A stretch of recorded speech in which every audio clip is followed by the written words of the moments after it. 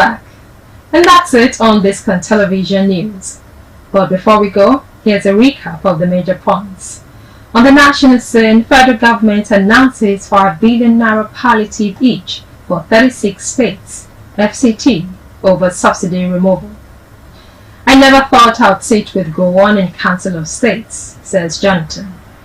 In business news, inflation hits developers. Redden seeks government intervention.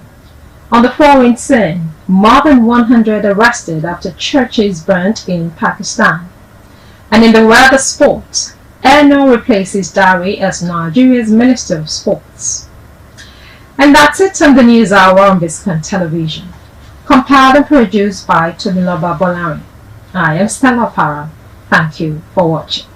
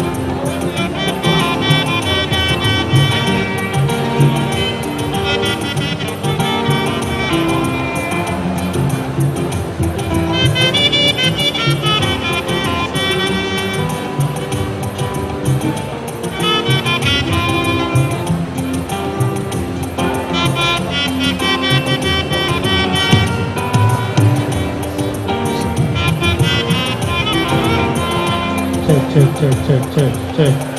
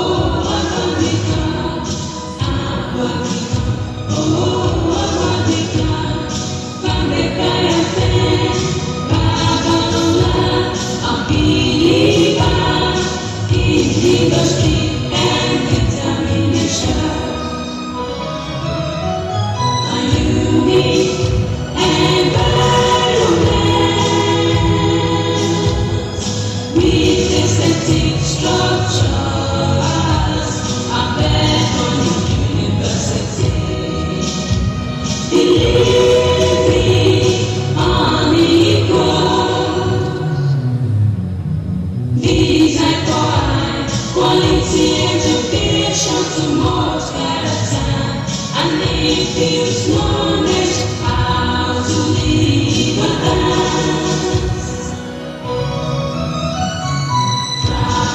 Proud of our ground, they're launching back to excellence with determination. And faith in our philosophy of industry, service and character.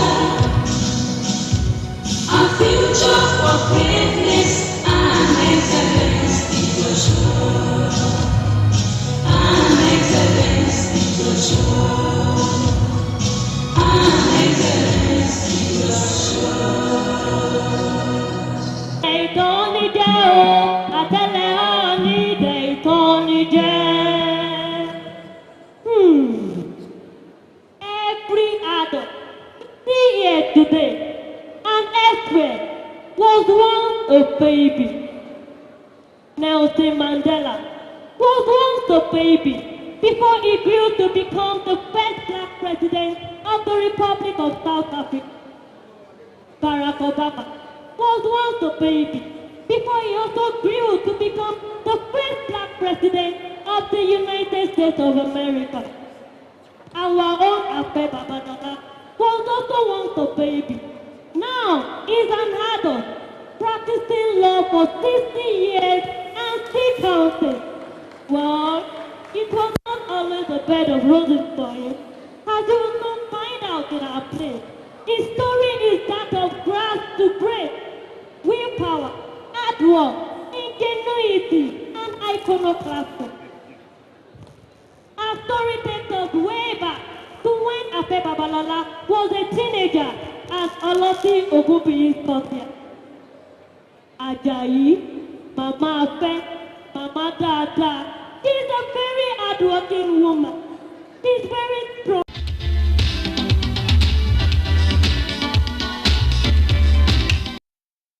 Senator Sir Annie Okonkwo and Lady Chinyere Annie Okonkwo, who have been married for close to 30 years, do not look any different from a newly wedded couple themselves, with the kind of youthfulness and vivaciousness they exude each time you encounter them. Although the family is very highly blessed or loaded, as they say in the more popular parlance, they do not have any chip on their shoulders. Senator Annie and Lady Chinyere Okonkwo level up on equal terms with their friends, no matter their status in life. And this is why their friends, or anyone who have come in close contact with them, also warm up to them. In view of the philanthropic gestures of Senator Annie Okonkwo, which have positively permeated the nooks and crannies of his hometown, Ojoto, in Anambra State, giving a completely new breath of hope to the indigents, everyone in Ojoto holds the Okonkwo family in very high esteem. It's also worthy of mention here to state that in his eventful tour of duty as a senator representing Anambra State in the upper chambers of the National Assembly, Senator Annie Okonkwo acquitted himself creditably, helping to give a great push to the passage of many bills that gave a new lease of life to many areas in Anambra State and indeed Nigeria. Senator Annie Okonkwo and his wife, Lady Chinyere Okonkwo, who have been there almost forever for their friends, were paid back very richly recently with an overwhelming turnout at the wedding of their son and heir to the vast Okonkwo business conglomerate, Harris Uchenna Okonkwo, to Nkiruka Chidimma Eze Christopher. The church service, which took place at the Catholic Church of the Assumption, Falamo, Lagos, had a very rich and impressive attendance. The church service, conducted in strict observance of all the tenets prescribed in the Catholic tradition, featured all the gamuts, the processional hymn, nuptial mass, penitential rite, opening prayer, and liturgy of the word.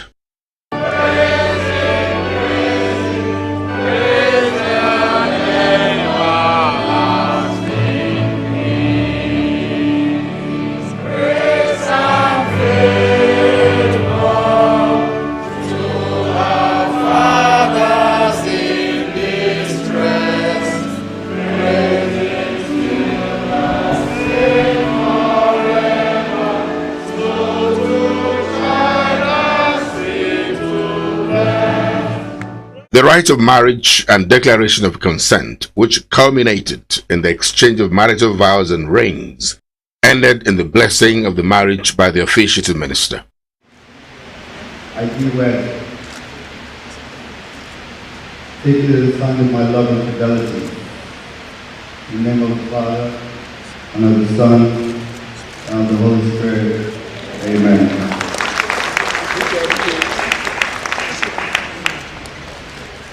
Take it as a sign of my love and fidelity.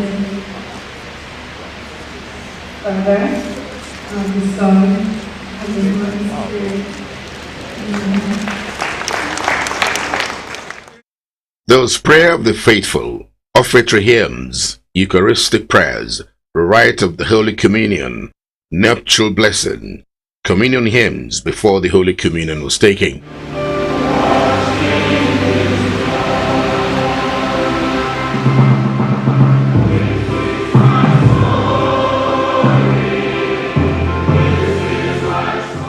The signing of the marriage register was observed by all the witnesses. These included the couple, their parents, and sponsors of the marriage, Chief and Chief Mrs. Leo Stan Eke.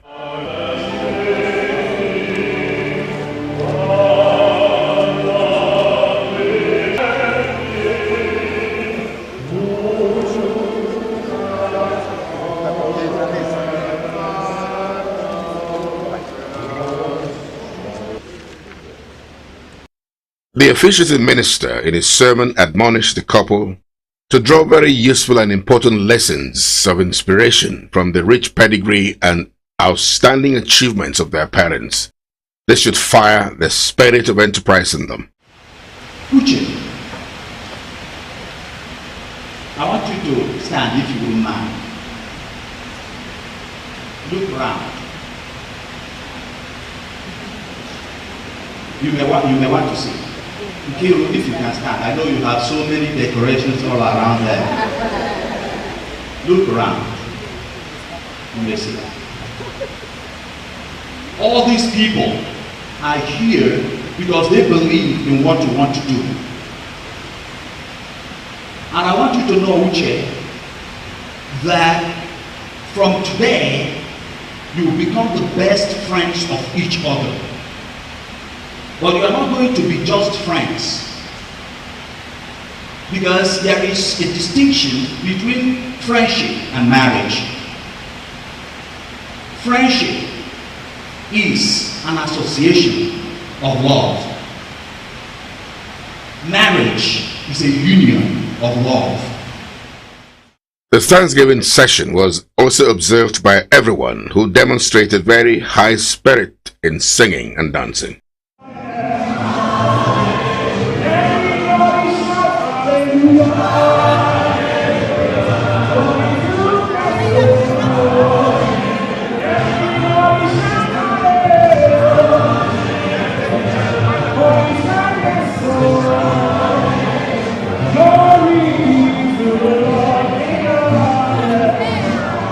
With final blessing and recessional hymns, the couple marched outside the church. The curtain was drawn on the church service to solemnize the holy matrimony of the marriage between Harris Uchenna Okonkwo and Nkiru Kachidimma Eze Christopher.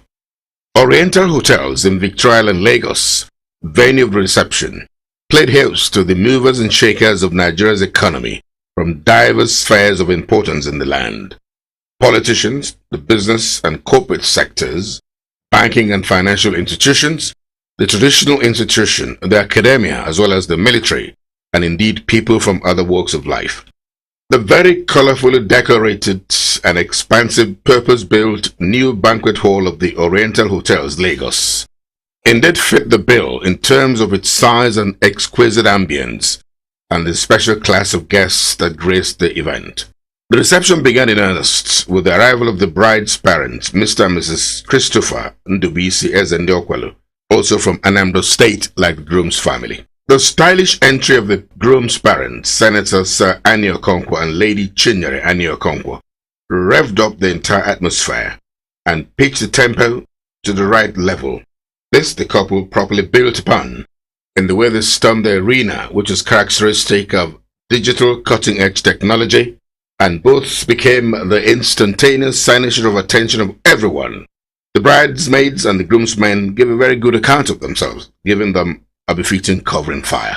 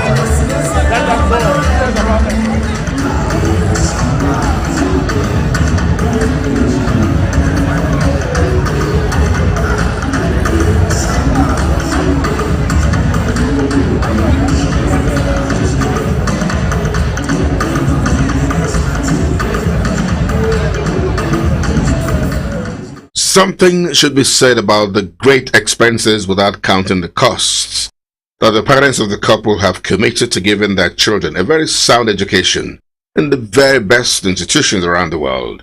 This will guarantee them a very sure footing in life. The groom, for instance, Harris Uchenna Okonkwo, has a first degree in political science and philosophy, as well as mass communication. He has a master's in cooperative real estate, as well as an MBA in finance and marketing. He got all of this from the University of Toronto in Canada. Right now, he is in the full-fledged real estate practice. The beautiful bride studied pharmacy and forensic science from the Bradford University in the United Kingdom. After the opening prayers, the chairman's opening remarks took center stage. The chairman of the auspicious occasion was former governor of Enugu State and former national chairman of the People's Democratic Party, Dr. Okwesilieze Nwodo, CON. In his remarks, the chairman congratulated both families for being living witnesses to the dawn of a new era in their lives. This, he said, they must have fantasized about for a long time. He advised the couple to be closer to each other and avoid the third party. He also advised them to commit their thoughts to God all the time, to take an absolute control of their lives. He prayed for the success of the marriage. For this new couple, they have received all the advice they will receive in the church today. The bottom line is that both of them have decided that they will love each other and they will be husband and wife till death do them part. And the young man has promised that he will leave his mother and his father and be joined to his wife, and both of them will become one. The breaking of the kola nut was ably conducted by the chairman, who also coordinated the cutting of the couple's wedding cake and feeding of each other.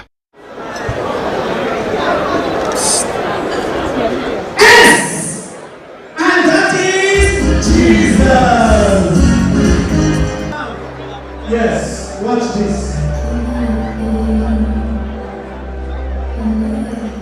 It's not stop. If it's stop, we'll start again. Please.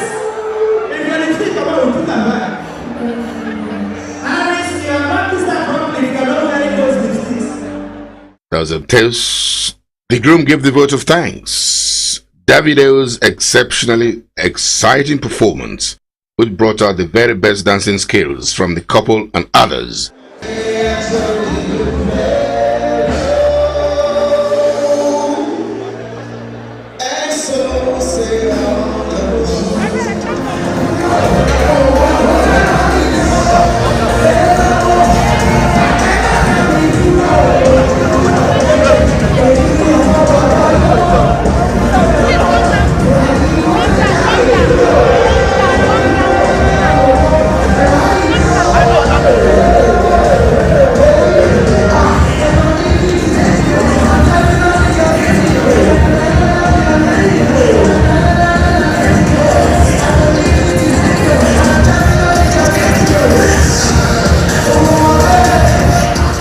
finally wrapped up the high-octane wedding between Harris Uchenna Okonkwo, son of Sir and Lady Annie Okonkwo, and Nkiruka Chidimma as a Christopher.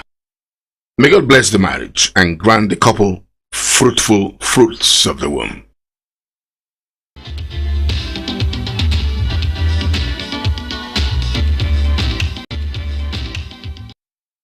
The story of Senator Annie Okonkwo from Ojoto in Nigeria's Anambra State, whose circumstances of birth and family background did not give him any chance of growing beyond his local environment, but who today has become one of the most successful entrepreneurs and power brokers in the southeast of Nigeria, bears further testimony to the fact that with hard work, steady focus, and prayers, anyone can achieve their utmost dreams in life. However, the story of Senator Annie Okonkwo's amazing success in life, even when he had been totally written off by everyone, almost ties in with that of his wife, Mrs. Chinyere Annie Okonkwo, who is known today as the power behind the throne, the soulmate and indefatigable prayer warrior of this unassuming billionaire and philanthropist from the south of the Niger. Chinyere Annie Okonkwo also comes from a humble God-fearing background.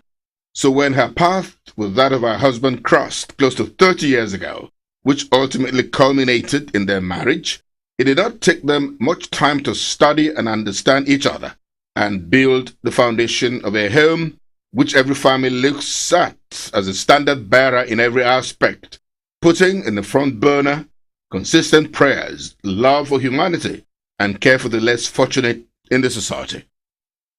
Today, Senator Annie Okonkwo and his amiable wife are considered very amiable, loving, and most compassionate, always ready to level up with all their friends, no matter their status in life. A rare quality not commonplace today in this climb, where those at the top of the ladder of life are eager to flaunt and show off their status symbol, with the tendency of looking down on those they consider lower to them in class.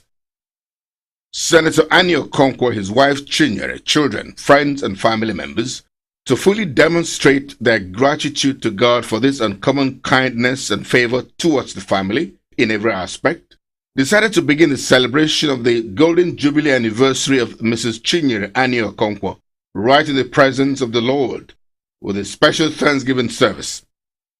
It's instructive to note that the celebrant chose to mark the milestone in the midst of the less privileged, handicapped, and physically challenged children and their mates who formed the core of those in attendance at the service.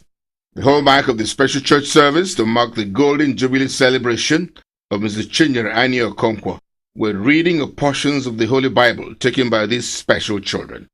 The congregation and the choir also engaged in the singing of spirit-filled songs.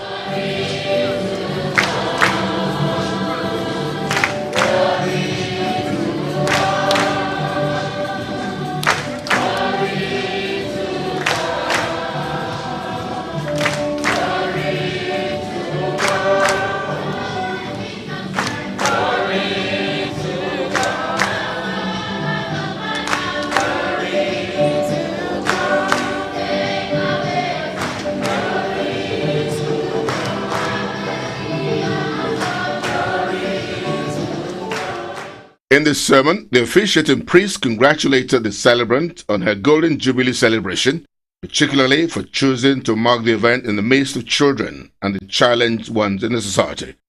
He does not love us because we have done something specially for him. He loves us because we are his creatures. Before we loved him, he loved us first. So my dear friends in Christ, just like John Paul II said, there is a difference between difficulty and impossibility. What the Lord asks us might be difficult, but not impossible, because we have a God for whom all things are possible. The hallmark of any service in the Catholic Church denomination is the serving of the Holy Communion, which was administered to the celebrant, her husband, and children. This was followed by the Thanksgiving session. Here the celebrant, her husband, and some children led the way, as the entire congregation joined them in singing and dancing.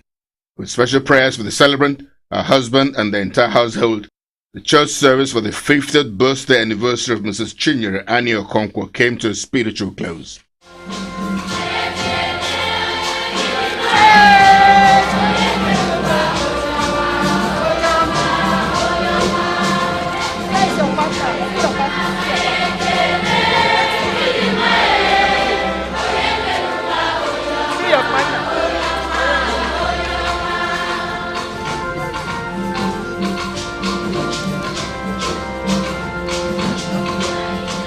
As it has become traditional with Nigerians, the reception, which is the social aspect of any occasion, attracts more people than the spiritual bait of it, as was again witnessed with the large attendance of guests that besieged the Ikoyi home of Senator Annie Okonkwo with the celebration of the 50th birthday anniversary of his wife, Mrs. Chinyere Annie Okonkwo.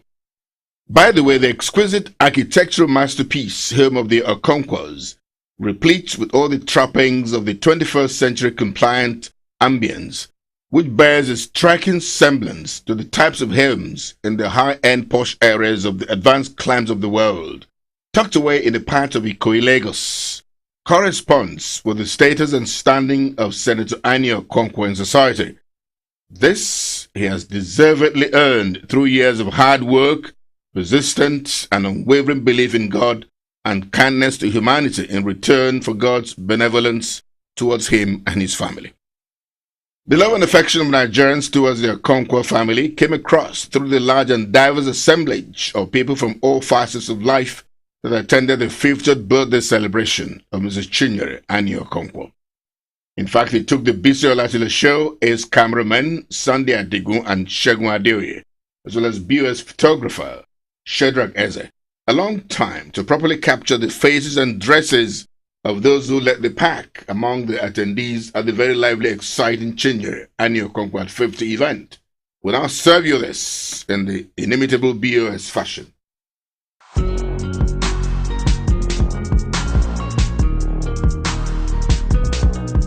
I'm the bunch.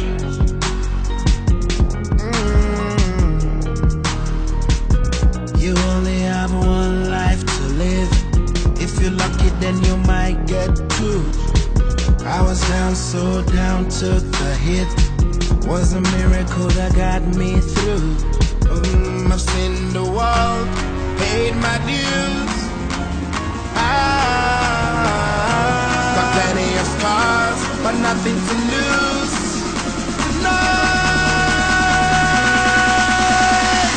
I'm on top of the world, in front of the crowd. Walking in the air, look at me now. Oh,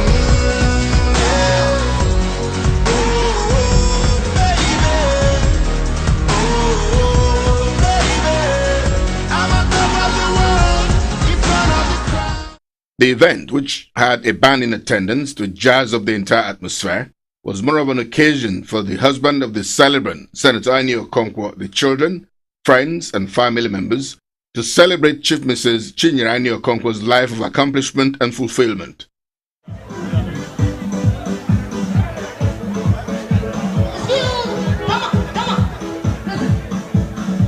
Nobody wanna see you rise. Really good in a different life. They just wanna see you deep and rise. Thousands of license. On a hush can even rise it. Where him your features like this. Let me show you the latest. Roll down when you hate. Where do my zoto? Azoto. Now watch me do my zoto. Azoto. Now watch me do my zoto. Azoto. Now watch me do my zoto. Look how they hate. Close friends of the celebrant who spoke at the event testified to the sterling qualities of exceptional humility, love for mankind, and a huge investment in and respect for friendship, which cuts across religious, ethnic, and political boundaries. They all wished that all those who have been catapulted to the top through the grace of God will emulate this very down-to-earth, humble, and cultured woman who is on the same page with all her friends. Indeed, it's like Mrs. Chinyere Annie Okonkwo constantly plays the tape of her tortuous journey through life in her mind and the tremendous change it has pleased God to make in her life. This makes her appreciate very much where she was coming from, almost at the lowest rung of the ladder. I call her Achieve Believe. She's a wonderful woman.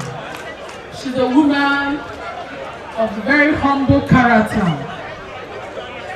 When you see her, you will not know who she is. She's very down to earth. Very, very down to earth. She wants to identify with everybody. She has a heart of giving. If you are not from Ojoto and you don't have children in your community, you can aspire to marry her daughter so that the goodness and the life that she brought and the progress and development she brought to Joto will transitively be extended to your town.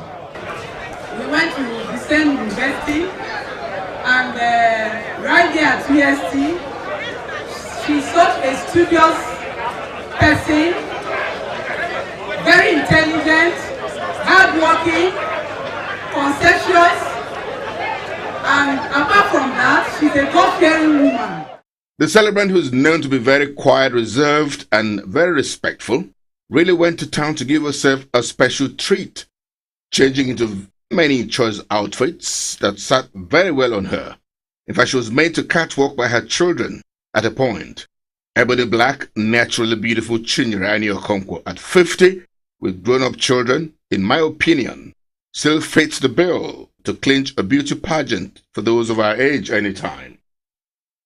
Her children also told the audience the kind of mother the celebrant has been to them over the years, where she basked in the attention of everyone focused in her direction. She's a loyalist, a purist, such great entrepreneurial skills, a style icon, a very beautiful woman. We appreciate her so much, and we wish her a happy birthday, many more years to come. This woman is the pillar of fortitude and strength for this family. That's right. She's our sounding board, our guide and our compass. I admire her humility, her humor, her devotion to God, her husband and her children. Mommy, thank you for everything you have done for me, for keeping my pain calming me down.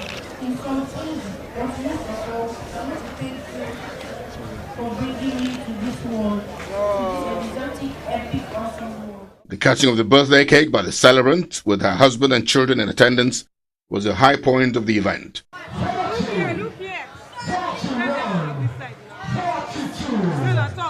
side. Look this side. 44, 45, Look this side. 46, 47, 48, 49, and 50.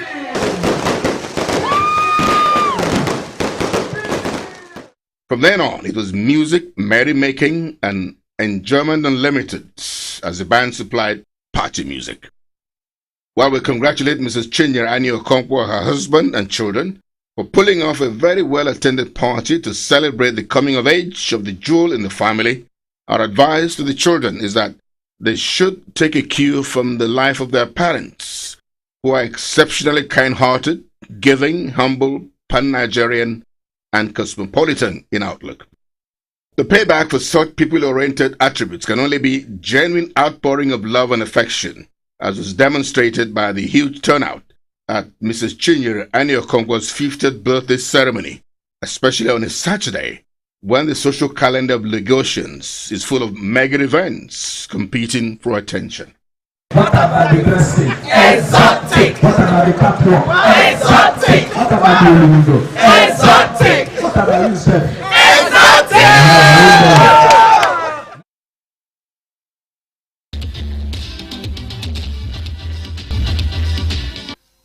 For a long time, after the BC Olatilo show broadcast a couple game interview with the top business tycoon, Sir Annie Okonkwo, and his lovely wife, which took place in the palatial abode in the choice area of Lagos, we were bombarded with a deluge of calls and emails from Nigerians in all parts of the world who just wanted to express how proud they are to see that Nigerians have come of age in the taste and standard of top-of-the-range architectural masterpieces comparable to the very best in the world.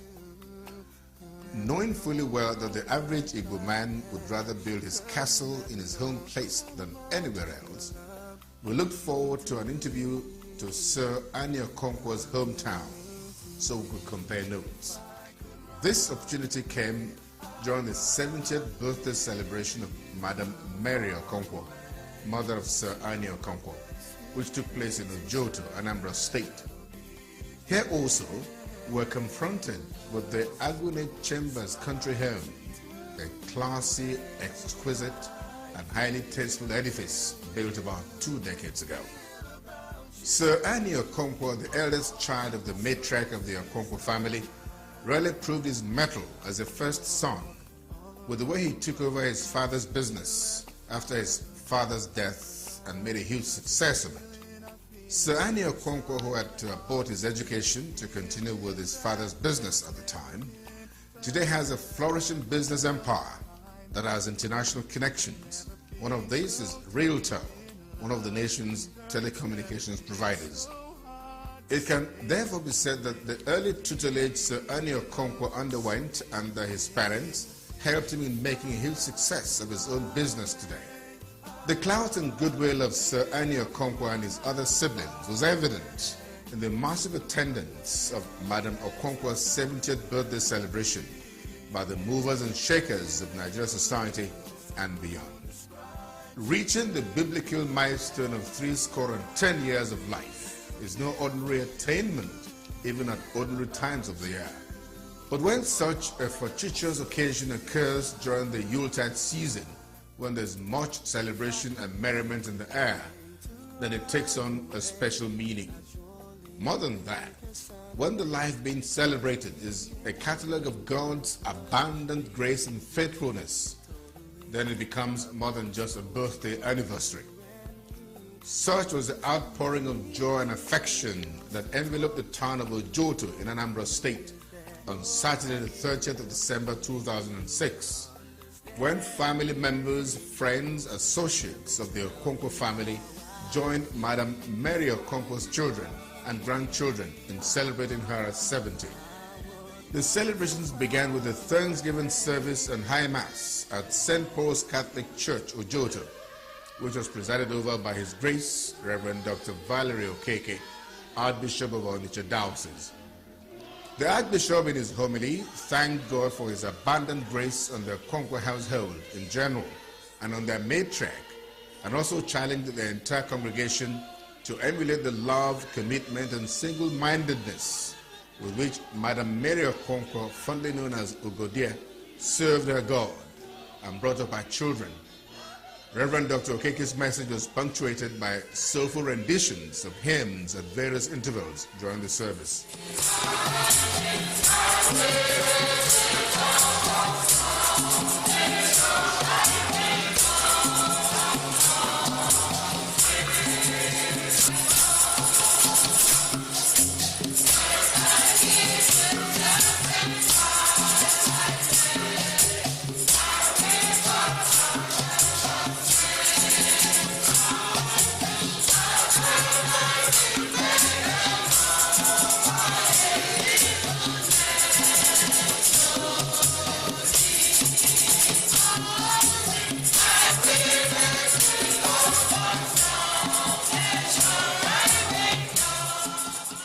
Anyone who needed proof that Madam Mary Okonkwo indeed lived a fulfilled and successful life needed to look no further than her four sons, Sir Annie Okonkwo, Mr. Jude Okonkwo, Mr. Tony Okonkwo, and Prince Donatus Okonkwo, and her two daughters, Mrs. Cecilia Chukwanu and Mrs. Anne Mokeji, née Okonkwo.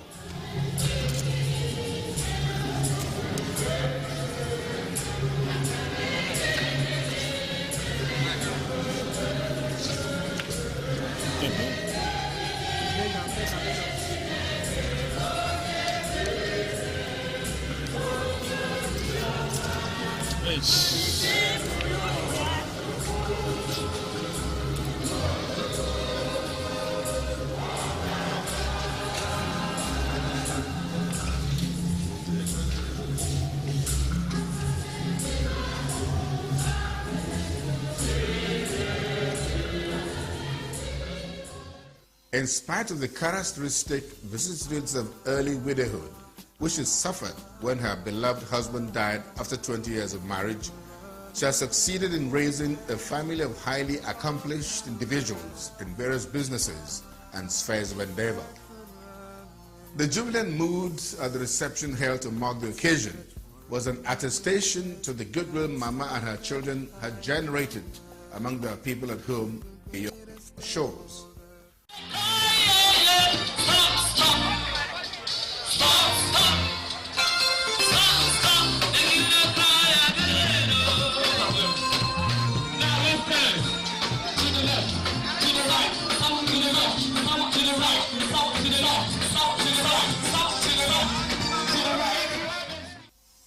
events at the reception, from the presentation of gifts to the celebrant,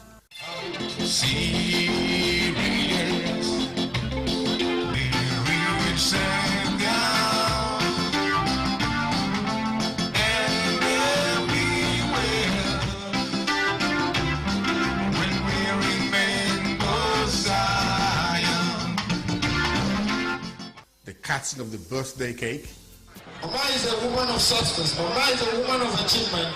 Above all, she's an avuncular woman with a congenial personality. Ladies and gentlemen, Esther to the letter J E S U N I. Above all, she's an avuncular woman with a congenial personality. Ladies and gentlemen, Esther to the letter J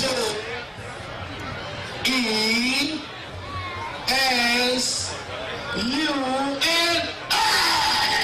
Put your hands together for Mama 70. Put your hands together for Mama. Happy birthday to you. Happy birthday, Mama. Happy birthday to Mommy. Happy birthday to you.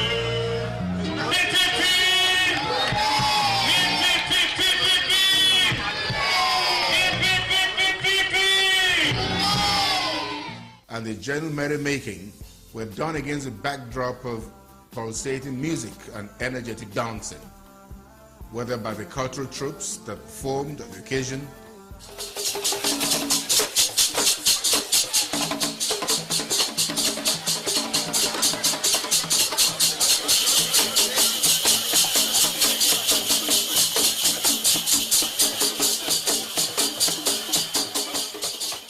the live band or the conquerors themselves, their guests, and even Mama herself. There's no dull moment at all. No one, not even the young ones, was left out.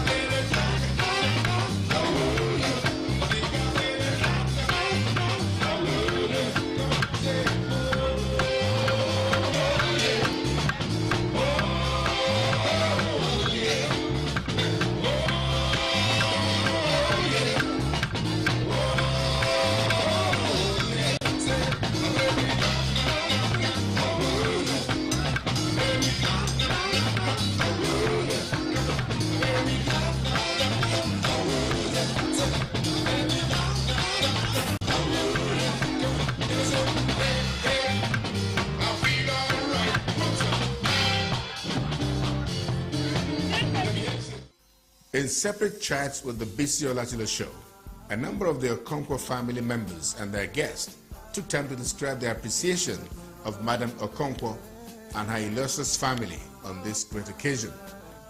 I think God has blessed her abundantly, and she has been faithful to God, and God has been faithful to her. And she should spend the rest of her life continuing to serve God and continuing to move humanity forward. I think I pray for many more years for her, good health most importantly, and the wisdom to continue to accomplish the good things God has set out for her. For her to be alive today and celebrating her life, and the children are here to celebrate this with all the friends, that shows that she lived very well. I can describe her as a woman who has lived a fulfilled life. She believes in hard work. She's so industrious. I have spent about 22 years of my life with her, and then all through the years I've been with her, she has laid down a big legacy, which I try to follow, and which have helped me so much in life. So this celebration of life, it is to usher in greater things to come. That in the coming year we expect God's blessing, abundant God's blessing on the Okonkwo's family. And by today, Annie has shown that he is a man of the people. He's not just accumulating wealth for the sake of wealth, but for the sake of humanity. And you can see the number of people who turned out and the kind of people who have stayed back because they think Annie's mother at 70 has shown that she's a great mother who has been able to bring up a great family. She's very lively, a nice, kind, generous woman, especially to her grandchildren. She's very giving, always giving us stuff, always coming to visit us, whether it's here, whether it's in London, whether it's in America, wherever, always asking about education, how school is, how life is, how we're coping, willing to give advice, and all in all, a very well-rounded, good grandma. You couldn't want anyone better. Words cannot express the way we feel about her. And honestly, you can see today the testimony of people. You can see the number of people that came here that have shown and that demonstrated that she's truly a mother that we all love. I think sincerely that if anybody who wants to things to happen, you should try to be a little bit religious. You should pursue peace, and once you pursue peace, you must have humility. I think that's one of the issues and one of the facts that I believe she has demonstrated throughout her life, and that is what has happened today. We most heartily congratulate Sir Annie Okonkwo or Kakao Joto, Agune Chamber, and by the grace of God, Senator of the Federal Republic of Nigeria in the next dispensation, and the rest of the Okonkwo family on this historic and happy milestone in the life of their matriarch, and we pray that the Lord grant her many more years of good health and abundant blessings. Congratulations, Mama Ugodia.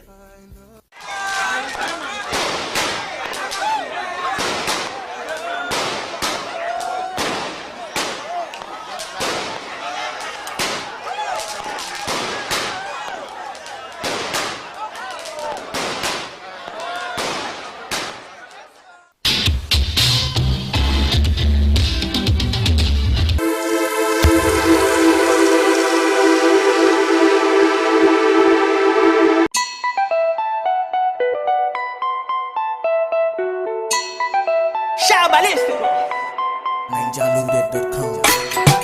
Baba, Baba, Baba, Baba. Shebi you want banga to banga, Baba. Oh boy, Baba, Baba. You can never top on spinal, Baba. Never top on bado, Baba. Aye timo wa, ose, Baba. Mama timo, go de jalaye, Baba. Oh yeah, wait for the moolah, Baba. I say wait for the Baba, Baba. Oh yeah, no let me see one. Oh, yeah, let me see one. Hey, get off, Baba. Baba. Let me see one. Let me see one. Come, let's calculate, Baba. How much you get, how much you pay, Baba. I want a need for what you need, Baba. I want a need for what to need, Baba. That me be intellectual, Baba. That me they give them actual, Baba. I'm a Baba lecturer, Baba lecturer, marry me that, Baba. Hello, what's it on? 20 million, sir. 20 million, buddy. That is that. Hello, go back to water. Are you Koloa? Baba.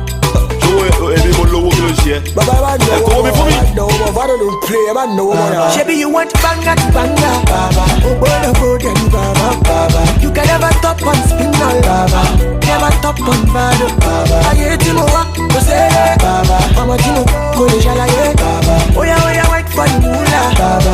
I say wait for the Baba. Oh yeah, I'm on no Baba.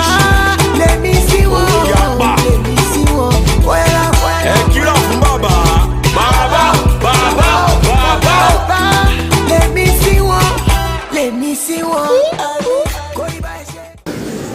I explained to Faye that in Kano, when I'm invited to an event at 12, I turn up at 12.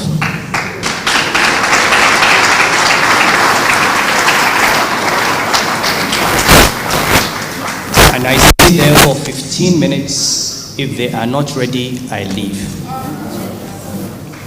Now, I was supposed to come back to this country today. Because of this event, I changed my time, and therefore, I do not think anyone who is in has an excuse for keeping me waiting for 1 hour.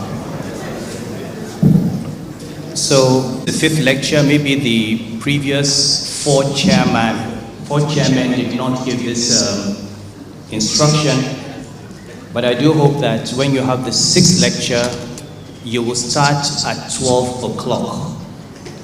Those coming from Ondo, please leave, and I shall contact the Oshemawe and make this request. Please leave Ondo at 7 a.m. or 8 a.m. And even though I will not be the chairman next year, maybe I will come at 12 just to make sure that we start. Okay, so you know, when you invite me for events, you have to be ready for. Now we're going to have an interesting conversation this evening, and it's a great thing that African women are speaking up. You've got Joyce Banda, you've got Grasa Michelle, you've got Ngozi, you've got Chimamanda, you've got Amina Mohammed, you've got quite a number of them are speaking up on these issues around women. And as we approach elections in Nigeria, these topics become important. I'm not just talking about having women in political position. When you talk about women in politics, there is a total absence of women in politics, in the sense that women issues are not even discussed.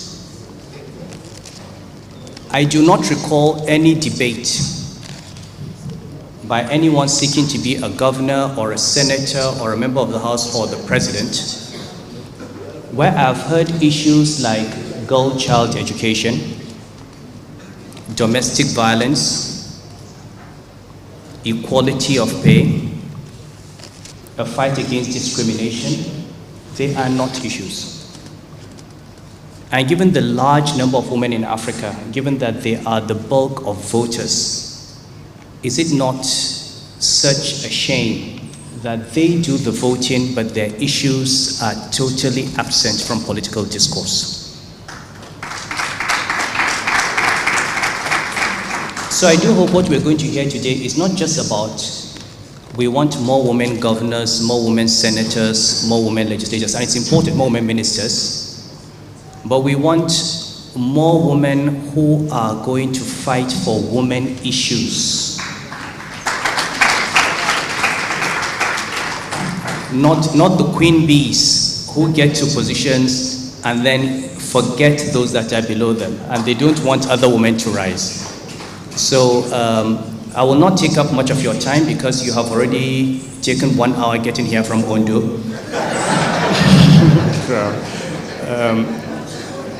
We have 3 great African women speaking, including the President, Joyce Banda, who has been introduced and needs no introduction.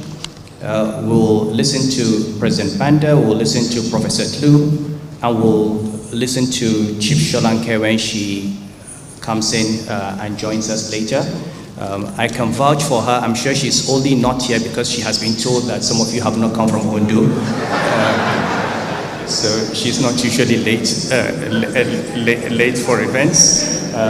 So I will hand over now to Her Excellency President Joyce Banda to speak to us on this topic.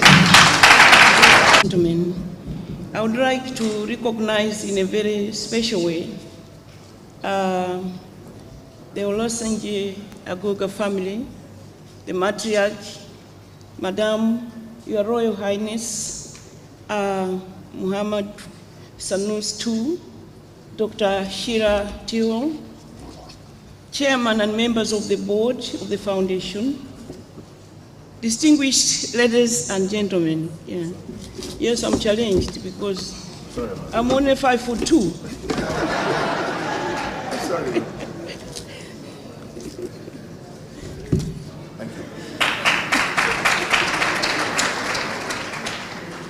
After our Royal Highness, maybe me too, I can say next time, be gender sensitive, please. Mr. Chairman of the Foundation, Your Excellencies, distinguished ladies and gentlemen, it is my honor and privilege to be here with you today to commemorate the life and legacy of Olusegun Agagu, an intellectual and a statesman who worked to leave things better than he made them. This is what we've been told again and again. He dedicated his life to further intellectual excellence, promote good governance, and the development of his country. I would like to thank the family for continuing to honor his legacy through the Olusegun Agagu Foundation and for choosing this year's theme to focus on women, the needed force in politics. On behalf of my delegation, I would like to thank you for this topic, and in particular for the hospitality that the Foundation has accorded to me and my delegation. Distinguished ladies and gentlemen, I've spent my entire life, particularly my adult life, promoting and supporting women and girls, particularly those in disadvantaged environment, through economic empowerment, education, women's health, and human rights. This is why I'm excited to be here to speak on today's topic. Furthermore, I've spent the last 2 years as a distinguished fellow at Woodrow Wilson Center in the United States of America, where I was researching on African women's participation in political leadership. The paper I wrote and the toolkit I developed as a result of that paper can be found on the Woodrow Wilson website. The issues I discuss in that research paper are very relevant to the topic of today. While conducting this research, I came across this scientific fact that leaders, whether male or female, are born with 30% leadership traits, and society and environment must add up the remaining 70% in order that this male or female becomes the leader he or she was meant to be. While still in the United States, I therefore decided to do more research on this matter. I wanted to make a case that if indeed it is true that leaders are born with 30% leadership traits, what are the chances of the African girl child born in a typical rural household, locked up in abject poverty, but brilliant and born a leader, acquiring the 70% that she requires to become the leader she was meant to be? I'm just so excited that Your Royal Highness, you've touched on this subject. And so I approached the Center for Global Development to allow me to do more research on this scientific finding. The African girl child research generated a lot of attention and interest, so much so that I was encouraged and funded to write a book titled From Day One. And it can be found on the Center for Global Development website. I'm told that the Center for Global Development are also selling it on Amazon, and it is sold out. And it's a little book like this. Distinguished ladies and gentlemen, to build a critical mass of women leaders, we must start by investing in the girl child. In many parts of Africa, girls aged 0 to 10 are discriminated against when it comes to accessing education, especially when they are living in poverty. In many cases, they fall victim to harmful traditional and cultural practices. Facing these challenges, girls are less likely to develop the 70% traits, leaving the 30% to go to waste. These challenges have rendered many women unable to realize their leadership potential because the 70% which society must shape and motivate is unavailable. It is my hope that decision makers will therefore implement policies and build programs that support, protect, and promote the girl child. It is also my sincere hope that our African governments will put more focus on investment in educating girls if we are to create an environment where women can succeed in becoming political leaders. What my government did in Malawi was to continue programs of improving infrastructure in schools, particularly building hostels so that more girls can attend secondary education in a secure environment. And I continue this work now through the Joyce Banda Foundation, which currently runs 3 schools, including one of only 2 free secondary schools in the country of Malawi. I myself am a testimony of the 30%, 70%, this 30%, 70% equation. I'm a testimony. At the age of 8, a friend of my father was telling my father to say, I don't know what I see in this child, but this child will do something great in Africa. But of course, being president of the country was not part of the discussion, but that could have been a wild dream.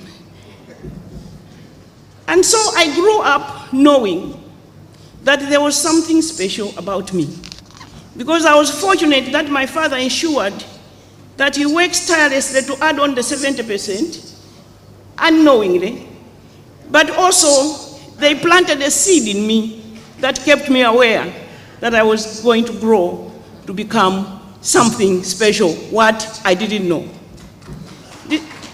Distinguished ladies and gentlemen, prior to colonization, women holding positions of political leadership on the continent of Africa were not without precedent.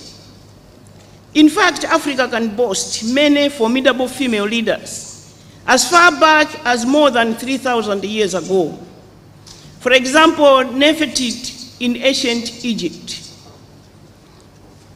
Women held positions of political leadership in the kingdom of Kushi in Ethiopia, and one queen referred to as Candace of Moroi is said to have prevented Alexander the Great from expanding further south beyond Egypt in his conquests. Amina ruled Zaria in what is now northwest in Nigeria for 34 years in the 16th century and was known as a brilliant strategist. And Aya Asantewa, Queen Mother of Ejisu in modern-day Ghana, led the resistance against the British colonialism after rebuking the male leaders for even entertaining the idea of surrender. However, colonization and warfare changed Africa's social, economic, and political norms with gendered consequences. The intersection of gender and colonization in Africa, particularly how colonization impacted on women's political participation, is understudied. While it is unlikely that patriarchy was an unfamiliar concept in pre-colonial Africa, the introduction of European systems of governance rapidly institutionalized it into new governance structures in many parts of Africa. After the defeat of local systems of government, the formation of new ones largely failed to acknowledge the critical political and economic roles of African women.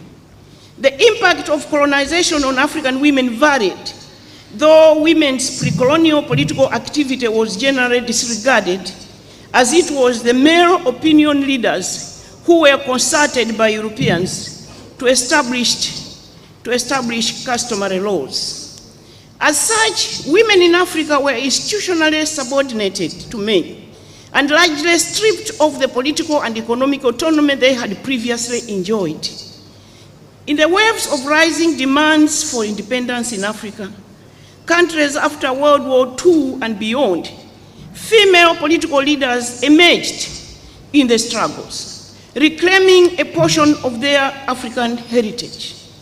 Women such as Rose Chiwambo of Malawi, Graça Machel in Mozambique, Winnie Mandela and Albertina Sisulu in South Africa, Joyce Munjuru in Zimbabwe, and Lilian Ngoyi in Kenya, and many more were instrumental in the fight for autonomy and freedom from colonial rule and influence in Africa.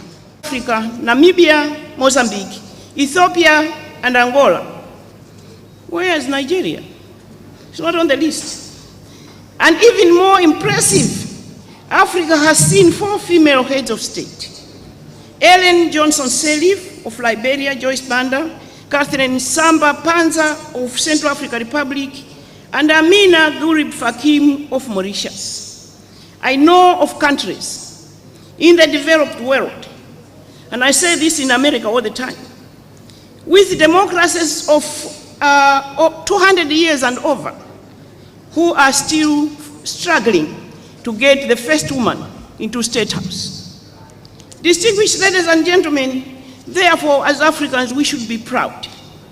But in spite of these successes, many women have failed to realize their full potential, to follow their destiny because of issues of poverty, underdevelopment, underrepresentation, and inequality, among others. As we know, women constitute the majority of this world. And with all due respect, the last time I checked, the same women also brought the other half into this world. I wish to state that despite there being progress for women moving into decision-making positions, as witnessed by the rise of women at all levels of society, including becoming heads of state and government, women still face various challenges on their journeys to public office. Without painting a gloomy picture, allow me to cite some of the challenges that women face on their journey to public office, and also analyze what solutions, support mechanisms, and survival tactics that can enable them to rise to various senior decision-making positions. 1, limited access to formal education. First of all, women face constrained access to formal education. As a result of this, they have lower access to opportunities in employment, business, and public office. Formal education, particularly higher education, is critical for women to effectively participate in leadership, especially political leadership. Number 2, lack of economic empowerment. Lack of economic empowerment contributes to gender inequality, including unequal economic opportunities, social status, and rights for women. These inequalities stunt their ability to rise to public office. Where affirmative action is not enforced, women without economic and financial capacity find it difficult to compete equally with their male counterparts. Those countries I cited earlier in the top 20 for women's participation in parliament have affirmative action to fight against the economic injustices women face. Therefore, economic empowerment is key to promote women's participation in political empowerment. For example, in Malawi, 3 consecutive ministers of women and children, including myself, negotiated with our international partners, and the government of Norway agreed to provide financial resources to support female candidates compete favorably with their male counterparts by providing finance and materials. In 2004, we went from 11 women to 27, and in 2009, we went from 27 to 45 women in parliament.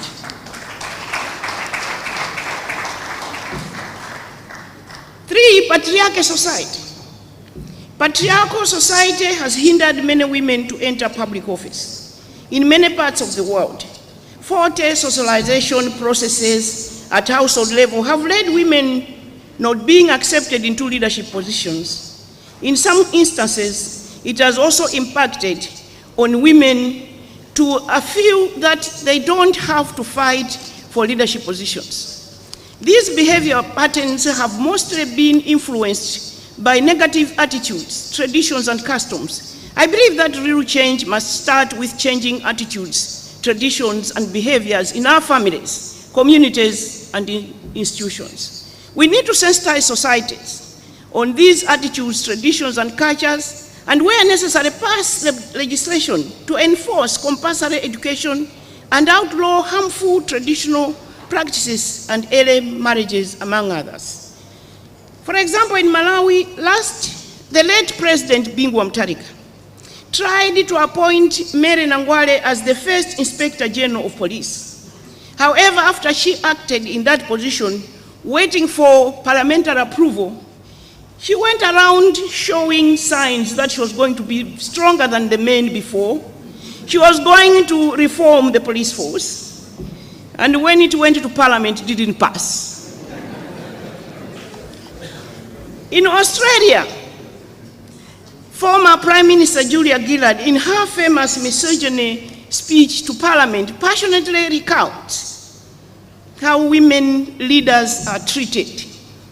She recounts how her time in office, how she was humiliated and looked down upon, even to the extent of being called a bitch and a witch. It is very educative to examine how women leaders have been treated and how they left office. In many instances, after women leaders have cleaned up the mess in the organization or country, they are very often pushed out from their positions. In Thailand, former Prime Minister Yingluck decided to subsidize rice for the poor. The army took over government and blamed her for the major loss of revenue to the government through the rice subsidy scheme. She was arrested and taken to trial. Initially, she was laughing about it. But last August, her former trade minister and deputy minister who implemented the program were sentenced by the army-led government to 40 years and 37 years respectively in jail. She never imagined there would be a real case or trial and sentencing. But after the results of her official's trial, she fled the country to protect herself. She has been served a 5-year sentence, but remains a fugitive. She was also found guilty of another impeachment case and banned from standing for office for 5 years. Many more examples abound worldwide. Number 4, physical abuse. In many parts of Africa, during elections, women are subjected to physical abuse, beatings, and political imprisonment. Last elections, in countries that I shall not mention, women were literally stripped naked, beaten, and jailed because they were seeking political office. Number 5, lack of training, fake news, and negative media coverage. Women political leaders lack appropriate and culturally relevant training and capacity. Most often, women political leaders receive foreign training, which is not culturally and traditionally appropriate. Adopting these foreign campaign training modules is a sure way of losing an election. Africa should develop its own that are relevant to the African political landscape. If I had more time, I would share many examples. But just to mention that, if I go in a typical village in Nigeria or Malawi, and I find His Royal Highness, and I look him in the face and point fingers at him, and be assertive and scream, he will never support me to win an election in that area. Therefore, we must have special training where we know how to deal with your traditional values and practices. We go in a village, it's the opposite. You should look down, you should kneel, you should speak to him in soft voice. So if they come from abroad and think they're helping us by giving us training, that's not appropriate. They are pushing us into losing that election. Distinguished ladies and gentlemen,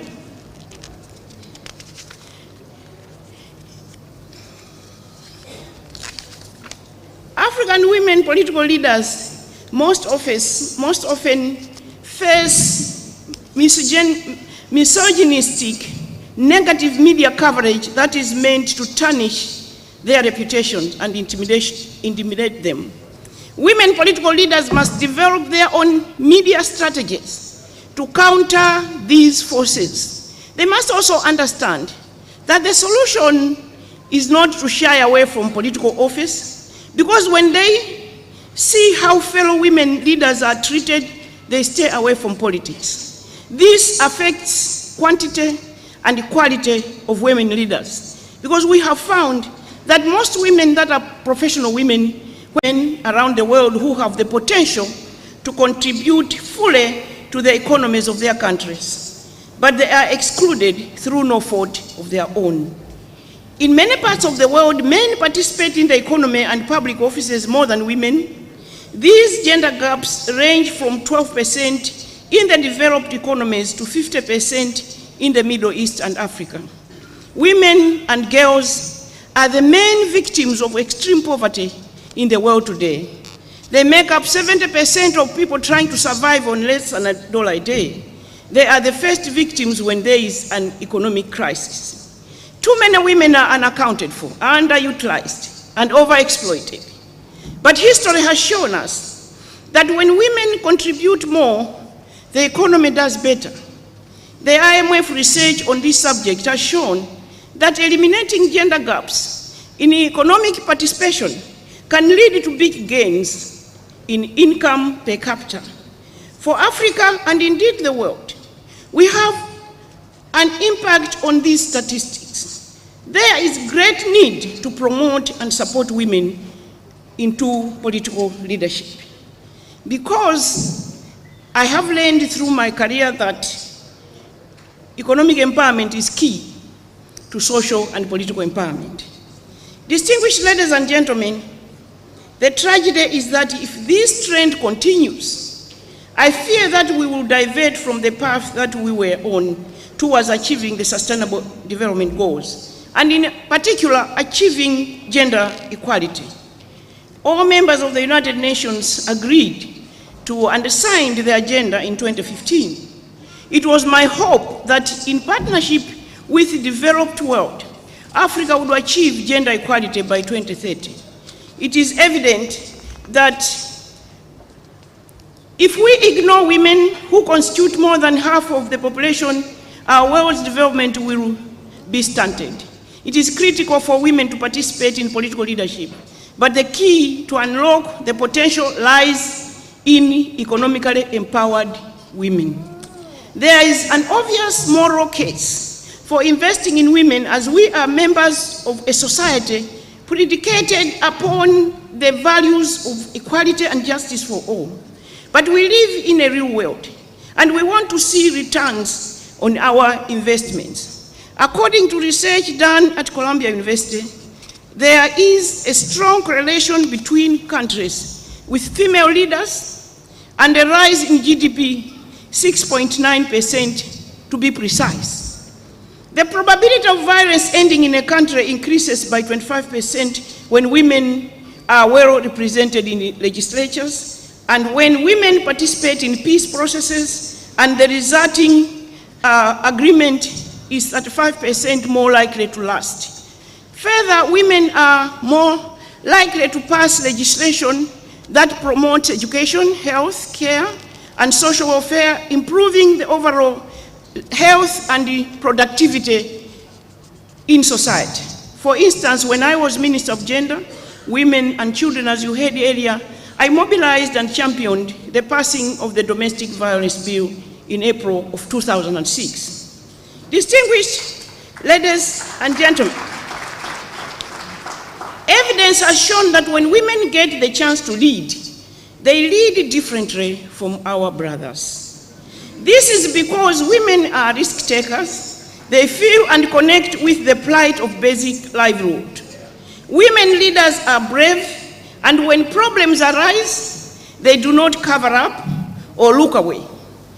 Women lead with love, and they feel the agency to act when their people are suffering. As we analyze the status of women in political leadership today and their journey into public office, it is important to reflect on what Libby Sartain of Yahoo Incorporation once said, and I quote, So much of what it takes to be a leader has been historically defined by men.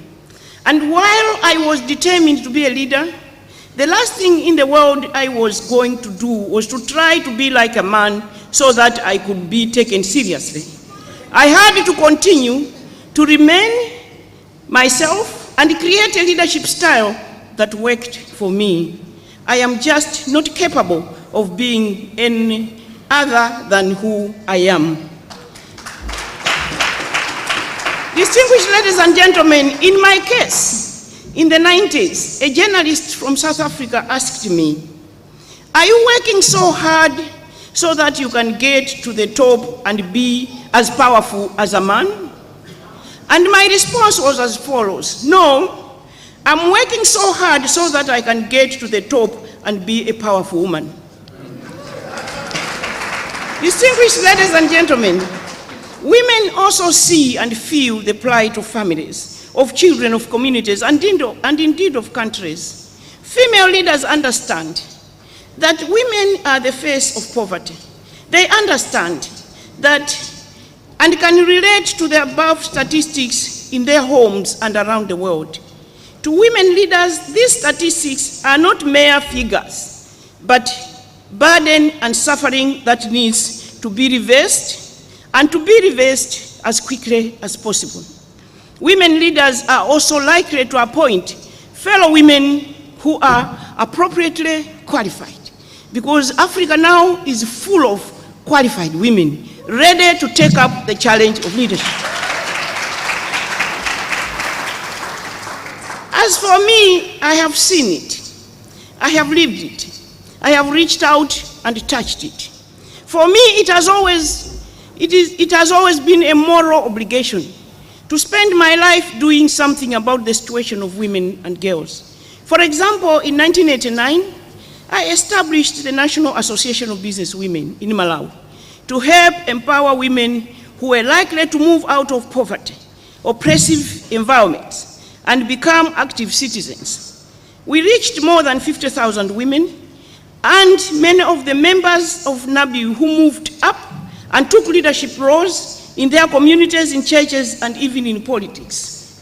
In fact, 4 of us from that organization ended up being members of parliament, ministers of women and children, and in my case, moved on to become my country's foreign minister, vice president, and president.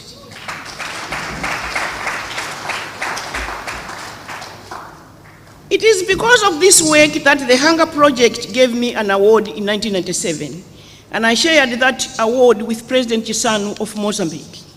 I used the prize money to establish the Joyce Panda Foundation and youth on issues such as education, health, and economic empowerment. We have so far reached 1.3 million Malawians. Distinguished ladies and gentlemen, indeed women lead differently from their male counterparts. 1, women leaders bring human face into policies and programs where issues of women, children come to the table. Women can see what men sometimes do not see. And women, and number 2, women leaders are able to strike a balance between big projects and small projects in order to realize sustainable development and deliver healthy and happy communities. I've seen more men trivializing small social protection projects, forgetting that these are the building blocks for an equitable society. It will be noted that in most countries where policies and programs pay special attention to women and children, they have progressed faster and enjoy a higher degree of relative happiness and inclusivity between men and women. Number 3, women leaders have a team-building leadership style for problem solving and decision making.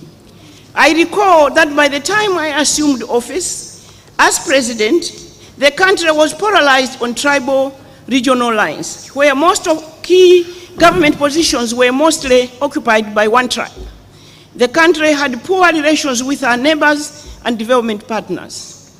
As president, I adopted a participatory strategy where I appointed an all-inclusive cabinet I also engaged all stakeholders for consultations on important national policy issues. For example, in my approach on the lake border dispute between Malawi and Tanzania and the fight against theft of public funds, I engaged with members of opposition political parties, faith-based organizations, and civil society.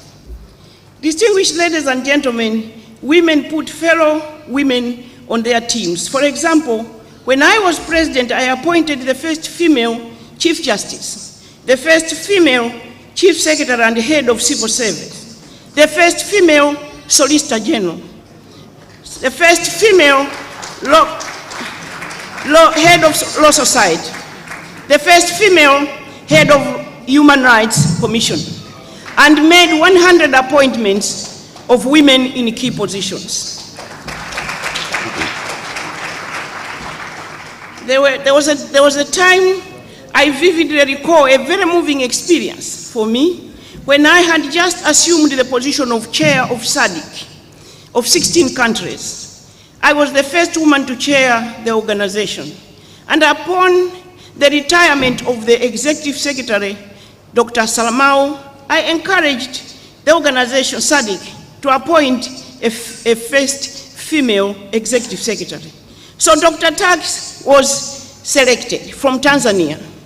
During the SADC Head of State Summit in Malawi in 2013, Dr. Tax was sworn in by the first woman Chief Justice in Malawi, Justice Anastasia Sosa, whom I had appointed. Furthermore, the swearing in had to be witnessed by the head of the African Union, and Dr. Nkosazana Zuma was standing by my side. My brothers, the 16 presidents, the 15 presidents of the region, were sitting there watching 4 women on the podium conducting matters of Africa. Distinguished ladies and gentlemen, the rise of women into senior decision-making positions in various sectors has surely contributed to the significant growth that we are witnessing on the African continent today. The combined effects of political, economic, and financial reforms have added to the positive outlook for the continent. Experts predict that the continent's combined consumer spending will grow by 1.4 trillion in 2020. They also estimate that 128 million African households will be in middle income section by 2020, just like India. They further estimate that 1.1 billion Africans will be of working age in 2040. It is correct to observe that the main drivers and beneficiaries of this impressive growth in Africa are women. This testifies to the view that when women contribute more, when women lead, the economics do better. The economies do better. There will be nothing about us as women without us. And we must ensure that we are sitting alongside our brothers at the policy formulating tables. As a continent, we must consider the following. Appoint women, as a continent, we must consider the following action points in order to fast-track participation of women in political leadership. 1, enhance political will to empower and protect women and girls. 2, appoint qualified women to leadership positions. 3, mobilize rural leadership, families, and the communities to promote the change of mindsets and behavior in favor of women and girls. 4, strengthen networks between current and emerging leaders. 5, allocate resources towards data collection, research, and an analysis around women and leadership. 6, create the legal environment to advance women's position in leadership. 7, women must support fellow women. 8, we must do all we can to engage men on this fight against discrimination of women. And I say this because in the United States of America, somebody asked me that, what do you understand by feminism? And I said, well, I understand the African type. And where I come from, we don't walk away from men, we don't confront men, we don't abuse men, we engage them and we work together to have better results.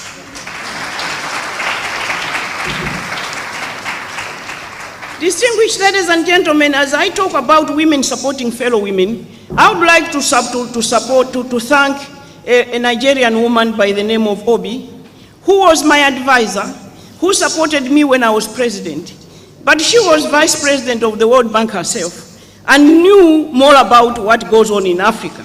When I started the fight against corruption, she met me in Dubai at the World Economic Forum and advised me that whatever you do, the fight against corruption is huge and they'll fight you back.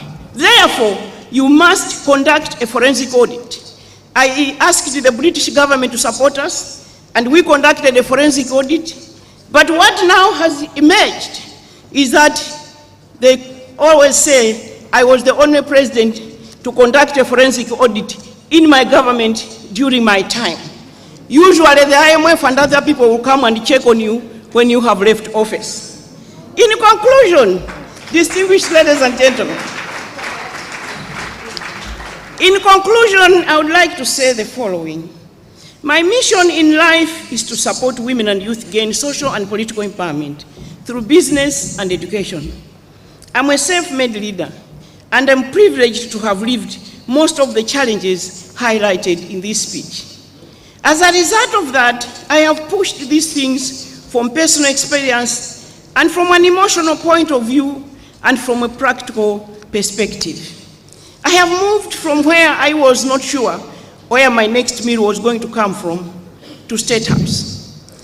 On this journey, I have continued to say that leadership is about falling in love with the people you serve and the people falling in love with you. I truly believe in servant leadership. The grain of leadership in men or women alike will need nurturing to come to full maturity. For many women, their bud of leadership has withered away too early as a result of the challenges cited in this paper. It is a tragedy that many women have not realized their full potential. It is also important to realize that we can only progress in this campaign if men and women work together. These issues are not about women competing with men, but finding synergy that both gender can complement each other. On my journey as a Malawian woman who is deeply conscious of the history and struggle of Malawian women and girls, as an African woman who knows the challenges of African women and girls, as a global human rights activist who has championed for the plight of marginalized women and girls and the advancement of women, and as a former head of state who has campaigned for the Malawian people, the African people, and those of the world, I know that we need to take a holistic approach in dealing with issues of women's political leadership. Distinguished ladies and gentlemen, as I said earlier, the Republic of South Africa celebrates August as a Women's Month. And in their Standard Bank branches throughout the country, they displayed on their billboard this past August that leadership is about you falling in love with the people and the people falling in love with you. And they said, this was said by Joyce Banda, former president of Malawi.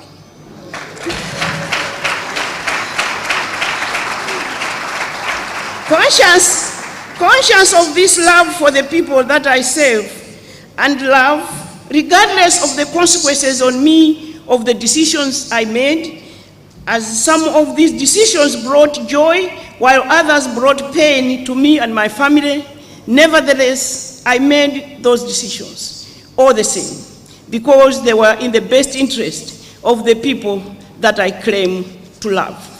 At that, I'm completely amazed and humbled to see how the people that I serve loved me back. Distinguished ladies and gentlemen, a luta continua, the fight continues. Thank you. Now, whether they're going to be in hell or not is a different matter. But they should not be in political office if they're not going to be interested in these issues. And I think we need to start bringing these issues to the center of, because they go to the heart of development. And if we bring these issues to the table, then whether it's men or women, we judge people by their commitment to these issues. We hold them responsible and hold them to account, and we make sure that we put the right people in there. Hopefully there will be many women among them, but hopefully there will be many men who, like me, have come in touch and in contact with the condition of women. Because you see, all these women you see here, Sholape and Co, they represent 0.00001% of Nigerian women. I have 7 daughters. I tell them, for every one of you, there are millions of northern Nigerian Muslim girls who did not even complete primary school, who were forced into marriage at a very young age, who are nothing but baby factories, who are victims of domestic violence, who can be divorced any day. The man just wakes up and says, I divorce you. In 2018. No, I'm telling you, he just wakes up one day, says, I divorce you, and that's it. And she lives with her children. There is no process for making sure he's obliged to take care of her. She has no income. She did not have an education. Her parents have no income. The children end up begging on the streets. And then you complain that you have children on drugs or you have terrorists. You produce them. So this process of commodification, where women are reduced to factories for producing babies, who are then not taken care of, has to stop. But who's going to stop it? It's those in political authority. And while it is important to talk about women in politics, and I think we should talk about women in politics, the mistake we cannot make is to allow the male leaders of today, from the president to the governors to the emirs, to think that we should wait for women to come and solve these problems. It is our responsibility. These issues have to be addressed today, even before the women come up. And then when the women come up, hopefully they'll do it better than us. So I do hope that at the end of today, after all the talk about women, we'll also identify women issues. And please, all those women who are here, it's time for you to go into politics.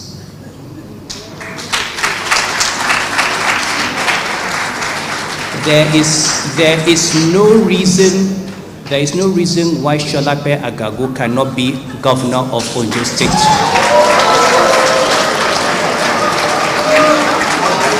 There is no reason. And don't tell me it's not hereditary. We've seen the Kennedys and the Bushes, so it's, you know. And it's also transmitted through marriage, as we see with Hillary Clinton and Mrs. Mugabe at that time. So you can. So please go out, you know, seek political office. It's not enough to theorize. And the final thing that President Banda said, it was buried in her paper, but it's very crucial. For any human being who wants to introduce change to society, you must be ready to take a lot of heat. You must be ready for a backlash. You must be prepared for attacks, for abuse, for insult, for name calling, for fake news. You must. And if because of that you pull back, or if because of that other people choose to go and not participate, it is sad, because that change will never come. So we must all be ready to be misunderstood and misrepresented and attacked, but we must remain focused. If we don't deal with these issues around women, their education, their health, nutrition, we will never deal with development. And development is not about big bridges and skyscrapers. It's not about 6-lane highways when the people walking on those roads are malnourished. They are uneducated. What are you building the roads for? For the rich people in their big air-conditioned Mercedes-Benz cars, so they don't go into potholes and have flat tires. The money that you should use for nutrition and education is going to protect the tires of the cars of the rich. Amirs are not radical.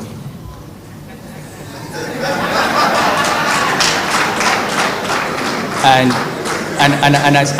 I certainly hope this is not radical, but it only sounds radical because we have not addressed the basic issues of survival, the basic issue of life chances. But these conditions we talk about are the conditions of 90% of the human beings that live in this country. And if the poor people, if the poor man in Nigeria is what we call being at the bottom of the pyramid, remember that every poor man has some women under him. So the women are actually below ground level. They are not even at the bottom, they have not even come to the bottom of the pyramid, they are under the pyramid. We have a lot of work to do. So I thank President Banda for taking us through her experience and talking about the politics of it and encouraging us to have political women. I'm going to use my stick now as a chairman to request the two other speakers to speak for 15 minutes each. Okay, Professor Lu has said she will take 10. And I'm sure Chief Sholanke will speak for 15 minutes. Since she's going to speak in English, she's not going to give us the Latin translation. So that saves us 15 minutes. And I do hope that by the end of this, we'll have an interesting conversation. Rain actually got scared of me and decided today it won't rain. So that's fine. Yeah. But I'm here because, you know, Africa is in my heart.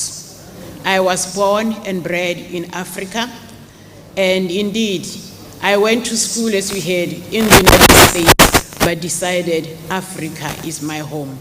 It is the only home I have, and nobody else is going to improve it for me except myself. So indeed, I'm very happy to see all of you here.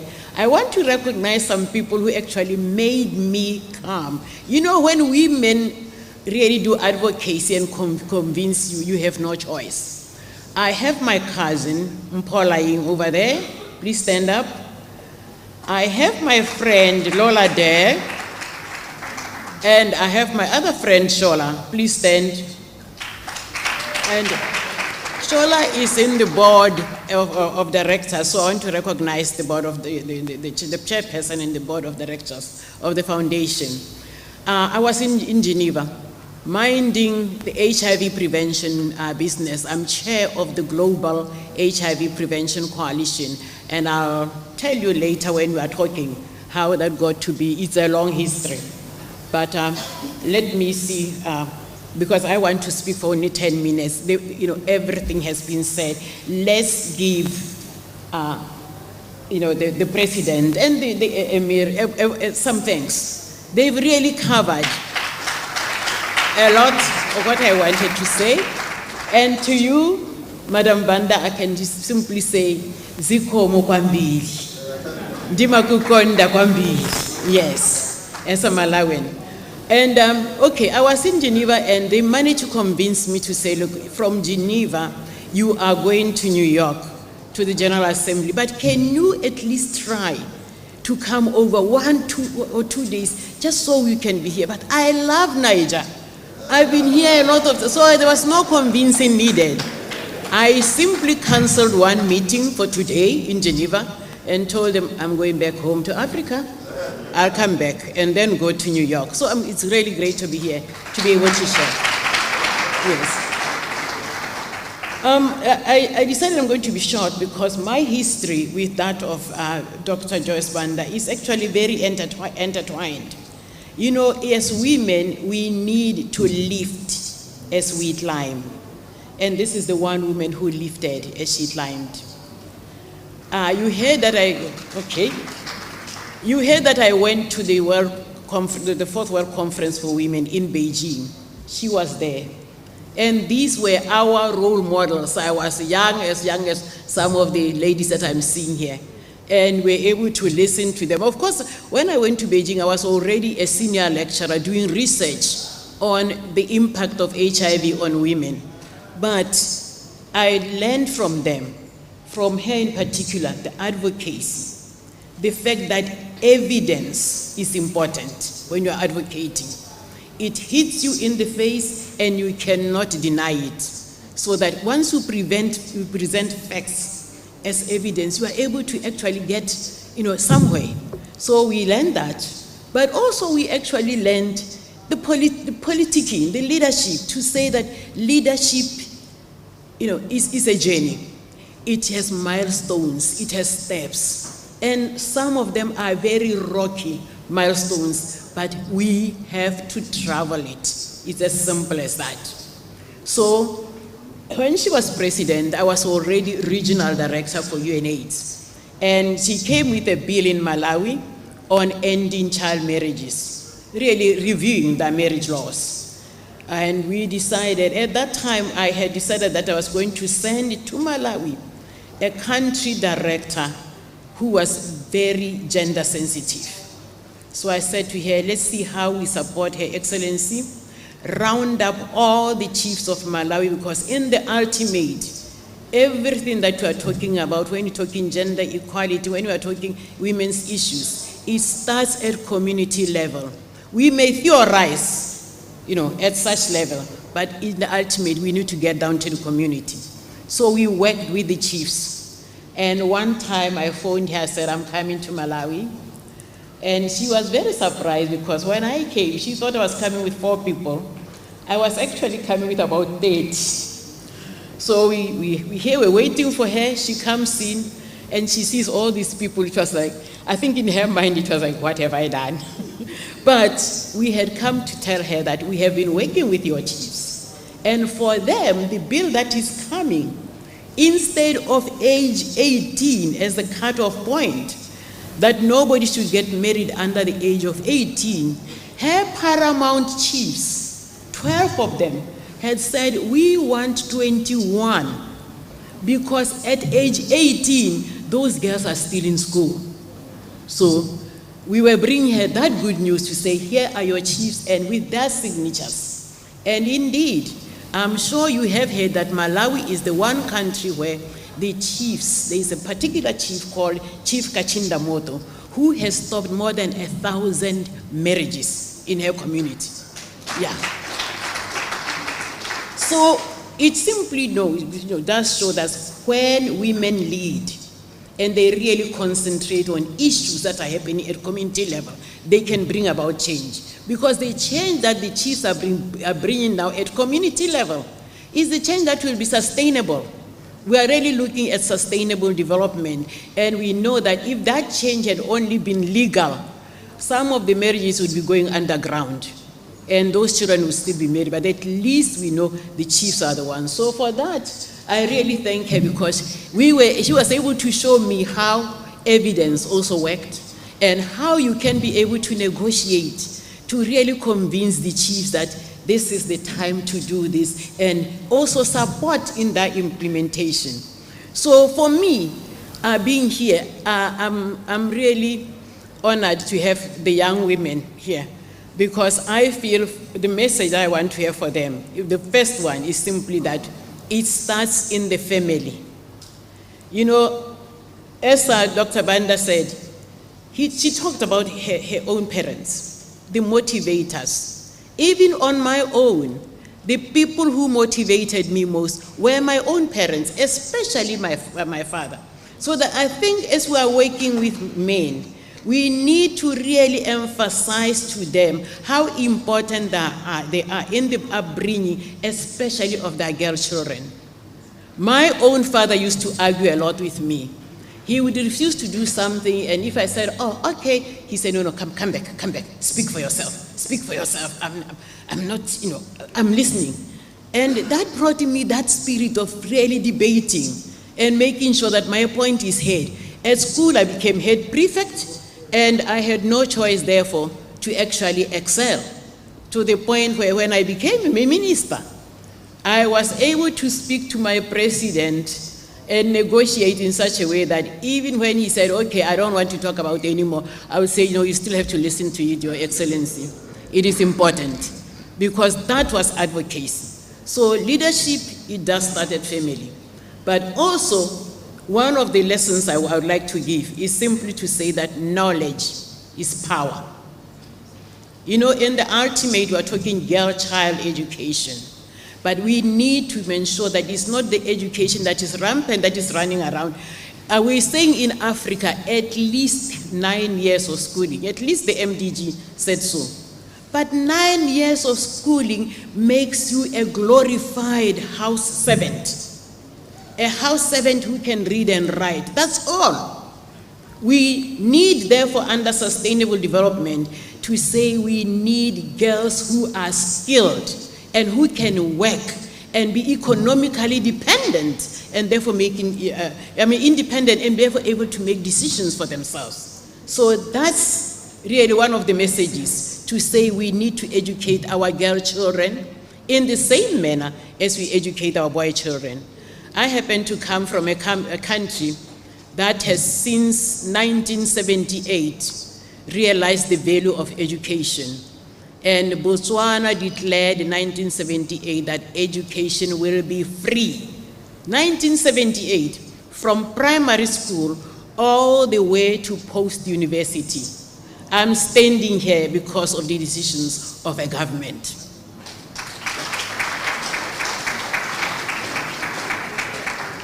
So indeed, because of good governance and accountability, that policy still stands in Botswana. Schooling is free all the way post-university. You'll get your university degree, you'll get your diploma at a vocational institution, but the government will pay for you, and after that, you'll then decide how you are going to work. For some now, they've instituted payback, but before, during our time, there was no payback because there was no way our parents could be able to afford. So that it is that kind of leadership and accountability that the Emir was talking about when he was talking about women dying because of lack of food.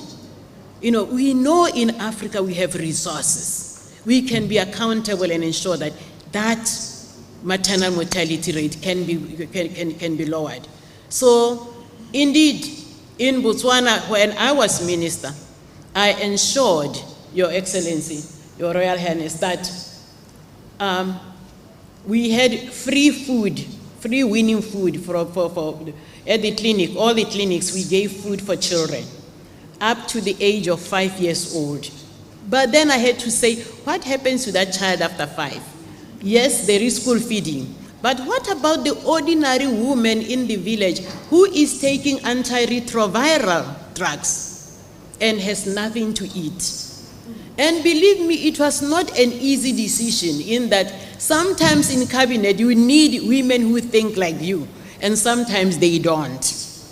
I had to present in cabinet a bill that was really, it wasn't a bill, it was actually a policy that was saying, from now on we are going to supply everybody who comes getting treatment for HIV food. And the men shot it down, including the women. But lo and behold, about 6 months later, somebody, one of the ministers, comes to me and says, people need Viagra. People need Viagra to be an essential medicine in the clinics. Oh, I did not mince any ways. I said, look, if any of you is impotent, all the better is helping me. So, and I had to take I had to take my policy back again to the cabinet to say to them, how do you even think of this when I brought something that was for communities, for our people, and it was shut down? And indeed, they did reverse. So now in Botswana, you are given food with your ARVs. But it takes that kind of, thing. So I'm not going to go far. I want to conclude by reiterating again the political, that women need to participate in the political arena. The Emir has already said something. Let me tell you something. Those of you who are Christians, when Adam and Eve were naked in the Garden of Eden, God said, Adam, what did you do? Right? What was Adam's answer? He didn't say, oh, we could have done this. He said, the woman that you gave me made me do it. Ladies, men never spoke for us then, they never will.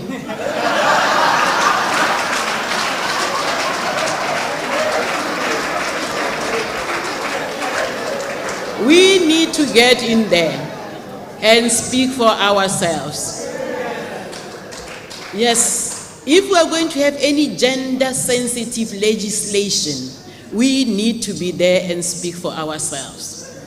A few of us women, there were only 5 of us in a cabinet, in a parliament of like 60, but we were able to bring about a change in a colonial law, marital power. The one that said, as long as you are single, you can own property, you can do whatever. But once you say, I do, then the husband becomes the sole administrator. We were seeing so many disadvantages of this and managed to work with our men. We managed to convince them. They came with the Bibles, the Genesis, the whatever, and we simply said, God also said he made them equal. So let's get to that one. Yeah.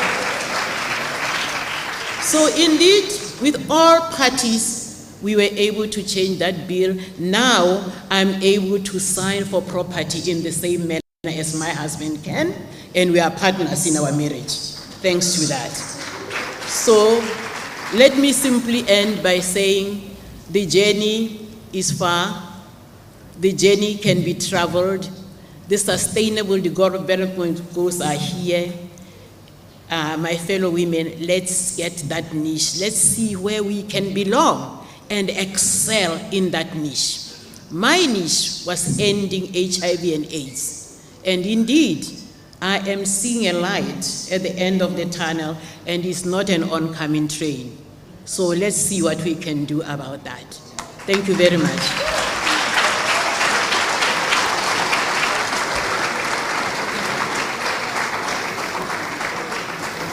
Your Royal Highness, Mohammed Sanusi II, Your Excellency, President Joyce Banda, Guest Speaker, Professor Sheila Chow, ladies and gentlemen,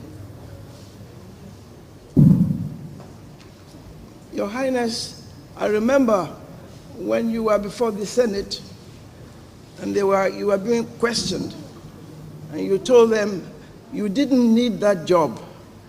You could walk away from it. So you were relying on your Royal Highness position to say that.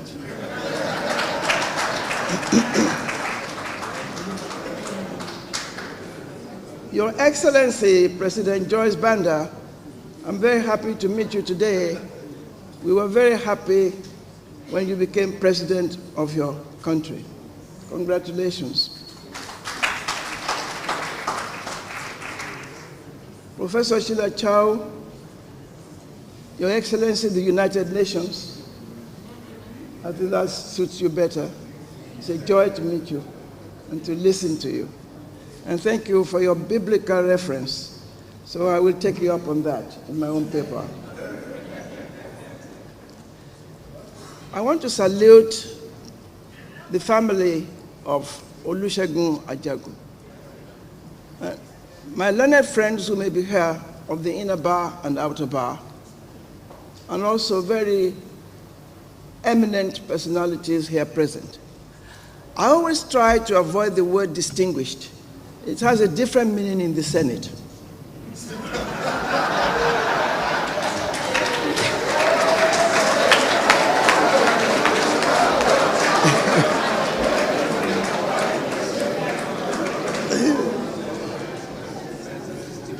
I want to apologize that I came in when the event had started. I was not late. I was just in hiding. That was all.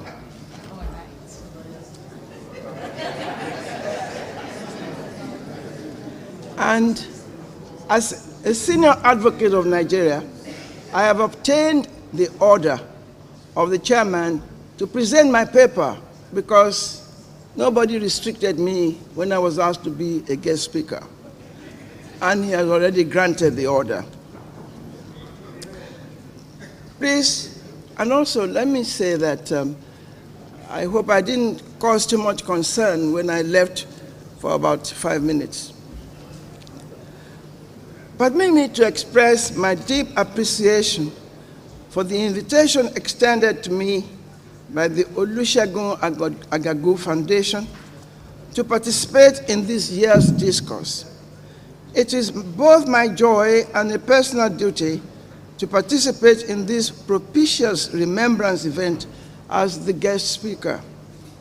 I also thank everyone for all their courtesies extended to me since my arrival yesterday.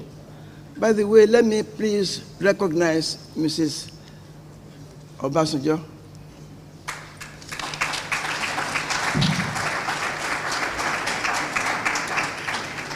I salute the Agagu family for establishing the Olusegun Agagu Foundation, whose admirable mission is to immortalize the name and legacy of the late Dr. Olusegun Agagu, live up to and seek to actualize his personal credo, which was to leave things better than he met them, and to further the ideals he lived by and worked passionately towards, particularly intellectual excellence, good governance, and national development. I applaud the mission, the broad scope of which will feature projects and programs for its implementation through the focal areas.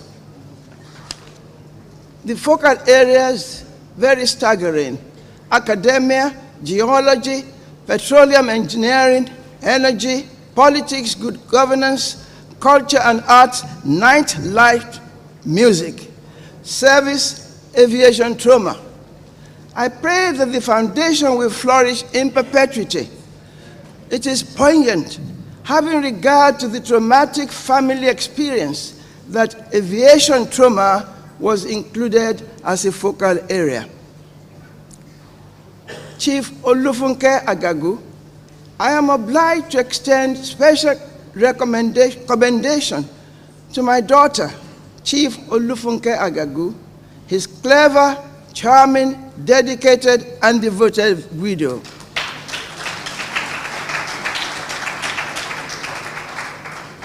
Some may wonder why I refer to Funke as my daughter. Simple.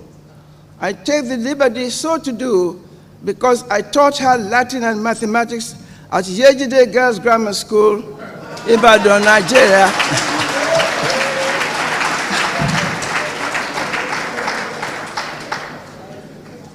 I don't know whether other Yejide girls are here. Please stand up for recognition if you're here.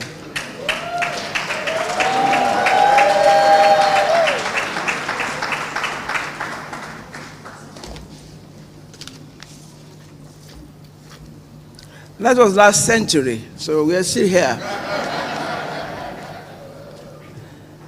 My voice is a bit hoarse because I have a cold. In addition to the fact that I was her teacher, I'm now 86 years old, and I could have been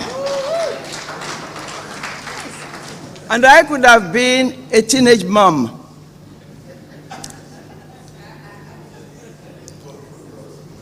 Funke has shown uncommon courage and determination to triumph over the most grievous bereavement and horrendous tragedy by strenuously promoting the Foundation's policies and programs. Monumental disaster and immense grief have been turned into joyous victory. Hallelujah, praise the Lord. Now to the theme, Women, a Needed Force in Politics and the Polity. May I respectfully endorse all that previous speakers have spoken.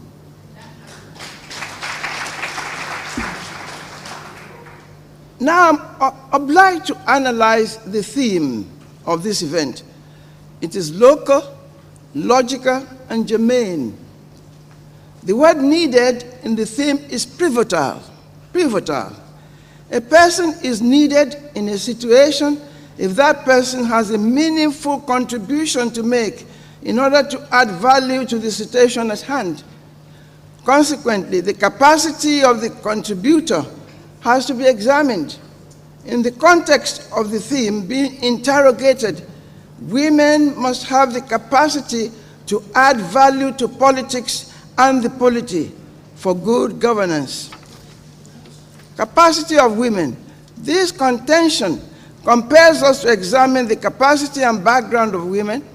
That interrogation involves the consideration of where women were coming from, where they are now, and where they're going in the society. It is postulated that we will do well to begin from the very beginning, id est, from the creation of the world by God.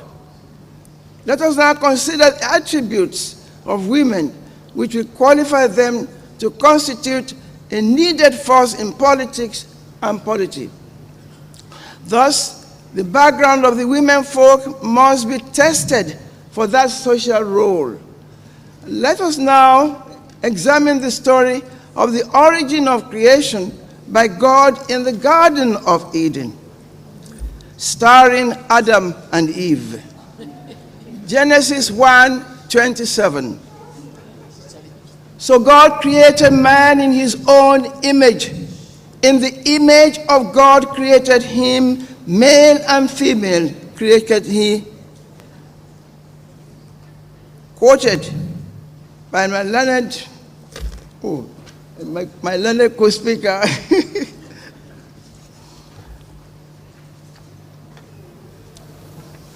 Okay, I'll finish with that. Thank you. I'm grateful to you. A note in the Holy Bible of Living Translation Red Letter has a very interesting and illuminating articulation of the above quoted verse in the following words. Please listen. God made both man and woman in his own image. Neither man nor woman was made more in the image of God more than the other. From the beginning, the Bible places both man and woman at the pinnacle of God's creation. Neither sex is exalted, neither is depreciated. I say brilliant translation. It is postulated that the compelling statement that God created man and woman in his own image is an undeniably testament to gender equality bestowed by God, and is therefore superior to any other biblical suggestion to the contrary, as expressed, for Adam was first formed, then Eve. As a senior advocate of Nigeria, I argue that no doubt St. Paul was relying on the chauvinistic culture of his time, and his words are not his words are not superior to those of God.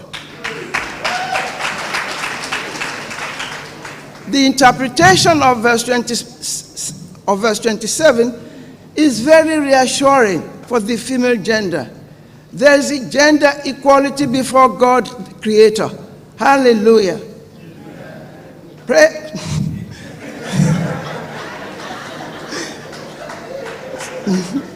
Certainly, the fact that the woman was created as an helpmeet for him does not make her inferior to him.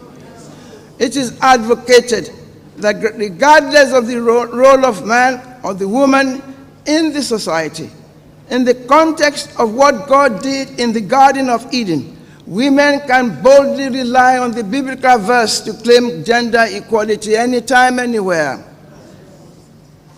And it is when women enjoy full equality with men that the needed force of women in politics and the polity can be achieved.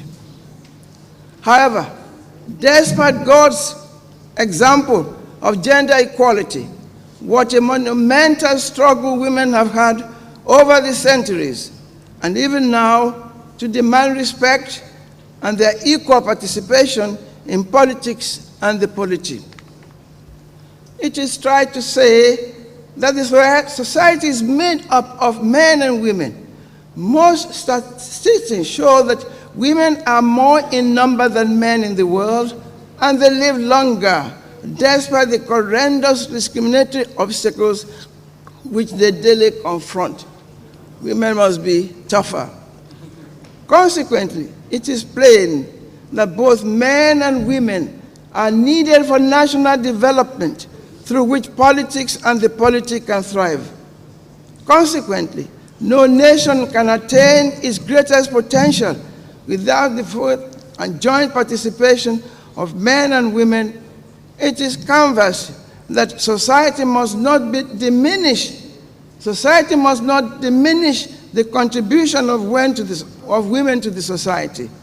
In that context, both men and women have to cooperate to end male dominance, which from the dawn of history has tended to disparage women and treat them as the inferior gender.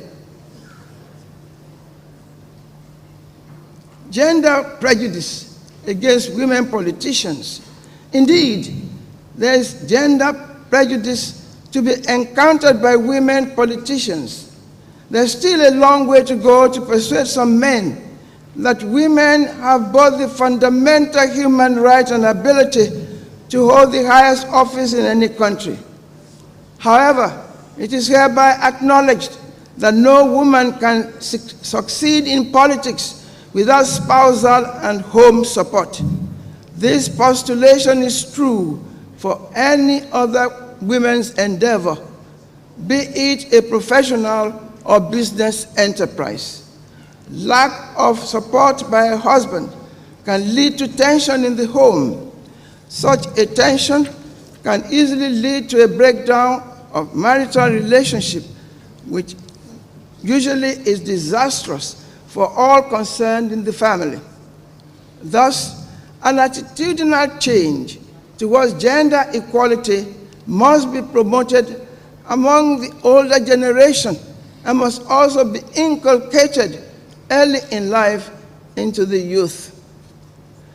My plea to women is to support deserving women for elective office. Not my qualification, deserving women. Strictly on merit. Let us reject the aphorism, women are women's worst enemies. Be informed that Professor Remi Shunaya of the Obafemi Awolowo University, Ile-Ife, Nigeria, Ibadan, was a 2015 presidential candidate and is now aspiring to contest the 2019 presidential election. We wish her success and commend her courage and determination.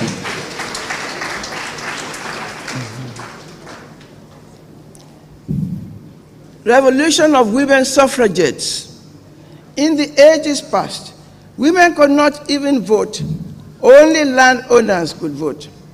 Over 100 years ago, the women suffragettes in England, after 19 bills on vote for women had been presented to Parliament and were dismissed brevi manu, the women leaders had to change their tactics from peaceful protests to violent protests and breaches of the law, as reported in the media. An example of that reportage in the Daily Mail of England is as follows. I quote it. When it became apparent that peaceful leafleting, that is dropping leaflets everywhere, and rallies were producing no results, the Women's Social and Political Union decided to up their game. They printed their own newspaper. They wore branded sashes and invited sympathetic journalists to work with them. The sort of campaign today's celebrities would pay a PR agency a small fortune. In 1907, they made imprisonment their own. The idea of middle-class ladies in Holloway jail was shocking and attracted the press coverage they so desperately needed.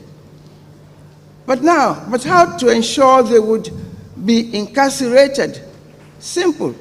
They assaulted policemen to get arrested and then didn't pay their fines. By 1909, they went on political hunger strike, which led them to being fed first. They described the sensation of drowning of their eyes, feeling like they were going to burst.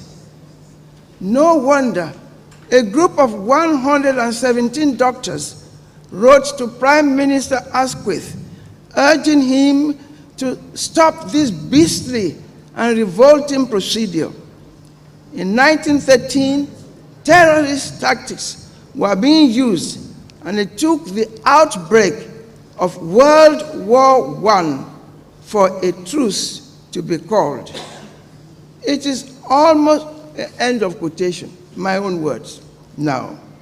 It is almost inconceivable to contemplate what indescribable torment the women desperately and resolutely surrendered themselves so that their status as equal human beings like the men could be recognized. And the torture of women only ended, listen to that, the torture of women only ended because the service of women was needed to wage the war. What an unjust and wicked scandal perpetrated by men against women.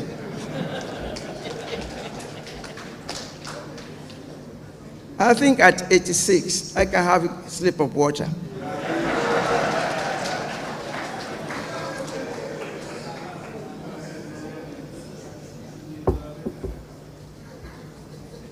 I heard you. The law, indeed, even the law, my own constituency, was not kind to women because in law, women, children, and lunatics were lumped together in their legal status, which was an incredible degradation and contempt for women. Male chauvinism versus women's persistence.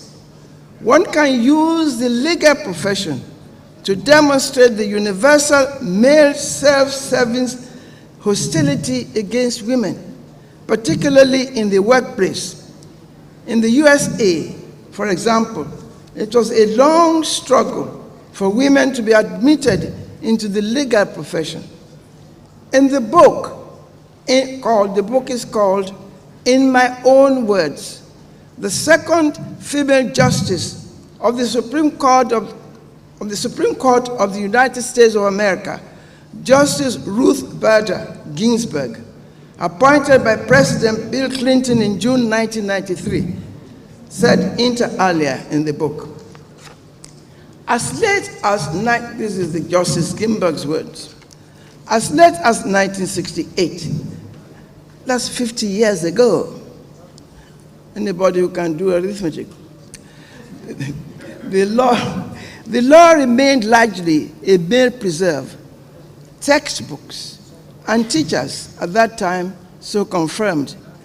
A widely reported first-year property casebook published in 1968, for example, made this parenthetical comment, quote, "For, after all, land, like woman, was meant to be possessed." In 1968, a law textbook, "Land, like woman, was meant to be possessed." Heavens above, like chairs and tables, id est, mere chattel, I say, infandom, unspeakable. Another woman, Belwam Lockwood, according to Justice Ginsburg, said, a woman of courage, that Lockwood was a woman of courage, and he would not be put down. In 1879, the Supreme Court, she made the Supreme Court to change its ways. Her name, Belva Ann Lockwood, her birth year, 1930. Lockwood was the first woman ever to gain admission to the United States Supreme Court's bar, that is, to appear as a lawyer. The first woman to argue a case before the 9 justices.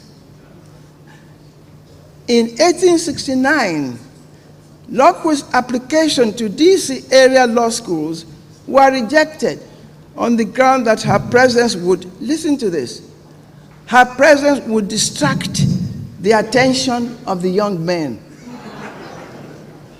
Her presence, she was told, would distract the attention of the young men in the class. I thought the young men were supposed to listen to the lecturers. Lockwood persevered until the National University Law School, today the George Washington University Law School, allowed her to matriculate. She passed the exams. She encountered yet another impediment where the school refused to confer upon her the diploma she had earned. Men in the class were against their asserted obstacle. They said, graduating with women, it was feared, would lessen the value of men's diplomas. She had to petition President Ulysses S. Grant, who was the ex officio president of the university, before she was awarded her law degree. And she had passed all the exams. Another interesting quotation. In denying Bradwell admission to the bar, the Illinois Supreme Court observed in 1869 that as a married woman, Bradwell would not be bound by contract she made. That meant she couldn't enter into a contract. The Illinois court thought it instructive, too, that female attorneys were unknown in the mother country being England. Another quotation. By the uniform practice of the court, and that's the Supreme Court, and by the fair construction of its rules, none but men are permitted to appear before it as attorneys and counselors. Justice Ginsburg, in a recent CNN interview, recalled a statement many years ago, quote, "All I ask of our brethren is that they take their feet off our necks." What a direct and powerful demand, which meant and still means that men had engaged in egregious strangulation of women through centuries of suppression degradation, violence, and discrimination. Even Shakespeare, the great English poet, had to portray his female character, Portia, in his play in The Merchant of Venice, dressed as a man to pronounce judgment in order to satisfy the audience. Such was and still is the animus and discrimination against women by the men and society. I'm sure the gentlemen here are all supporters of women. They wouldn't be here today. So I congratulate all the gentlemen. I thank you for being here. I didn't know the United Nations was coming, but Professor, United Nations champion of women's rights. The United Nations must be credited for its forward-looking insight and correct and visionary orientation to the issue of gender discrimination worldwide. In that context, it is to the everlasting credit of Boutros Ghali, the Secretary General, who influenced the organization to hold 4 World Women Conferences on the status of women. Excuse me, gentlemen.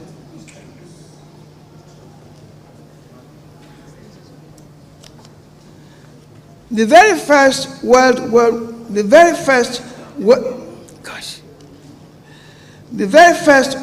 Women Conference was held in Nairobi in Mexico City. I beg your pardon. Nairobi is coming. In Mexico City, I was distracted by the gentleman over there. In Mexico City, and I was privileged to attend. And is there an MC who can tell us?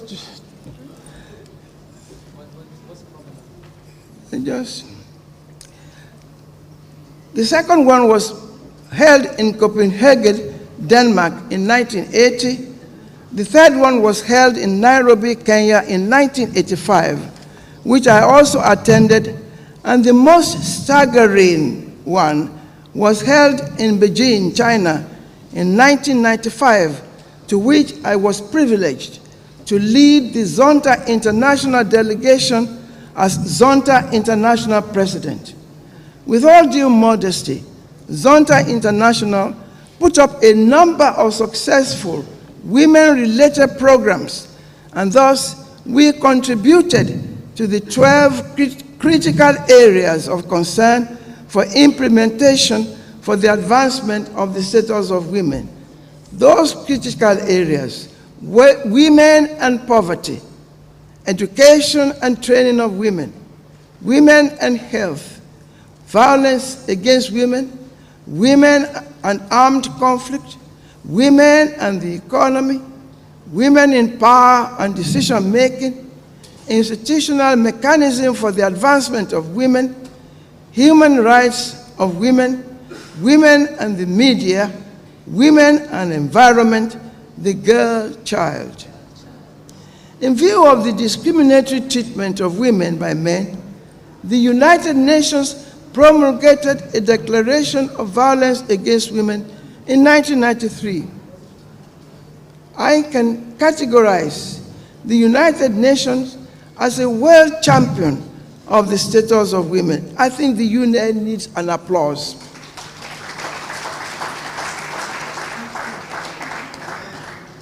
The UN leadership has motivated countries to enact laws for gender equality, on the protection of women from violence, and the rights of children. Regrettably, despite laws, women still suffer horrific domestic violence. One singular achievement of the UN World Conferences is the fact that more women are now occupying political positions of authorities such as presidents, prime ministers, governors, ministers, professors, writers, chairmen, principals. Former President Ellen Johnson Sirleaf of Liberia President Bhutto, Prime Minister Margaret Thatcher, former Chief Justice of Nigeria Miriam Mukhtar, Chief Judges. The keynote speaker today, of course, is Her Excellency Joyce Banda, former President of Malawi. So the United Nations helped us to make you president. Madam Tsai Ing-wen is the current president of Taiwan. Now listen to this. Laudable as the...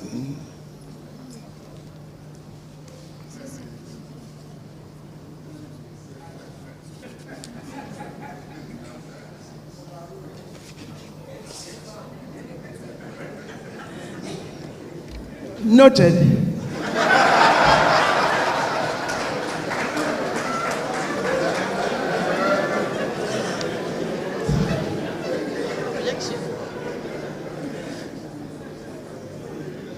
The International Labour Organization building. This is interesting. Laudable as the efforts of the United Nations are, even ILO, an agency of the United Nations, its headquarters housed in Geneva, which I visited as international president of Zonta, has the figure, listen to it, of a working man on its world. That signifies that even the organization whose occupation is to protect workers' rights does not recognize the contribution of women workers to the society in artistically depicting a worker as a man. In that context, when I had an opportunity to be granted audience by Boutros Ghali, Secretary General of the United Nations, in 1995, I included this complaint in my brief remarks and requested that a female working figure be carved onto the ILO wall like that of the male worker to signify that women are also workers inside and outside of the home. In addition to the UN's focus on women's rights, the organization is also committed to human rights for all. It's when women are liberated from the shackles of discrimination that their force can participate meaningfully in politics and polity. Reacting to what I noted, I'll just try and summarize the remainder. I spoke about health and is wealth. We all know that. We need sound mind and a sound body. Mens sana, in corpore sano. Then we have the Convention of the Rights of Women. Let me tell you what is still happening. In India recently, an 8-year-old girl was brutally gang raped, 8-year-old, killed, butchered with an axe, and her body was dumped in a bush and covered with leaves. Such unfortunate, innocent victim cannot contribute to politics and the polity. What a tragedy.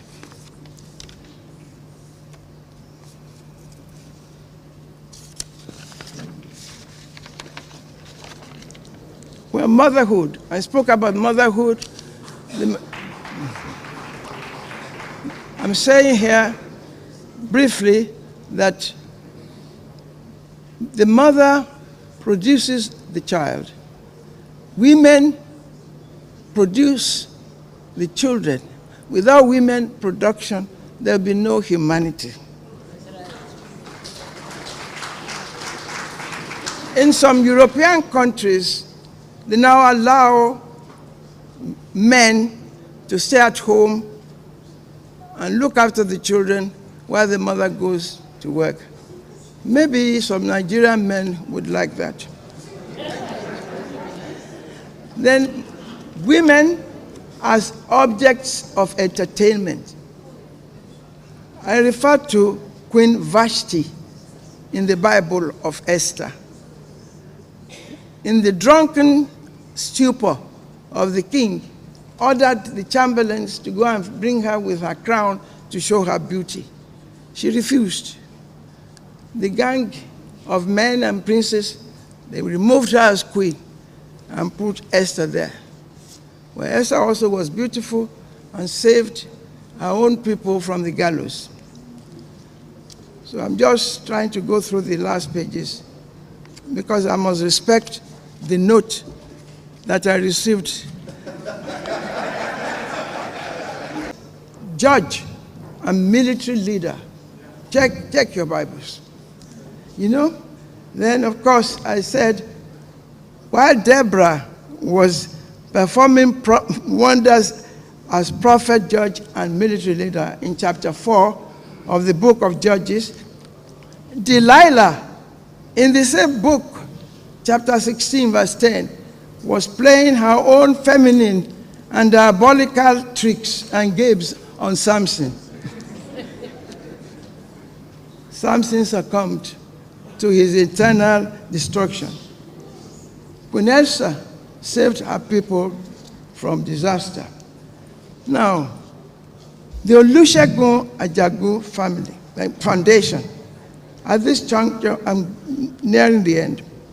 I acknowledge that the broad theme for this memorial lecture is firmly located on one of the focal areas, to which politics and good governance.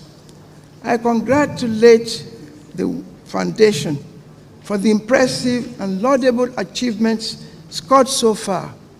It is a matter for celebration that you are in contact with schools and universities by way of cash prizes and scholarships. I hope the awardees have been invited to this celebration. It is important for them to attend so they can follow the leadership example and qualities of Olusegun Ajagun, of service for the common good of the people and not service for self. This should be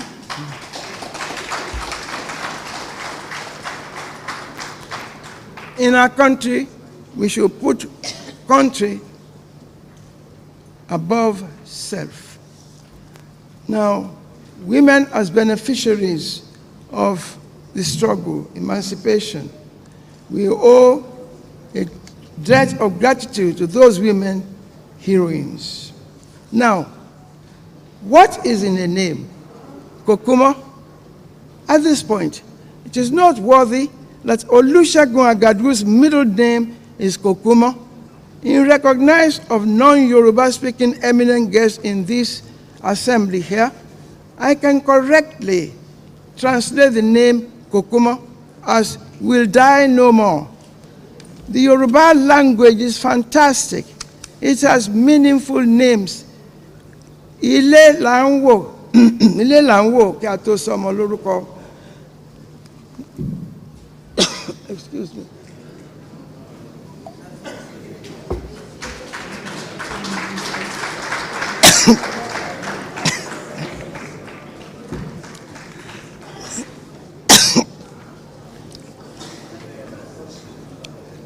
His beloved mother must have lost some babies before he survived as a baby.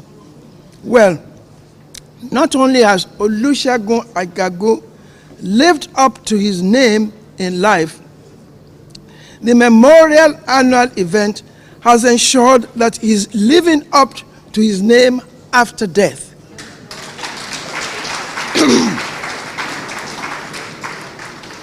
He lives because his legacy lives.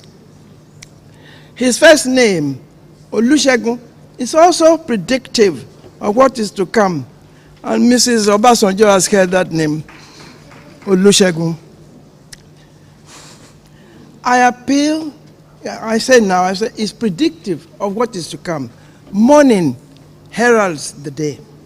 Yoruba language. I appeal to parents, grandparents, teachers, and everyone to teach their children Yoruba language. so that it does not go into extinction, which will be calamitous for the Yoruba race. That applies. Children learn easily. They can accommodate Yoruba and English. But to give such beautiful names to your children, and I ask the children, what is the meaning of your name? They're looking at me. That's the fault of parents, grandparents, all of us. I learned English, well, I was taught in English when I got to Methodist Girls High School, Lagos. My pre-primary, my primary school education were all taught in Yoruba, and that is why you have people like Wole Soyinka, who speaks eloquent Yoruba, and one of the most greatest exponents of the English language. Chinua Achebe, the same thing in Igbo. It is when your children, and I know this from my days of teaching in England, it is when your children know their own language very well that they can learn another language. The English that is spoken now by graduates and everything are appalling, terrible English language on the whole. It's true. It's true. So please, this is my appeal. Now, praise for the foundation, all that you've done for awards, publications, memory library, and all. Now, Olusegun's academics record is staggering, and the policies and programs executed in his honor adequately portray him as an academic of superior intellect and a giant in the area of good governance for the people. I urge men and women to come together to abolish chauvinism. Then I say to you, to our women folk, let us be encouraged by the biblical words of St. Paul the Apostle. What shall we then say to these things? If God be for us, who can be against us? With all due respect, I unequivocally reply the apostle with a categorical no one, indeed no man. Peroration, the end. It has been a delight for me to participate in this glorious memorial event as a guest speaker and to listen to my other co-speakers. The theme of this spectacular event has helped us to reaffirm the crucial importance of world women being allowed to apply their talents to and be a part of the power needed to be enforced in politics and the polity. We women are ready if given the opportunity.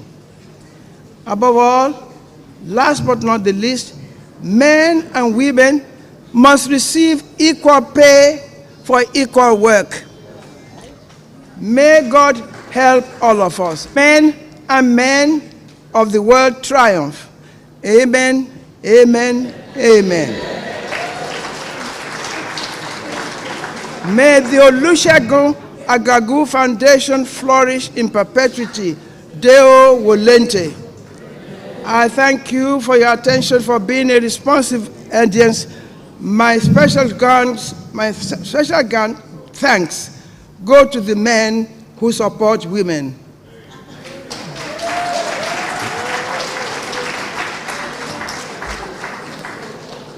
I pause.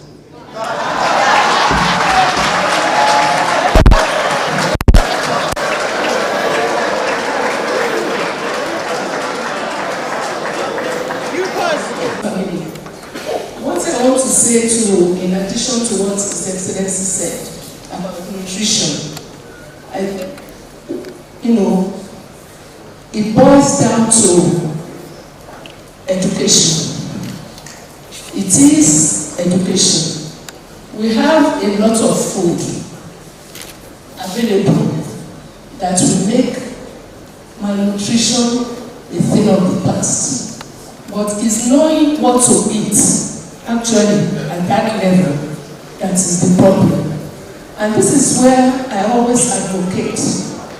The National Orientation Agency in Nigeria is not doing as much as it's supposed to do in terms of mass orientation.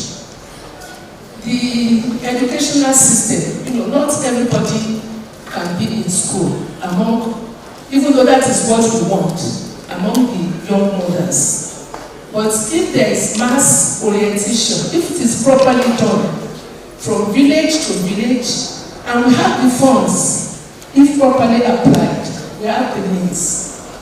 Mothers will learn how to feed their children properly from what the foodstuff we have available. And this is what I want to add to what you have said.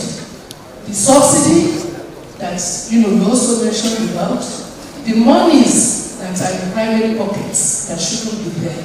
All this can be brought in to help to make this nation a better nation. Thank you very much. Our Father, we are always happy when we see you anchor the program in Nigeria, sir. That's Muhammadu Sanusi, the Emir of Kano. I pay my respect to you. Our mother, Chief Mrs. Folake Solan, the mother of my governor. My governor will be happy if he's here today. Professor Salem Shaw, you are welcome. The family of our father.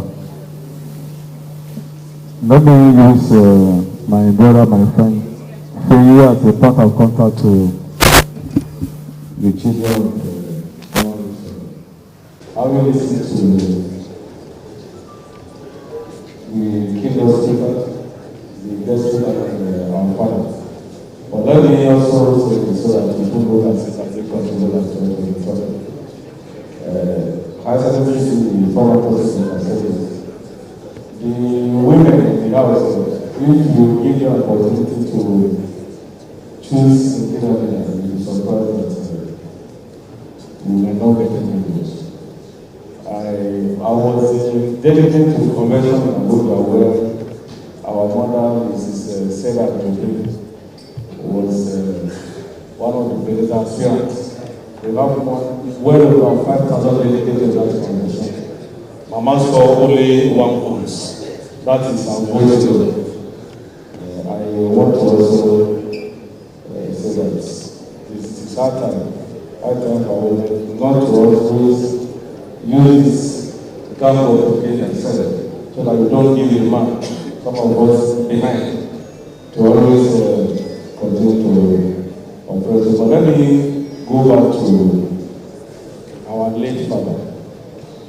To some of us, as me, first, I was a local government chairman under our late father. I served him, and I can say that we lost the business. But we were comforted by the legacy he left behind. We are happy. Some of us on those sides, the River area. I want to announce to the broadcasters.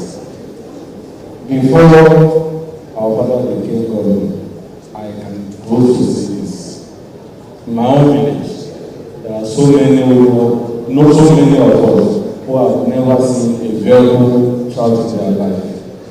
There was no road to the area, there was no light there. Constructed and opened up all the urban areas of the state. And when he was to the government, he said something which really understand that I am going to live on those things better than my mentors. And that was exactly what happened. He didn't invest. The day we get government, few of us were with him at Tidolo in some school. He said, well, I just speak to you guys. bring champagne, let's drink. That is you, I'm fulfilled. I'm already a governor, it is you that this government that is coming will draw you guys back. And before he died, even when he has left office, he keeps calling us. You guys was doing this. You guys was doing this. Don't allow this to happen. There was a particular incident where we wanted to award a project that was in the House of Revenue. A road to Ivanai, he called me around 2 a.m. in the night. When I picked the call, I said, okay, I'm not sleeping. He said, oh, I'm going to go and sleep right now. Now go and tell them in Nigeria that they shouldn't experiment the life of their children. I said, this man, after he has left office, why can't you just sleep and enjoy the people alone? He said, go and tell them that what they are doing, it is not about him and our own. It's not even contesting anything now, but tell them they shouldn't do that. I said, I will do it.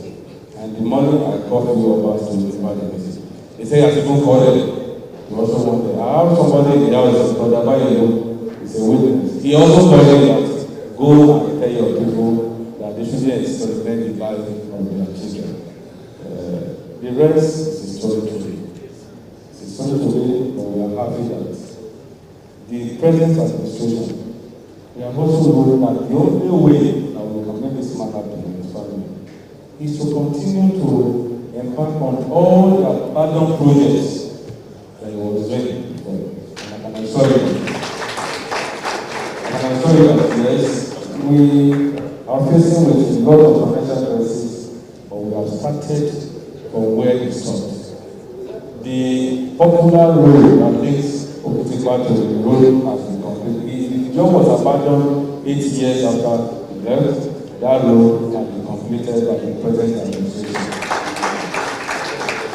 The resident village, and let me also say something here. I'm sorry, I want to say a few of the ministers. The resident, that university was, when it was established university, some of us, including my brother here, the former chief of staff, we had a thing at that university should be started in the village. Oga said, well, all of you, by the time you are governor, do your own like this. This university will be at Okitopa. Where if you are coming from Ayetoro, 30 minutes you will get it. If you are coming from 30 minutes you will get it. If you are coming from Arogo, 30 minutes you will be here. It's not in my village, in Yoyo. And to tell you that he was a liberal, civilized, intelligent man. We never knew what was doing on the way he died. That was the best. So, that university was abandoned for 8 years. I can also announce to you that life has come back to that university. When Dr. Agabu was governor, I'm sorry sir, because I'm the deputy governor, I have to speak here. Because to tell you that we appreciate the former boss we have, our late father. When he was governor of those states, like I said, I was a council chairman, he has a deliberate policy that out of the 5 supervisors of the local government, we must concede 2 to women.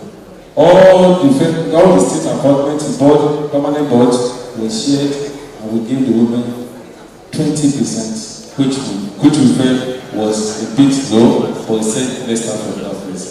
Now I want to appeal to the Agabu family and to the committee handling this Agabu Foundation. You will have really see how we appreciate it. If you can just as a matter of appreciation, take this program to those states 1 year. We don't mind.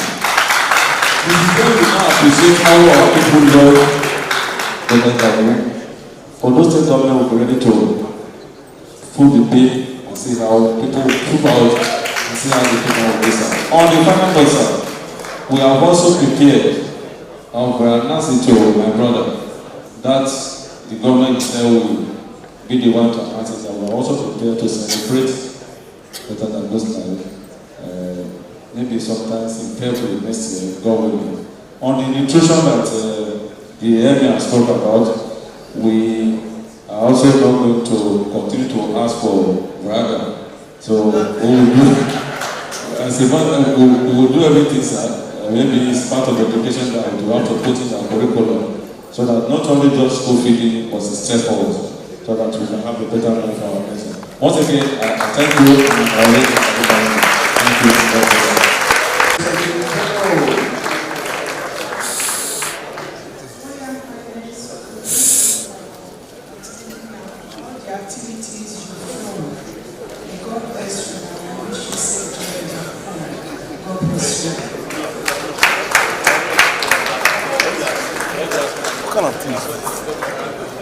Thank you very much.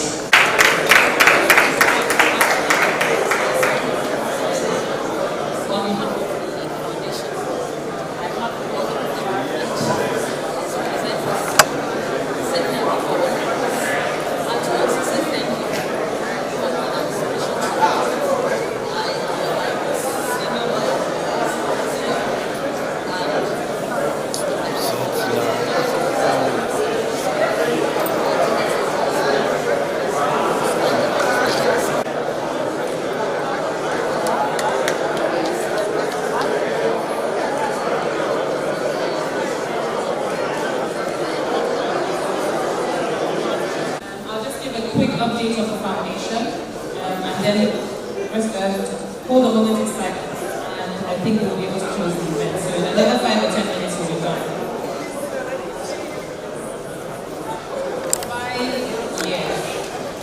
It's amazing. I can't imagine, I can't believe that it's back this. We're very thankful. We're thankful for the support that we have. Not just thankful because of the support we've got, not just from those who are supporting us in funding, from our wonderful speakers that we've had for all the 5 years, but also for those of you who have attended diligently and faithfully and contributed.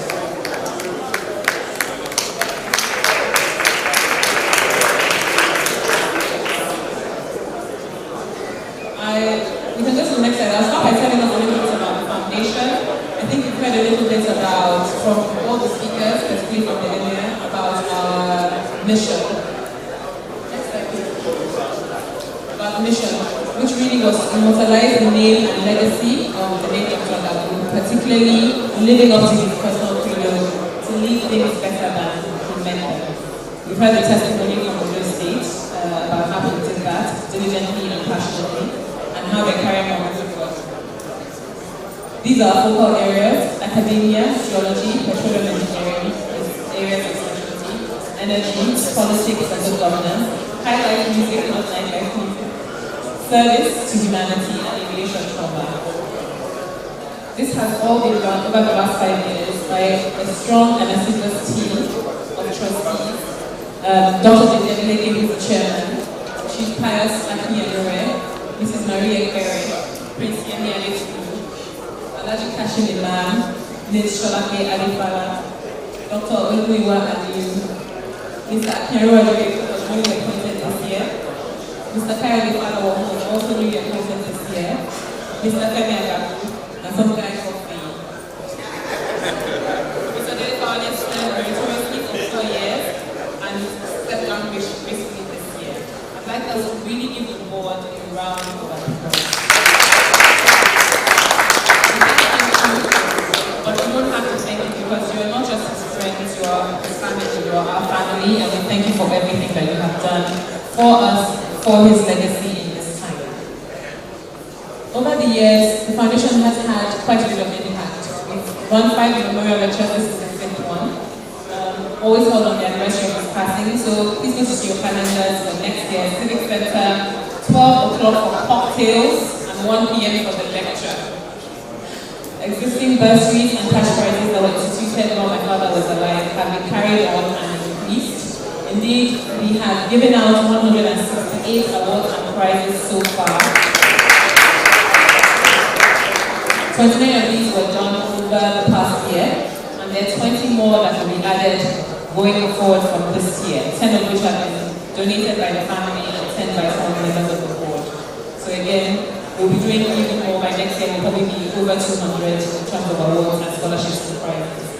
We've held 5 wonderful memorial lectures And one of our intentions for next year is to actually carry this forward in policy discourse and in publications, because people keep asking.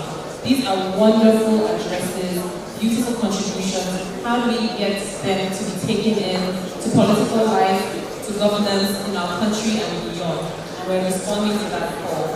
In 2014, we had a representative of the former president of Botswana come and speak on his behalf, Mr. Festus Obaye. It was chaired by Chief Obasanjo, GCON himself. And we had Honorable Minister at the time, my personal auntie, Mrs. Mogola Johnson, the Chief of Altineko, the Chairman of Honeywell, and Chief of Sholaroke at the event, to speak at the event. It was very emotional. That was the first year. 2015, we then had the former Prime Minister of Togo, represented by his former minister, Chief Obasanjo chaired again, and we had Professor Ibrahim Abdullah. I still have policy papers from professors of the university who wrote in response to some of the things we heard at this event. In 2016, it was chaired by His Excellency Ashwaji Bola Tinubu, and the keynote was given by former President of Tanzania, President Benjamin Mkapa. The special guest speaker was Ambassador Kigibe, and the little message was given again by His Excellency President Obasanjo.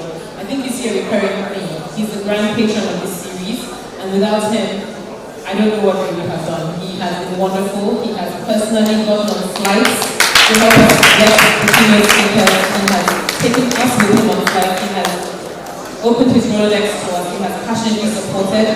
He was walking out of here last year and he was like, okay, you come, next year is number 5, we have to plan it big. And we can't have done it any bigger than we did by bringing us in there.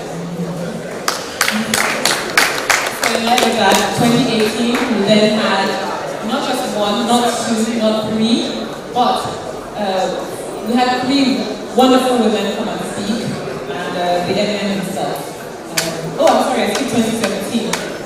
Okay, so 2017 we had former president of Mozambique, President Chisano, come to speak, who has also shared the prize with Her Excellency Dr. Banda. So far, of all the presidents that we've had, 2 of them have won the prestigious Fulbright Prize out of the 4 presidents that have won this prize. And now we have 2 who have also won this prestigious prize, or shared this prestigious prize, Dr. Banda, Her Excellency Dr. Banda, and His Excellency President Chisano. So this shows you the quality of keynote speakers that we have chosen to associate with us as an association, as an organization, and we're really, really impressed and really, really happy and very proud. Okay, so I'll move on quickly to, next slide, quickly to how you can support us. These are activities. We hold this memorial lecture every year. We also give out several scholarships, awards, and prizes. Many of them are listed in the brochure that you have, which I hope everyone has. We intend to add more to those schemes. So for example, we have partnerships with 3 universities. We intend to add 2 more universities and endow more students. We intend to do the publication as I mentioned. We want to start research at the Royal Library, including some of these works, as well as the speeches from these events, or these events that we've been holding. We want to start volunteer teaching and mentoring programs, essay competitions, and policy formulation. Because one of the things that is missing here for us as a country is a place where leadership is developed. I love that Her Excellency Dr. Banda said the statistics show that the research says that we are 1 to 30% of leadership capacity, but we are taught the rest. But in Nigeria, there is no way we are being taught to be leaders. This is something that we would love to change. And again, as we mentioned, an intervention in aviation safety. So how can you support us? You can support us by supporting us socially and promoting this good work that is being done. You can support us by contributing, and I believe the donation envelopes being handed around. So please feel free to support us. Put your donation in the envelope. If you don't have a donation, feel free to reach out to any of us or the members of the board to figure out how you can contribute.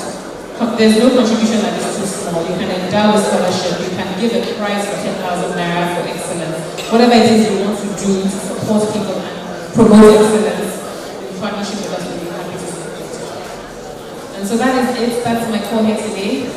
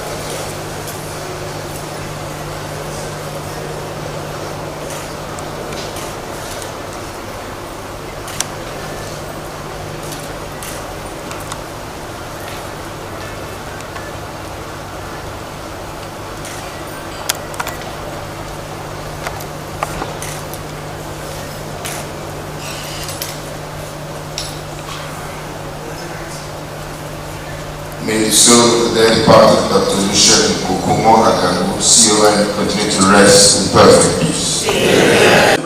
Permit me to stand on existing protocols. I know time has been fast spent.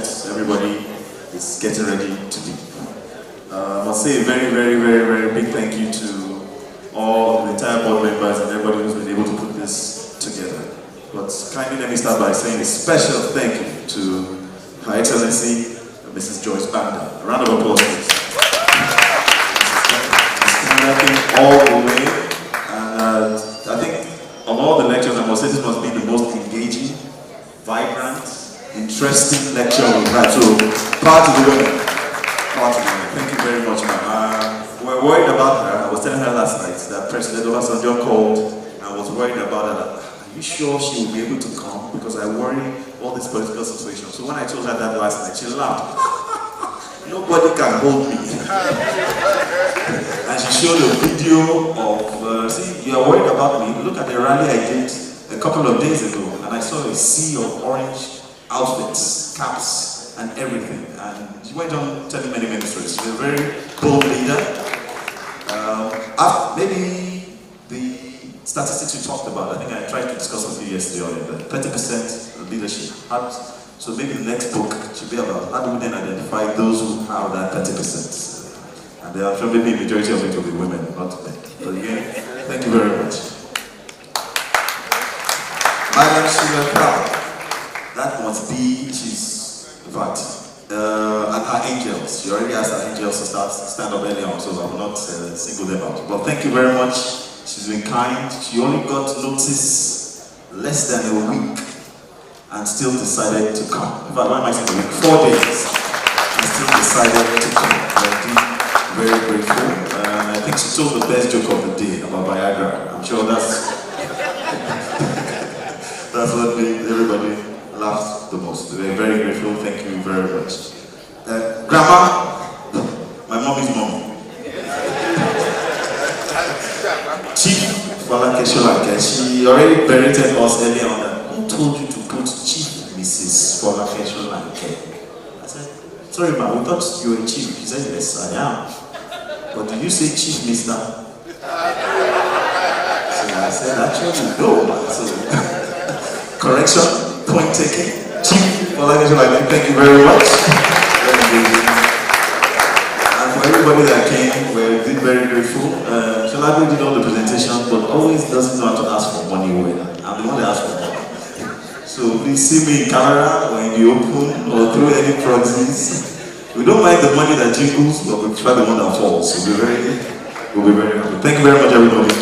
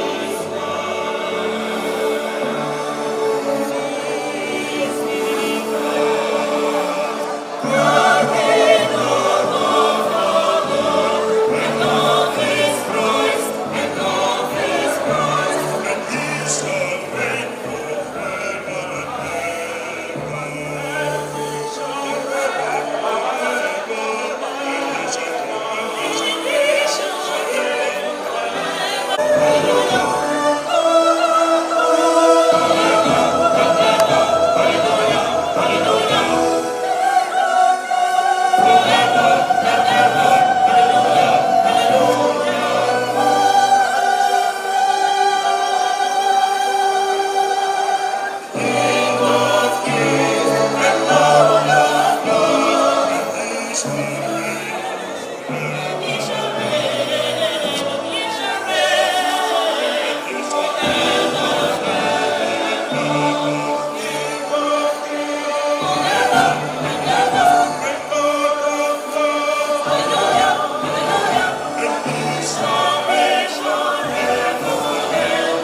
is the breaking news of the moment. Biscon TV, the most exciting 24-hour general interest television station, parading cutting-edge programs in news, sports, politics, business, foreign news, fashion and style, entertainment and lifestyle programs, Biscon movies and more, has been moved to channel 144 on GoTV. Our programs begin daily with Biscon Breakfast Bubble (BBB), featuring newspaper review and interviews on trending issues. Biscon Roundtable is our daily discussion program on essential tips on life and living. Biscon TV broadcasts news 7 times daily from 7 a.m. to 11 p.m. Biscon TV can be watched in all parts of the country now on GoTV channel 144 and live streaming on Biscon TV on YouTube.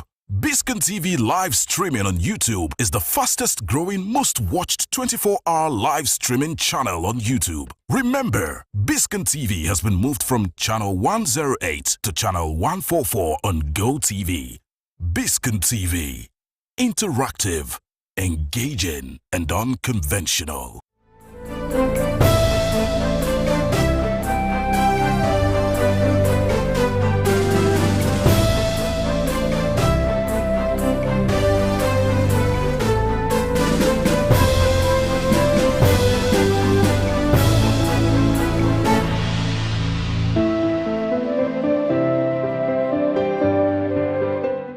Here is the breaking news of the moment. Biscon TV, the most exciting 24-hour general interest television station, parading cutting-edge programs in news, sports, politics, business, foreign news, fashion and style, entertainment and lifestyle programs, Biscon movies and more, has been moved to channel 144 on GoTV. Our programs begin daily with Biscon Breakfast Bubble (BBB), featuring newspaper review and interviews on trending issues. Biscon Roundtable is our daily discussion program on essential tips on life and living. Biscon TV broadcasts news 7 times daily from 7 a.m. to 11 p.m. Biscon TV can be watched in all parts of the country now on GoTV channel 144 and live streaming on Biscon TV on YouTube.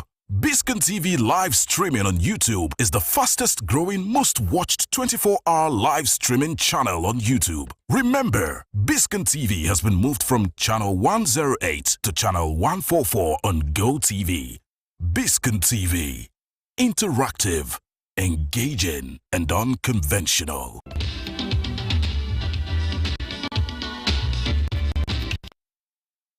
When the sad, utterly devastating news of the death in very cruel circumstances of Toba Falode, the son of Aisha Falode, Nigeria's most influential female sports reporter and analyst, a member of the Confederation of African Football (CAF), broke sometime last year, it was like the whole world was going to crumble under her feet. In swift response, however, Aisha Falode's friends, associates, colleagues, and indeed some civil rights activists rallied on her to give her the much-needed support and succor. Lunch, which was held at the Wheat Baker Hotel in Ikoyi, Lagos, attracted a very impressive array of friends of Aisha Falode and her children from the sports fraternity, media, corporate world, social, business, and the political front. It's most heartwarming to note that the dignitaries bent over doubly backwards to defy the horrible traffic in the Ikoyi axis of Lagos, aggravated by the fuel scarcity that has kept commuters in the Lagos area mostly at the filling stations, thereby disrupting the flow of traffic, especially in the morning hours, the period the book launch was slated for. From the sporting fraternity, the main constituency of Aisha Falode that brought her to the consciousness of Nigerians and the international community were the likes of Michelle Obi, Paul Bassi, Larry Zamoje, and the NFF president, Amajo Pinnick, who was represented by the first vice president of the NFF, Barrister Sheyi Akiwumi. From the media were the managing director of This Day newspapers, Mr. Eniola Bello, Ovation magazine publisher, Daily Momodu, managing director of AIT, Tosin Dokwesi, who represented her husband, Chief Raymond Dokwesi, who's like a big brother to Aisha Falode. Also in attendance was publisher of Genevieve magazine, Betty Rabo. The civil rights activists that graced the book launch included Dr. Joe Dumaking and barrister Festus Kayamu, who was a counsel to the bereaved family. Pastor Ituai Godalo of the Trinity House Church and Uduak Umundak, former First Lady of Akwa Ibom State, first gone into gospel TV preaching, also attended the event. Students of the Atlantic Hall School, the alma mater of the author of the book, and Aisha Falode's daughter, were also at the book launch to support one of their own. Honorable Abike Dabiri Erewa, the chairman of the House of Representatives Committee on Diaspora, who played a strategic role in seeking justice against those who perpetrated the tragic and gruesome murder of Toba Falode in Dubai, United Arab Emirates, had to push forward her trip to Abuja, the federal capital, to give her very close friend, Aisha Falode, the needed support. Oluwa Damilola Olorun Toba Falode, Aisha Falode's son, was only 19 years old and had just gained admission to study audio production at the SAE Institute in Dubai, UAE, before the joy, hopes, and dreams of that young man, who was described as a loving son who was extremely protective of her mother, was cut short. Toba Falode had planned to be a big music star. It was 1 year filled with pains and anguish for Toba Falode's family members, especially her mother, Aisha Falode, and sister, Toluwa Lashe Falode. Honorable Abike Dabiri Erewa commended the great literary exposition of the young author, Toluwa Lashe Falode, and the unique way she decided to remember her darling brother. Speaking about the cause of the death of Toba Falode, which the United Arab Emirates authorities still shroud in mystery till today, Honorable Abike Dabiri Erewa noted that most Nigerians studying abroad are going through harrowing experiences in the hands of a number of these foreign countries, but regretted the fact that successive governments in Nigeria have neglected to come to the assistance of such victims. Honorable Abike Dabiri Erewa assured Aisha Falode and Nigerian families who have experienced such acts not to lose hope, because the incoming administration will pursue such cases to a logical conclusion. She thanked God that the Falodes have bounced back to life after that ugly incident. Now, when Toba died, Aisha was in parliament with Festus and Mr. Dumaki and everybody. We intervened in the case. Speaker actually set up a 4-man team to look into the matter. But we didn't get support of the embassy. And as parliamentarians, you can't barge into the country without the support. And I think it's a big shame, really, that as a nation, we allow this to happen. You see, it's not about he died or he didn't die, it's about demanding justice. You know, just those who killed Toba, simple as that. For our embassy in Dubai not to even be interested, it started an investigation. I think we should be ashamed.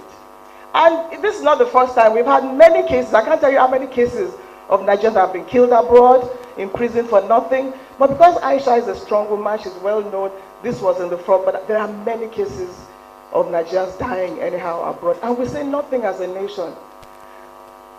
But the good thing is, change is here. And Aisha, I'm saying it openly today, we're not going to, we have to demand justice for Toba.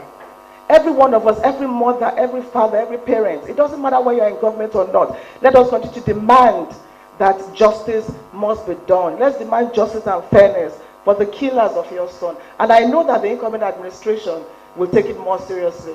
Tolu, I congratulate you. We're all proud of you. You've done a great job. I congratulate your courage. I just commend you and admire you, and I see you as a future leader in Nigeria. The book, The Gift of Grace, was reviewed by the publisher of Ovation International magazine, Daily Momodu, who likened the author to renowned authors like Chimamanda Adichie, Barbara Cartland, and Agatha Christie. In the manner she arranged her thoughts, the command of the language, and the general outlook of the literary piece. The 3-chapter book has titles like Memories. The 2nd chapter consists of the Fallowday family affairs, and the 3rd chapter is simply titled Working Through Fire. The book, The Gift of Grace, embodies the life and times of the late Toba Fallowday, who had a consuming passion for creative arts. The key things to take away from the book, The Gift of Grace, among other things, are the unpredictability of life and the pains of a family torn apart by the grip of death of a beloved one. After reading through the fast-paced biography, I concluded that this is a budding Chimamanda Adichie, Barbara Cartland, and Agatha Christie. Chapter 1 is aptly titled Memories. The author takes us on a tour de force of an eventful childhood. The reader is sucked in somehow into an esoteric existence in an African setting. The opening lines wasted no time in blasting home the concept of duality as cogently portrayed by a life of bliss and praise. The 2nd chapter reminds us that family is everything.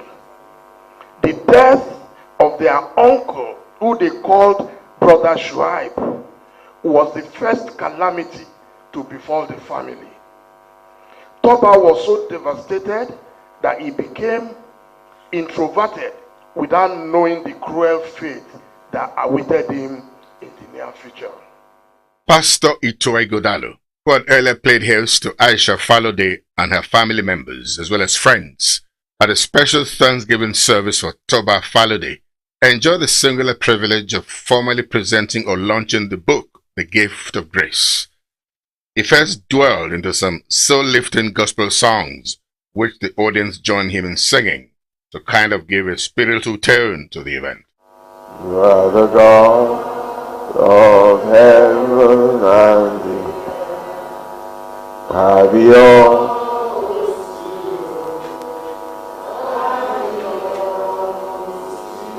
Kaka kaka kaka kaka kabio kabio si baba, you are the God of heaven. Kabio kabio.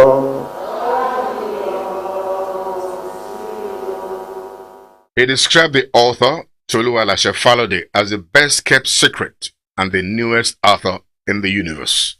Pastor Itoe Godalo was particularly impressed by the passion and knowledge of the scriptures which the author employed in conveying her message. He used the auspicious occasion to ask everyone to mend relationships and sort out quarrels. Pastor Itoe Godalo pronounced the event an occasion to heal wounds through soothing words. He opened the floodgates of the launching of the book, The Gift of Grace, with a handsome amount. This is followed by all the dignitaries who took turns to donate. These included Delta State Governor Dr. Emmanuel Udoma, who was represented by the Lagos State Director General, Delta State Liaison Office. In the vote of thanks, the author of the book, The Gift of Grace, Tolu Alashe Fallowday, who is the elder sister of Toba Fallowday, a graduate of law from the Trinity College, Dublin, Ireland, a blogger and motivational speaker, began by thanking all who helped in making her dream a huge success. She stated that she was motivated to write the book to give Nigerians and the society at large a nudge to rise up against social ills setting us back in the world. She wrote the book to offer a fresh platform for the voice of our late brother Toba for justice to be heard. Tolu Alashe Fallowday said that the ill treatment of Nigerians, either studying or residing abroad, can only be tackled if we all rise to take up the challenge by the gauntlet, and that the federal government has an important role to play in redressing the ugly trend of the bad treatment meted out to Nigerians abroad.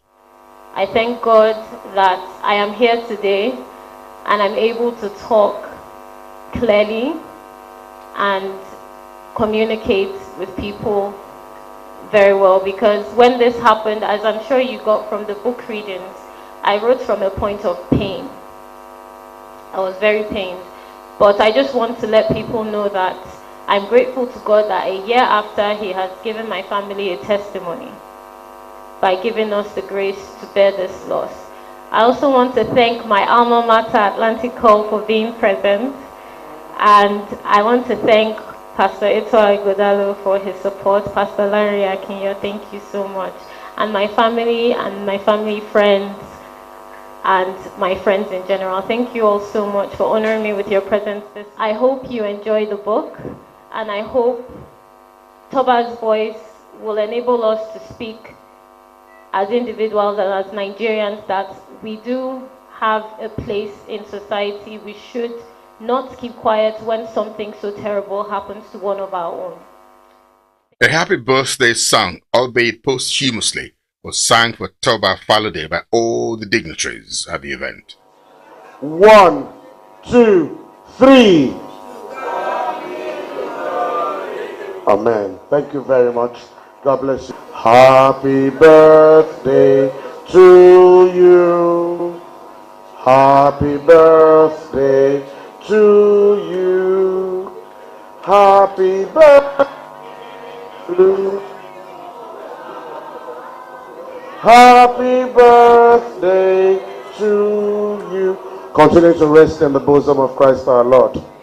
The event ended with Aisha Falode, her daughter, the author, taking video and photo shots with a string of friends and well-wishers. Meanwhile, we hear that Aisha Falode is working in collaboration with like-minded people to start a foundation to give support to help cushion the pains of families who have been victims of cruel treatment in the hands of people in foreign countries.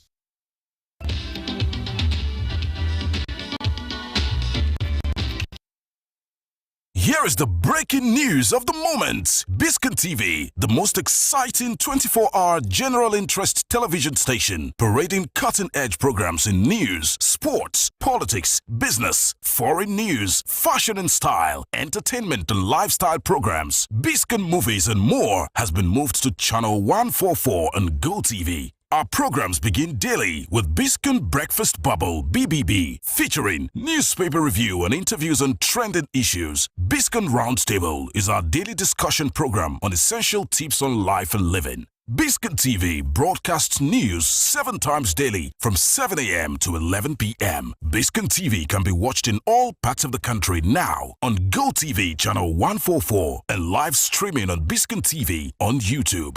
Biscon TV live streaming on YouTube is the fastest growing, most watched 24-hour live streaming channel on YouTube. Remember, Biscon TV has been moved from channel 108 to channel 144 on GoTV. Biscon TV.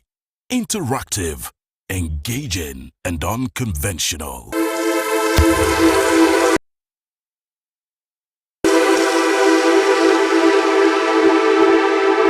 This is still Biscon World TV. We're broadcasting live from Lagos, southwest Nigeria. Well, we'll have a special guest in the studio, and it's somebody whose growth I had, studied very closely. And I'm happy to say that he's really done very well for himself. A chief of the old block. I'm sure you and I still remember the great man who would remain in our minds forever, the great Art Alade, one of the great products that is making him very proud now. And as I said a couple of times before, and I want to also repeat it, he's actually shot far ahead of his father's stride. And well, that's a prayer of every parent anyway. Ladies and gentlemen, when he came on the scene, we didn't quite give him a chance to get this far, because we've always known him as a broadcaster. But he veered into music and made a huge success of it. And I dare say Dari is everybody's favorite. Ladies and gentlemen, Dari Artalani. It's an honor and pleasure. always to rub shoulders with you, to sit side by side with you, and to learn from you. You also remain one of the very best that we have and that we've had, and I'm honored. Thank you very much, Dari Atalade. And you know, those who are progenitors in this business would tell us. They say that the young has grown. It used to be the young shall grow. The young has grown right before our eyes. We've grown now, yeah. Now, let's track it from the beginning. I mean, even if you have to repeat it for the up-10 for the time. Let's go back in it. Well, the very beginning, I guess I come from a long line of musicians and creative people. My father, the late Atalade, obviously a jazz musician, great pianist, TV personality. I remember he used to work with NTV before it became NTA, the former NBC days. And coming from that line, his mother was a piano teacher, a great pianist at that. The first female piano teacher, I think, in West Africa, I think, something bogus like that, I think. And of course, my late uncle, Captain Wally Buckner, who was the director of music at the Nigerian Navy. The late Richard Buckner, organist, choir conductor of the great Cathedral Church of Christ. So I come from a whole line of those people, some of them not even family. I've passed through the great Professor Laz Ekweme, the great Duroni, the late Bode Osoyin. So cutting across music, theater, and other forms of music. The great Don Baba as well, I've been through and I've met several times. So coming from that sort of background to where I am today, passing through the university, passing through CMS Grammar School, learning music and studying music in Unilag, to writing my own songs, working on the radio, working on television, and eventually releasing albums. That brings me to today. Very great progression, I must say. Yeah. But let's take a look at the broadcasting side of you. Does it have to do with your father's stint in it? I don't know. I think it's a combination of my father and my mother. You know, my mother was one of my teachers, by the way. I forgot to say that. His mother taught the likes of me, Sonny Rabo, Mani Onumonu, John Mom of Channels TV how to pronounce what they call the language laboratory in the pharmacy and universities. You just have to go there. No matter how good you think you are in phonetics, English, they must wash you. I wish I had that. You know, and I guess I had that from my mom at home. You know, and we would sit down and watch, the likes of you and some of the names that you've mentioned, Cyril Stober, and the rest of them, who I saw, a couple of years ago and still said the same, reiterated the same thing that you've just said. And apparently my mother and father met in a choir, I think NBC choir, back in the day, where it wasn't enough just to be a broadcaster. You also had to be a singer or something like that. So music comes from both sides and broadcasting comes from both sides. And I think subconsciously, in a way, they've prepared me for who I am today. Today. Without really thinking about it. So right. Definitely. I want to say that that's a very, very interesting story. Yes. And I'm happy that you're enjoying the best of two worlds. Yes, I am. Broadcasting, and what broadcasting has done to your music is refining. It is. It has brought professionalism to it. It has. Which a couple of, the ones here around this is don't have. I think that's an added advantage advantage that you have, and it you is. use it very good. Put it into regular advantage. Now, what would you call the very first time on stage, and describe how it felt? My first time on stage would be my early experiences at the Muson, from where I studied music as well as performing. I went through the Muson School of Music, and I did some graded exams, which you can compare with the Royal School of Music in England. So my earliest experience on stage would be performing technical classical pieces, things from Handel, maybe a bit of Haydn or Mozart, and performing to well, you'd call them matured minds because it's classical music, but performing to a wide variety of an audience, recitatives, recitals, choral performances, and then I delved into jazz. So I had a lot of experience performing at Jazzville. Of course, we know Muyo Amaja Kodumi. And so from there, those are my early experiences with music before I started writing my own pop songs, so to speak, or R&B songs that you have today.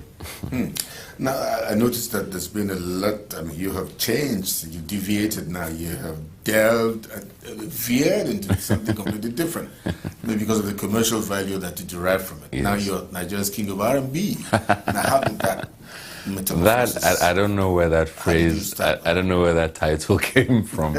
But when I started in, when my first album, From Me to You, was released in 2006, but I actually started writing and producing my own music from about 2003, 2004, just before I went for Project Fame in South Africa. And to talk about the music, and I was doing a wide variety of genres. You know, I had a bit of hip hop, a bit of Fuji in my music, a bit of R&B and whatnot.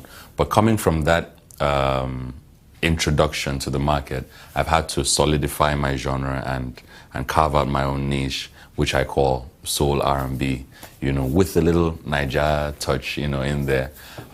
So to make it very easy for anyone out there to say, you know, to make it connect. Exactly, you know. So everybody's got a market. You know, we've got a great Afro pop market where the likes of Two-Face, you know, my brothers P Square and D'banj and the rest of them fall under. So we all have a different clientele, you know, so to speak. So that's I'm now predominantly soul R&B. Now, I mean, it's so nice to talk about Dare, you know, describing as an international act. What would be your first experience on the international stage? On the international stage, what kind of a feeling was this? I think on the international stage, it actually has started from here, because from the influx of, I mean, back in the day we had the Kool and the Gangs and Dizzy Gillespie and such greats coming into Nigeria, but for a long time there was a lull. You know, no activity, all the labels disappeared, the EMIs, the Sonys, you know, piracy attacked, you know, took over the entire place. It's still on. Nigeria was, if not, I don't know if we still are, we're the biggest consumer of reggae music in the entire world at a particular point in time, probably in the 80s or early 90s. But that has changed, and from the early 2000s, you know, a lot of artists they began to come back. Usher was around, Sean Paul, you know, name it, Anita Baker. A lot of people have come through over the years, and that's where my experience on the international stage started from. You know, I remember opening for Jay-Z and Beyonce and Snoop Dogg and Busta Rhymes, some of the biggest names in contemporary music, right here in Lagos, you know, at the Polo grounds, courtesy of the publisher, of course, Prince Nduka Ubaigben. A big shout out to him. And from there, I had the singular opportunity of being the only act to open for the great R. Kelly in Cape Town in South Africa. So I think that's one of my big international breaks. That's what I was going to. Yeah. What kind of feeling was it? And how will you receive our Africans away from our own shores? I took a bit of our culture as well, apart from the R&B that I do. A song like Style Na Style, which I did with Nice. And most recently I have a remix including Jesse Jaggs on that song. I took my talking drummers, you know, and even though they didn't understand what we were saying in the song, but the energy, the African vibe that we took, the dance that we took, the music, the groove was, you're right, it was moving everyone. And right after that, the crowd was so hyped up, they were ready for R. Kelly. So it was a great time. Fantastic. Now, I noticed that these days we have a Y at the end of the E. The E, yeah. It's Dare. For a couple of reasons. The main reason being that the brand has gone, you know, very far international now, and I've always had a problem with people calling me, especially South Africans or people that are not of African heritage in Europe and the US, calling me Dare or calling me Dari, and it gets very, the easiest way at that point was to put a Y, which makes it a bit closer. It's not quite what it should be. It's Dari, but the Y kind of helps to get it closer to Dari, which is Dari. And it's also, on the other hand, the Y is very conscious to raise awareness on where we stand as a people. Why don't we have constant electricity? Why don't we have good education? Why don't we improve the lot of our citizens? Why don't we have better governance? Why don't we, there's so many questions that we all want to ask. Why? So when you see the Y at the end of it represents that in a way. Symbolic, question. Yes, okay, that's no problem. If you look at the screen now, what is scrolling there is we're looking at the entertainment scene with emphasis on the music scene. Yes. How would you score Nigeria's entertainment scene? A simple analogy would be, we're in 2011. In 2003, from what I remember very well from working on the radio and also, being quite a club hopper, is that Nigerian music was probably played 10% of the time. We had a big foreign, catalog, playing at that time. So let's say 7 or 8 years down the line, you can play Nigerian music at any party, any gathering, for well up to 4 or 5 hours without repeating one song. So if we were to give it a scorecard percentage, I would say we're doing well above 70-75% at the moment, and it's only getting better. So we're definitely on the upward climb. The quality is improving, the songwriting, the production quality, and the marketability, has gone way beyond anybody's expectation. So the sky really is the limit. But I have a problem, and I think I'd be echoing the minds of so many people. If I talked about the lyrics that we get to have, and most of them are not ear-friendly, they offend the sensibilities, but on the other hand, people say that's what tickles people's fancy. It's a combination. That's a very important observation that you have made. And the people, which is you and I and everybody who's listening and watching right now, is that we're tired of listening to the same thing over and over again. Yes, some of this music helps us forget about the worries of day-to-day living, having to buy petrol for the generator or diesel, which everybody faces as long as you're a Nigerian, until we have constant electricity. But that said, we also have a big number of people who are emerging, who are thinkers, movers and shakers, who are well educated, not just at home and also abroad, in the diaspora, who want the music to be reflective of social comments, wants you to be reflective of taking you away to a nicer place, subconsciously, musically, paint a picture. Help to build society. Exactly, music that can help you study, that can educate you, So, for example, I can speak for myself. I've never had curse words in my music. I don't use obscenities. I make sure that my music is friendly to not just the kids, but also to the adults. And I make music that can relax you, that's easy to sing along to, and music that paints different pictures and scenarios. Even if it's not personal experiences that I've had, I'm able to write songs that can represent, experiences that other people have had. Now let's look at the evolution of your journey in music. How long has this taken you formally, and how many albums will we count in your favor? Well, as we speak, I've just released my latest efforts, as we would say in Nigeria. It's called Double Dare, and it's actually my 3rd and 4th albums, respectively. So I have 4 albums out. I started my recording career from about 2004 to now, so I could say technically 7 years. But I have been performing and making a living from music from as far back as 1996 or 1997. So it's a all right. thereabouts. We'll just you're still watching Dari at Alade live in our studios, Anthony Village, Southwest Nigeria. And by the way, this event is being seen live all over the country and parts of the world. And it's a very special feeling to have Dari right here with us.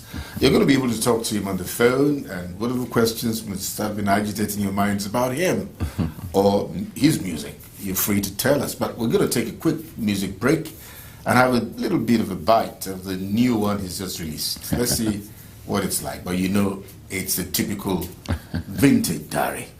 You're still watching Biscon World live from Lagos.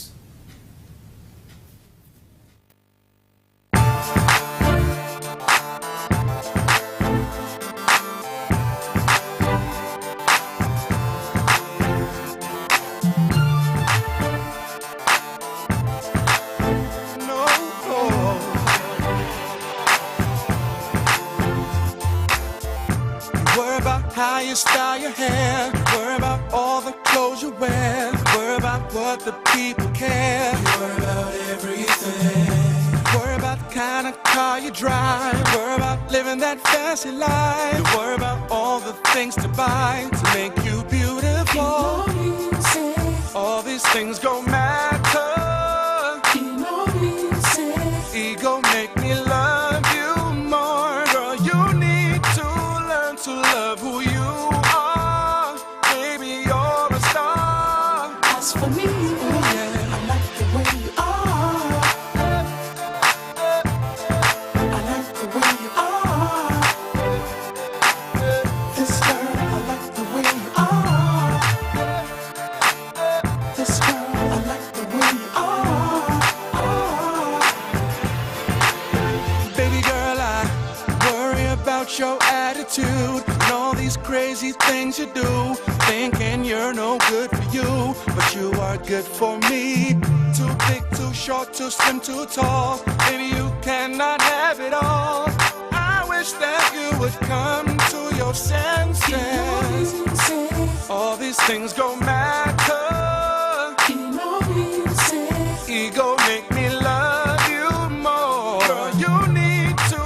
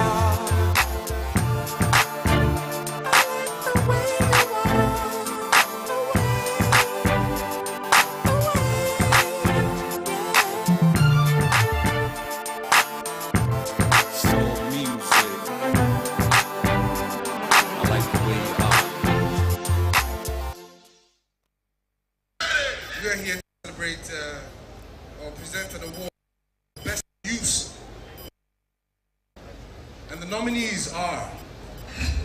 Nominees Best Film in a Music Video are... More.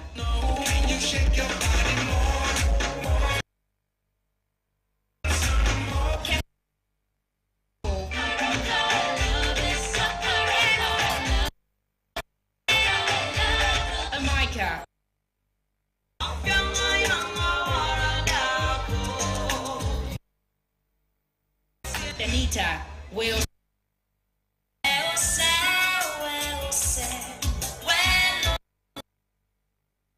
African Jew.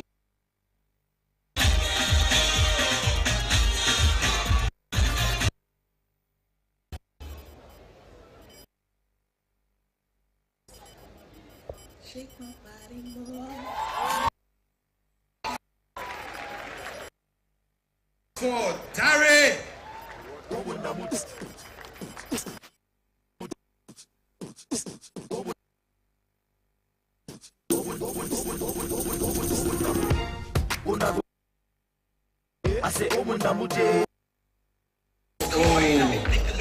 Good evening, Lagos. Some noise, Nigeria. Yeah.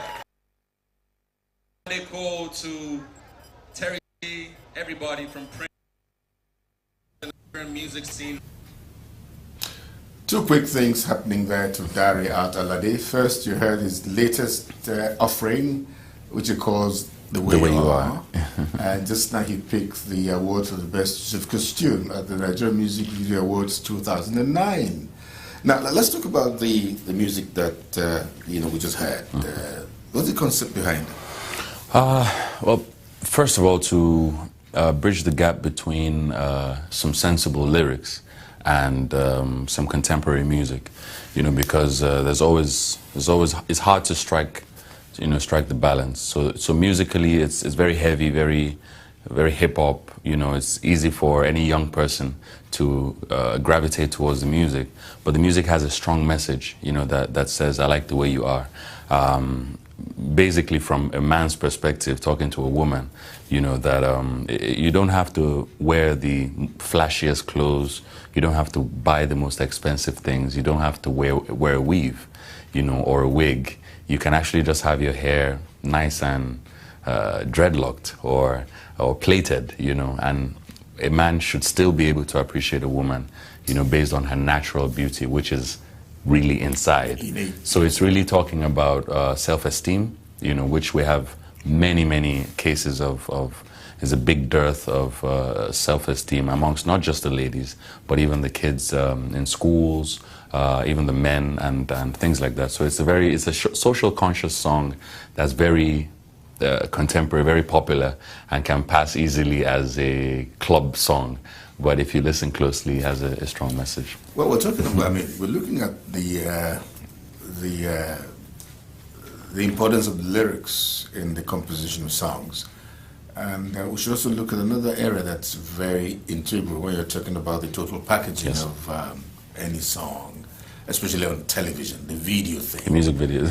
Music videos. The production and where you shoot them. And are you one of those who think it has to be done abroad? Well, I'm one of those people that does them abroad, but I'm also one of those people that have been instrumental in helping us reach where we are, even locally.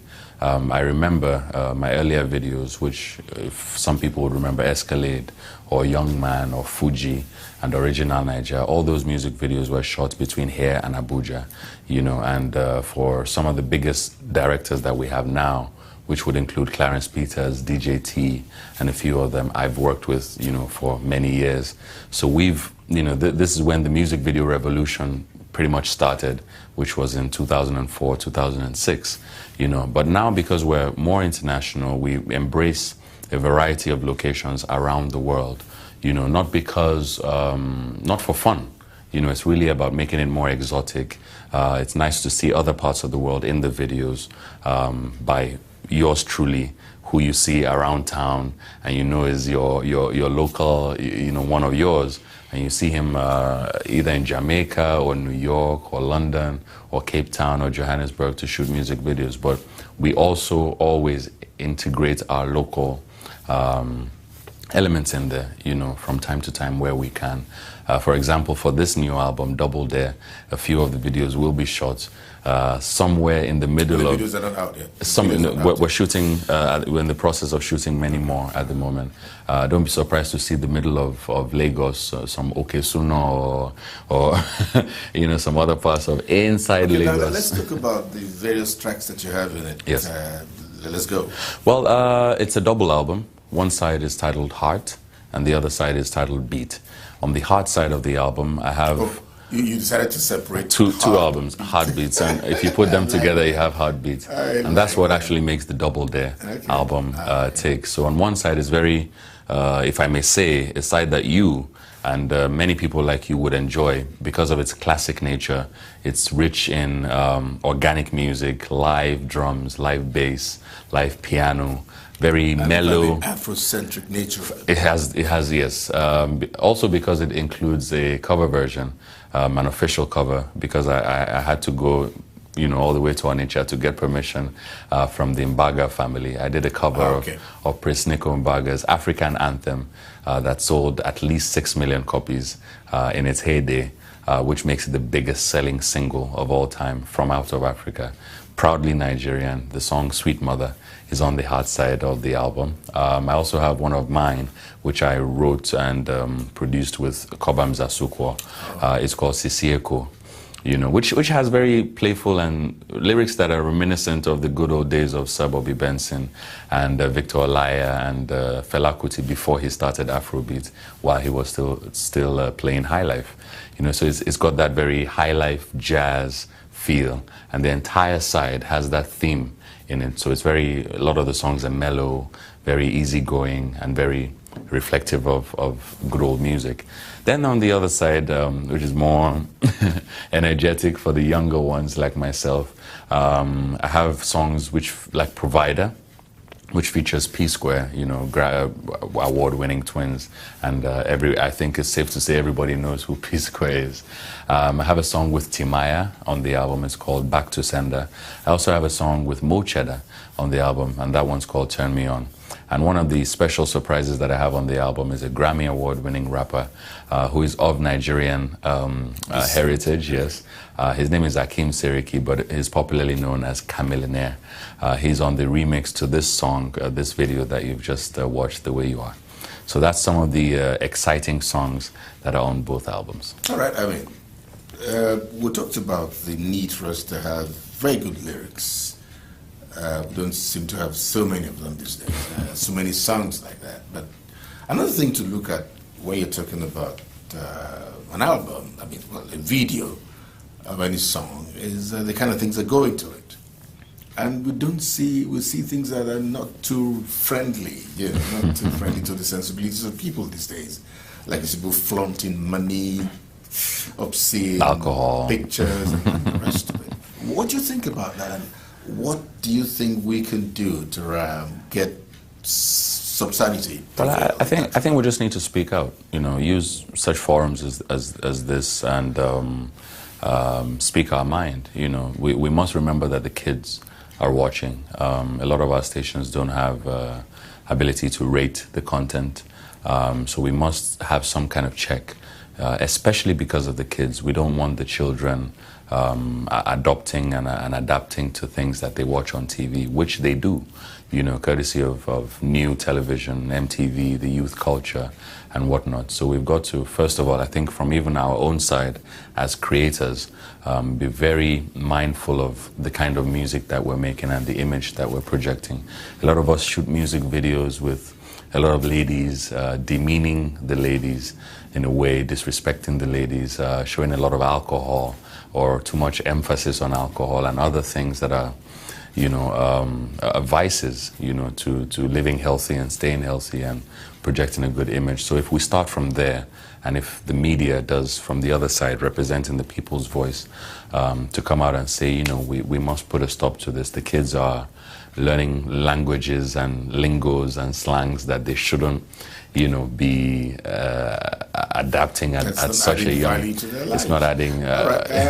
What I make of what Dari is saying is actually talking to we who operate media houses, radio, television.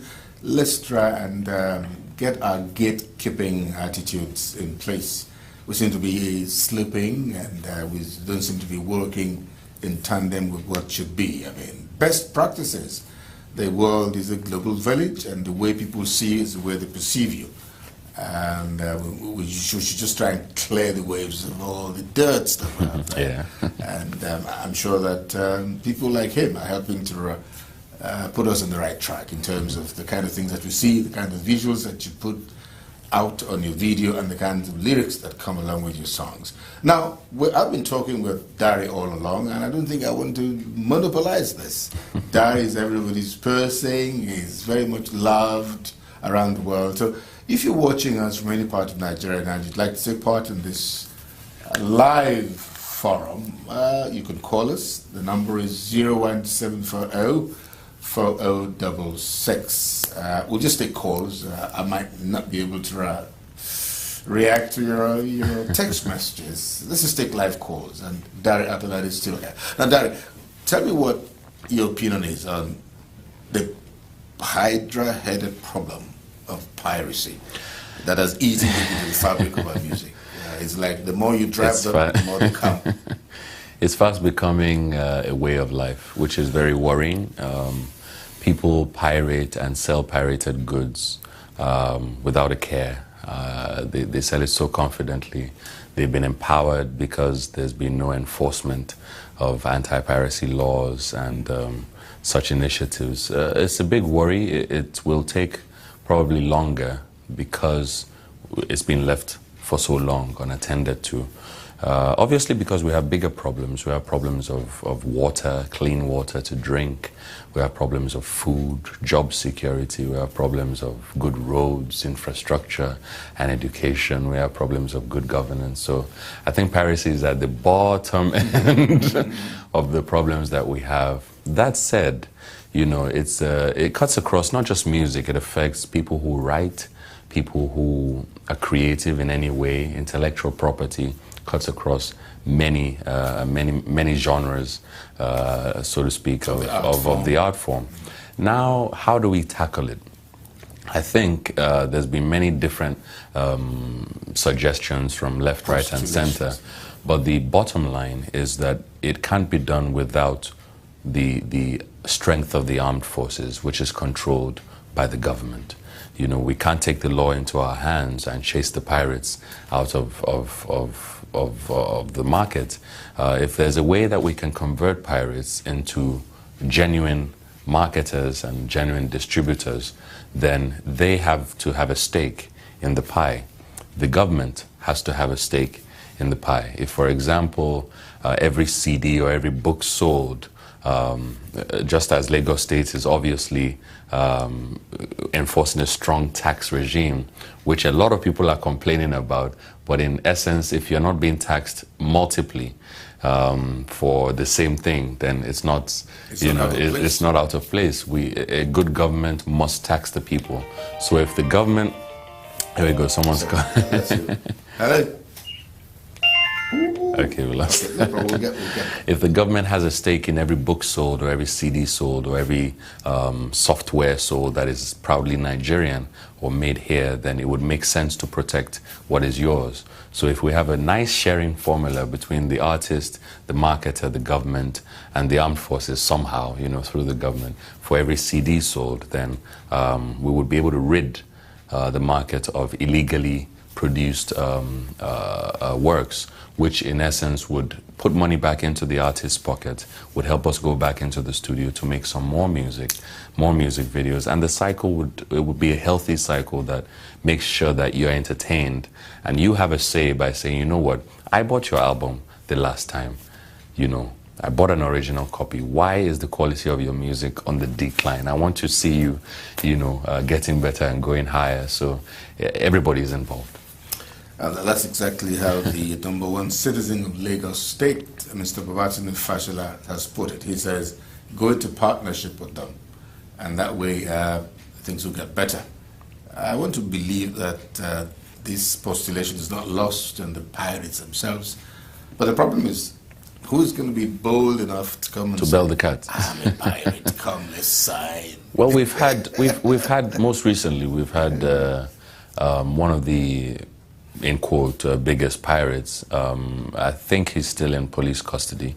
I'm not quite sure how his court case is going. He's been charged for abusing the works of people, and it's a good sign, you know, to say that, you know, some people who do some of these things must face the law for breaking the law. It's not fair to take people's sweat, even though some of us also are to blame. We make some of our work, and we have no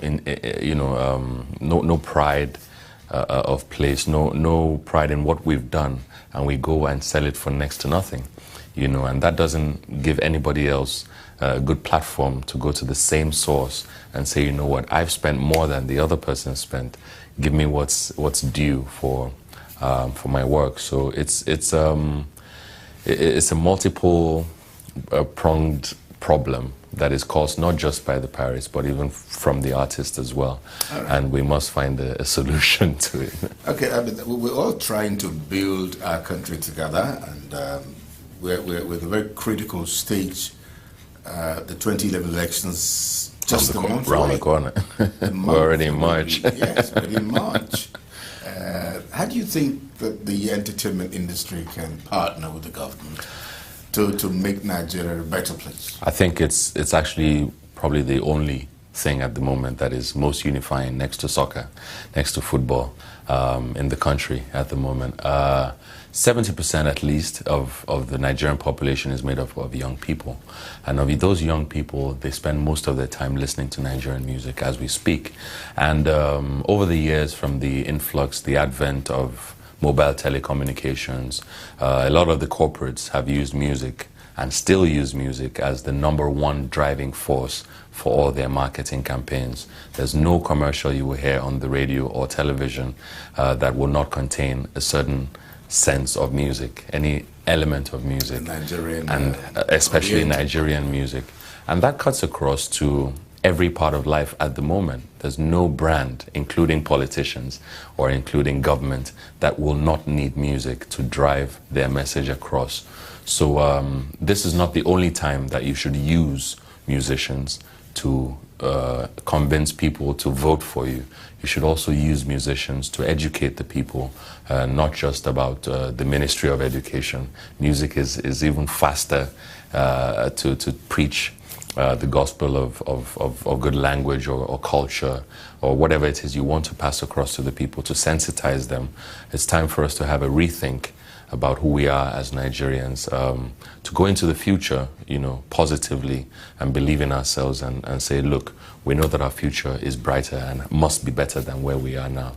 And there's no better platform to use than music. Now, I mean, Dare Altalade, honestly speaking, and I'm very happy about that, has about one of the fastest growing fan base and all over the world. The Twitter, the Facebook and other social networking formats are buzzing as we speak.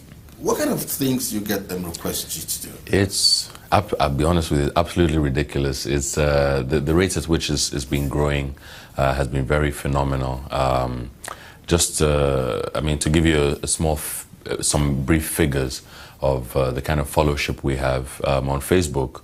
My Facebook is facebook.com/Darey, D-A-R-E-Y. I already have at least about 250,000 people, who are following what we do every day, what we say, the music we release. On Twitter is at least 25,000 thereabouts. People who are following, just catching on daily, day-to-day activities, where I am, what I'm doing, and it's a great way at the moment to connect to people out there who have been supporting over the years, who don't watch TV all the time, who are always on their cell phones. Nowadays it's always, everybody's on the go. So social media has come to stay, using Twitter and Facebook. And for example, I have a website as well, dareyonline.com, on twitter.com/Darey. It's great ways, innovative ways to stay in touch with people. You can be as far as Malaysia and still be a Nigerian, obviously, or even non-Nigerians who are loving our music. The internet is such a great place now because it's so expensive to send posts, back and forth. It's time consuming, but the world is a global village. Click a button online and you can be closer to America than you even imagine. I don't know, something was wrong with the line. I mean, this should be the busiest. Anyway, let's just leave it aside and talk about you. Quite a lot of the young ones would like to be like you. You've gotten to this stage, it's not a tea party. You've had to go through quite a lot. You've had to go through a lot in terms of grooming before you got to this stage. What would you be telling the young ones that like to be like you, whether as a musician or as a broadcaster or as a creative person? Altogether. Well, I think first of all, it's dependent on, okay. I hope this gets through. Hello? Hello? Wow. All right, as you say. Well, I think it starts with the talent, the passion for what it is that you want to do. You want to be a great songwriter or an artist, a singer or a rapper or a dancer or a poet or a newscaster or a magazine publisher, editor, whatever it is that you feel you have a talent for. Learn a bit more about it, learn from the likes of Bisi Olatilo. If you want to go into broadcasting, find a way to connect to him and receive some tutelage, underscore, see someone as your icon or your mentor or idol, the proverbial idol, and take positive things from those people. Positive things would be their style of presentation or their style of dressing or whatever it is that you think would help you in your quest. The attitude to work, the work ethic, the ethos, the person's mindset towards what it is that they're doing. And that's just the beginning. Then you have to cut your own teeth. You have to go through the grind, pay your own dues. Hello? Wow. What's the problem? Same thing happened. And then you cut your teeth and you learn the ropes and pray to God, that heaven will smile favorably, in your regard, in your quest.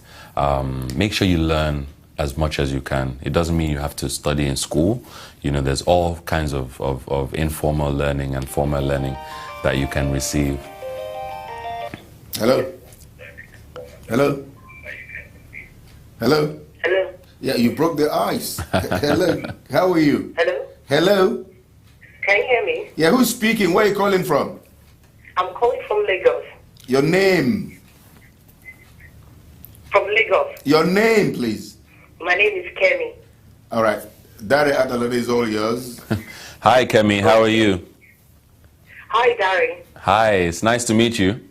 Oh, I'm fine, thank you. Great. Yeah, I just want to say you're doing a very good job. Thank you very much. We all like you. Thank you. The youth love you. Thank you.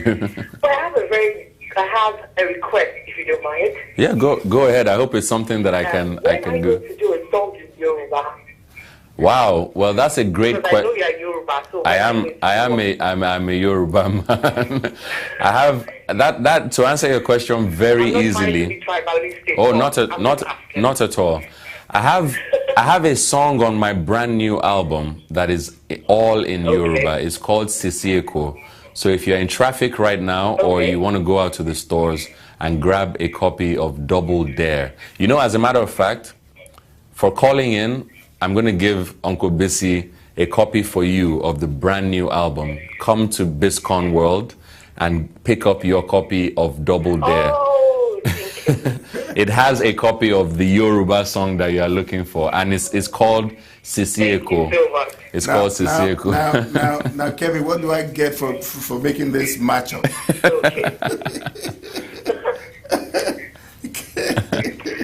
Oh, Uncle BC, we all love you. You know how much I should jump on the phone and give you a hug now. You're doing a very great job. Thank you very much, Kevin. God bless. Love. It's not because of your wife. I want to blow you a kiss. That's nice. So congratulations, Kemi. I'm gonna autograph it for you, and I'll leave it here for you. Thank you. Thanks a lot. God bless you too. Thank you. It was funny that she said that, talking about a Yoruba song. As a matter of fact, just like you are, you're multilingual Not only do you speak Yoruba, you speak Igbo, and you speak Hausa, which I'm still trying to catch up. But I've used my music to be like you. So I've done a song in Hausa and in Yoruba as well. And of course, Sweet Mother, the cover for Nico Mbaga, covers the East, which is a big market for that song in particular. Isn't that fantastic? So I'm trying to go Wazobia as well. That's the only way to go. It is, because we are truly Nigerian. All right, you have to give us an advice here, and that would be with the electorate and the politicians. Yes. That coming from somebody who's very well... April 2011, general elections. I think, sadly, the youth didn't turn out the way that we wanted them to, but it was still a far cry from what was obtainable before. A lot more people came out to register to vote this time around, and we're very happy about that. So I want to congratulate the youth on that move. I, myself, have my own voters card. If you have yours, let us come out en masse and vote out bad leadership. This is the time. You know, I'm non-partisan. You know, I would not come out here and preach that you should vote for one person in particular, you know, but we see the signs. We know who's doing a great job in Lagos at the moment without even mentioning the name. We know who's doing a great job, or who's potential, who has the potential to do a great job from a federal perspective. So vote the right person into office, and it's time to take the bull by the horns and change our destiny. Let's not sit down at home and be armchair critics and say, this person didn't do this, didn't do that. This is the time to use your power, which is your vote, to vote in the right person into office. I'm not sure we've left any ground uncovered in the last almost 1 hour. We've been having a very serious talk with Dari Out Alade. That's because you're professional and and you do this so effortlessly. It makes everything. Thank you very much. Dari, let me congratulate you. Thank you so much, sir. Now, do you have any things lined up? Definitely. At the moment, I'm on a media tour promoting the brand new album, Double Dare. I wish I could get a copy right now and show to you guys so you see exactly what it looks like. Kemi, I'm gonna autograph your copy and give to Uncle Bisi so it holds for you. We're going to all kinds of radio stations. Your favorite radio station, we're going to be having a party on the radio. It's called the Double Dare Radio Rave. And from there, we're going to take it, obviously, to television, as we have right here. Here we go, okay? If you're in traffic or your favorite store, right now, this is my new album. It's actually 2-in-1. You will have to buy them separately, of course, because they contain, like this red one contains songs like Sisieko and Sweet Mother, and some other songs that are very nostalgic and very classic in production. On this side, we've got more pop songs. Your favorites are there, collaborating with me, P Square, Mo Cheddar, Timaya's on this album. I also have a Grammy Award winner on this album. It's called Beat, and this is called Heart. So if you put them together in this format, you have Heartbeat, okay? And Chameleonaire, the Grammy Award winner, is here as well. So make sure you check it out. You know, grab your copy as soon as you can. Support Nigerian music so that we can, you know, take it to those heights. So right now we're doing TV, radio, and really just connecting to everyone through the media, internet, and just absorbing all the criticism that we can get. You know, tell us what you think about the music. If there's something you don't like about it, you know, let us know so we can always make improvements on our next project. So, and I also use the opportunity to really thank everyone, you know, for all the love, the support, and the criticisms of the last few years. You know, it really helps, and it's brought us to. Toes. It does. It gets you to the very it does, top absolutely. Of your game. Absolutely. Well, what would you be doing in your leisure period? Wow. What are the things that tickle Daria Tolade's fancy? Wow. I like to have good meals. I like to eat, you know, nice. You know, my wife is from Ekiti, so I enjoy pounded yam a lot. I also enjoy a lot of other local delicacies. I tried not ishewu. I tried what's the other one called? Which one is that one now? They're going hand in hand. Is it Nkwobi? Nkwobi, yes. I love Nkwobi, by the way. Okay. That's such a great meal to have. It's very rich in in a lot of things. I love pepper soup, so that takes care of food. You know, I'm also a great sport fan. You know, so I like football. I play a nice number 9 when I get to play, and I'm also a great goalkeeper, if I may say so. I love playing basketball. That one I probably play more than any other sport. I love playing tennis. I love playing pool, snooker, call it what you may. Yes, and I also enjoy driving. Funny enough, I like to drive around, and it keeps me relaxed and keeps my senses very sharpened as well. I like to travel a lot. I like to read. I'm very huge on social networking, so I'm always on the phone or on the laptop, you know, connecting with people, sending emails and whatnot. So the ultimate relaxation, though, is sleeping. I love to sleep whenever I can catch a few hours. How many hours do you get of that? If I'm lucky, I get 4 to 5 hours of sound sleep. If I'm lucky. The business keeps you. It keeps you. You know about it. You know about jet setting from Lagos to Kuala Lumpur. Tomorrow you're in Asia. Tomorrow you're in America, doing one thing or the other. That's what makes you what you are. Many times we've met at the airport. You're going this way, I'm going that way, and that's the way it is. That's the way to keep the business going. It is bubbly. It is the only way. Let me thank you very much. Thank you. So I should be thanking you. I should be thanking you for being such a shining light, a shining beacon to all of us. You know, not only us broadcasters or musicians, but just a general source of inspiration. You know, want to pray for you. You know, for long life, good health, and for Biscon International to take it to the moon. You know, let's broadcast on the moon, shall we? Starting point. Yeah. Thank you very much, Gary Altalade. An interviewer's delight any day, and very, very knowledgeable. And now I see why he's breaking the grounds as fast as possible. And I'm sure that this is just the beginning of his, life. He's going to travel even much more than we have now.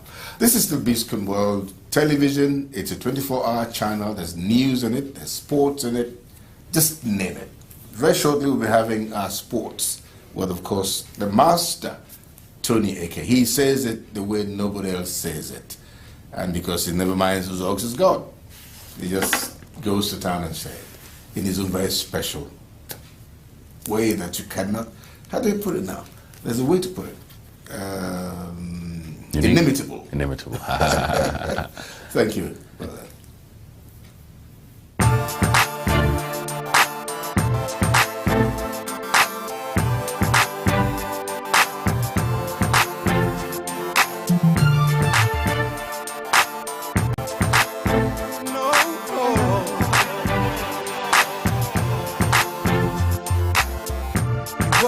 How you style your hair, worry about all the clothes you wear, worry about what the people care, worry about everything, worry about the kind of car you drive, worry about living that fancy life, worry about all the things to buy to make you beautiful.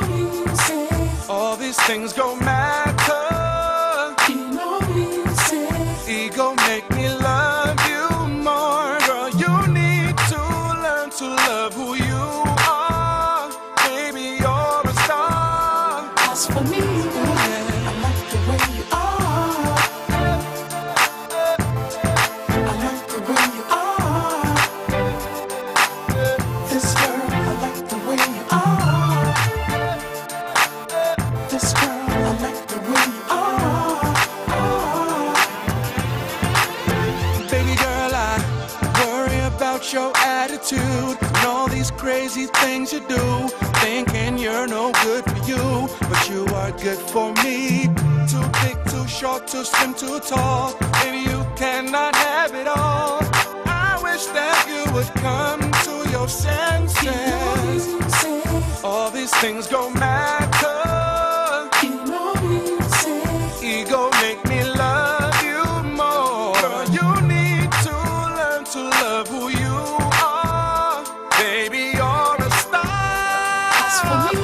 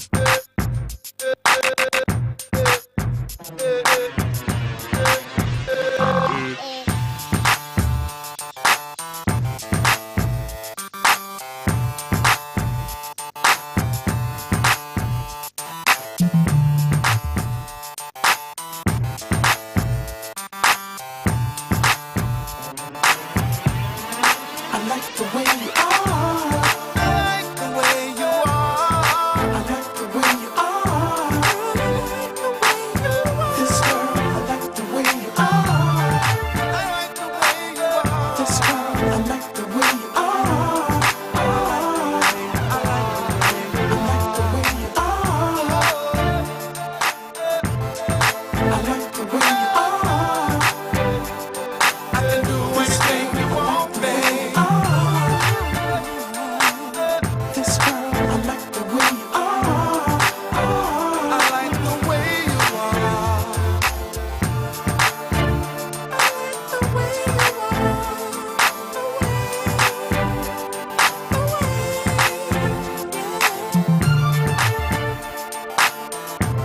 Soul music. I like the way you are.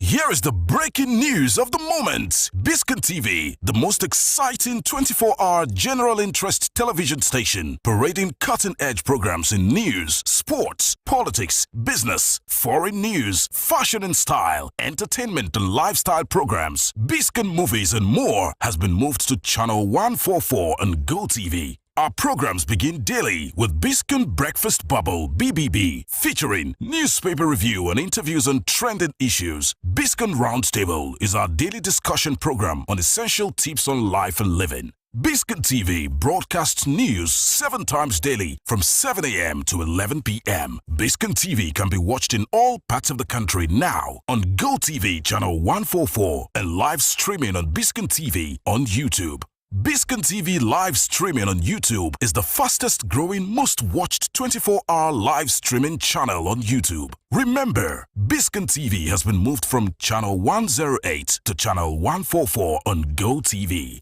Biscon TV. Interactive, engaging, and unconventional. On Monday, the 31st of October 2022, the China Harbour Engineering Enterprise, a subsidiary of China Harbour Engineering Company Limited, which is the engineering, procurement and construction contractor for the $1.5 billion Lekki Deep Sea Port, announced the completion of the construction of the port.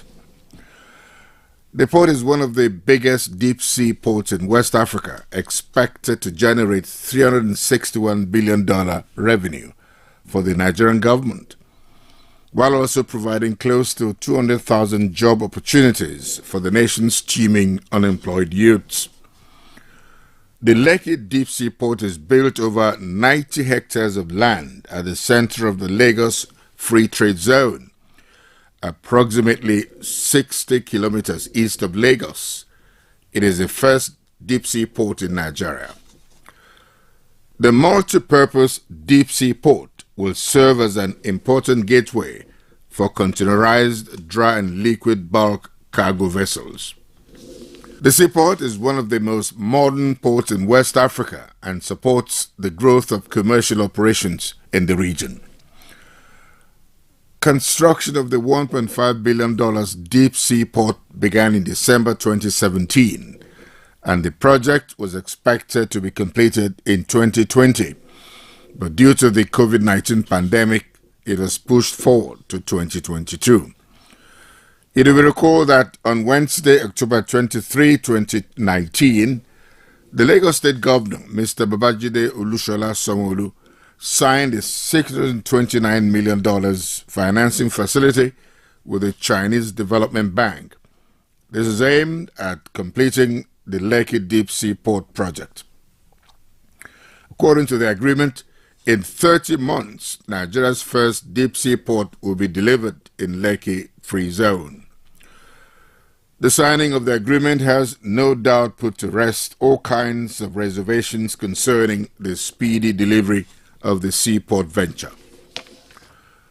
The project has enormous capacity not only to stimulate the Lagos economy, but equally to push it up in the index of largest economies of the world. The Lekki Deep Sea Port is the first deep sea port in Nigeria and the container transportation hub in Africa. The multipurpose Lekki Port has liquid and dry bulk terminals to serve container vessels of up to 8,000 20-foot equivalent units, dry bulk vessels, and liquid bulk cargo vessels. The 9-kilometer long and 19-meter deep navigation channel and a 600-meter wide turning basin will be built to allow vessels to approach or leave the port.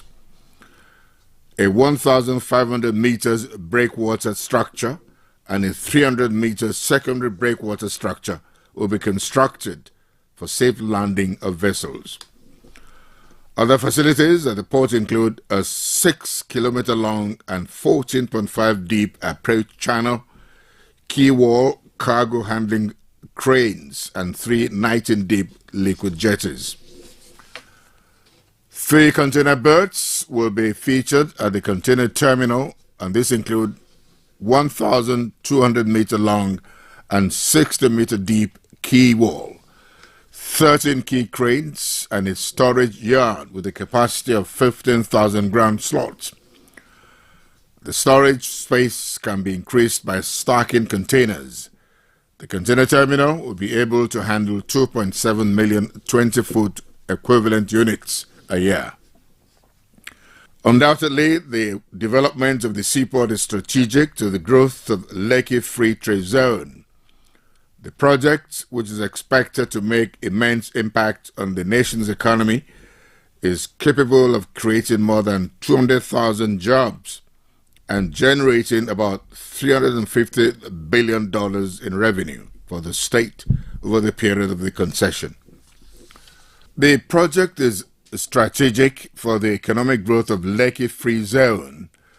It will support the massive industrial and petrochemical complex being embarked upon in the northern and southern quadrant of the zone, with investment of over the next 3 years peaking at over $20 billion.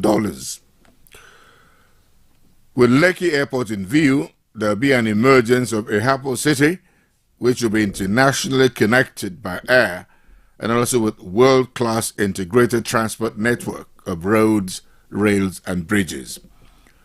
It will generate up to $201 billion in revenue to state and federal agencies through taxes, duties, and royalties, and this will in turn boost the GDP of the nation. It will lead to an industrial revolution in the real estate sector due to the influx of trade, commerce, and investment as a result of the Lekki Free Zone. And this will lead to a potential direct and indirect investment opportunities for both real estate developers and foreign investors.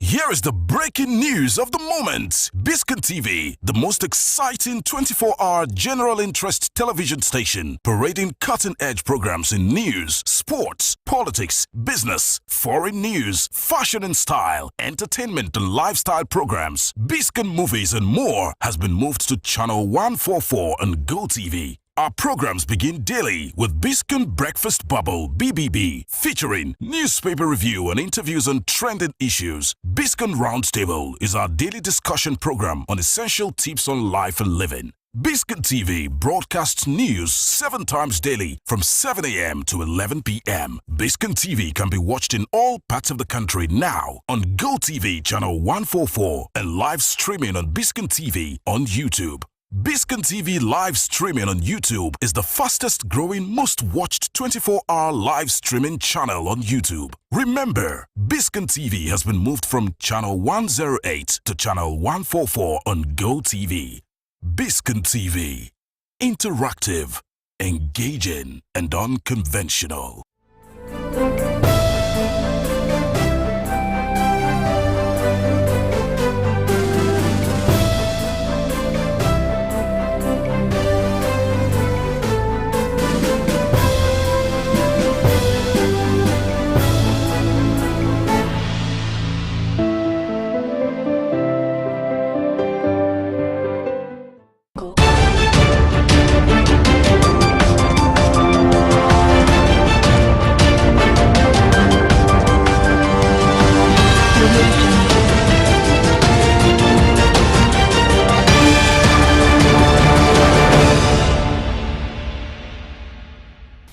Hello and welcome to the News Hour on Biscon Television. I am Stella Para. First, the headlines. On the national scene, Labour folds 180 billion naira palliatives, says governors will frustrate program. North Central, Northwest plunge into 902 billion naira debt. Poor revenue persists. In business news, CBN unveils FX price verification system portal. On the foreign scene, Donald Trump proposes 2026 start date for election interference trial. And in the world of sports, Athletics Integrity Unit clears Toby Amuson on World Championships. Now the news in full. The organized labor has knocked the federal government for releasing a 180 billion naira palliative package to states to cushion the impact of the fuel subsidy removal. The Nigeria Labour Congress and the Trade Union Congress insisted that the governors could not be trusted, noting that politicians and not the poor will benefit from the 5 billion naira largesse given to each state government for disbursements to the citizens. The federal government on Thursday announced a 5 billion naira palliative for each state of the federation and 180 trucks of rice as part of measures to assuage the pains of the subsidy removal. The policy, which led to sharp and multiple increases in fuel pump prices, has driven up the prices of goods and services, pushing millions of Nigerians into poverty and worsening the socio-economic situation in the country. That announcing the release of the palliative at the end of the 135th National Economic Council meeting, presided over by Vice President Kashim Shettima in Abuja, the Borno State Governor Babagana Zulu disclosed that the 5 billion naira was to enable the state government to procure 100,000 bags of rice, 40,000 bags of maize and fertilizers to cushion the effect of food shortage across the country. Federal government has approved the sum of 5 billion naira to be given to each state for the procurement of 100,000 bags of rice, 100,000 bags of rice, 40,000 bags of maize, and fertilizers. This funding has to be shared with a formula as follows. 52% of this money is given to states as grants, while 48% of the 5 billion naira is to be paid back on an installment basis within a period of 2 years, 20 months to the CBN by the states and the local government areas in Nigeria. We will also liaise with states to distribute foodstuffs to the people immediately, especially those that are affecting the frontline states that are bordering the Niger Republic because of influx of refugees. The council has also tasked the state to dialogue with the labor unions leadership. Now, at least 77% of both North Central and Northwest states struggle with low revenue, poor foreign investments, and huge debt profiles amid rising incidences of banditry, according to newsmen. Analysis done by newsmen showed that states battling banditry are Zamfara, Katsina, Niger, Plateau, Kano, Jigawa, Kebbi, Nasarawa, Sokoto, and Kaduna. However, there are 13 states in total for North Central and Northwest, excluding the Federal Capital Territory in the North Central.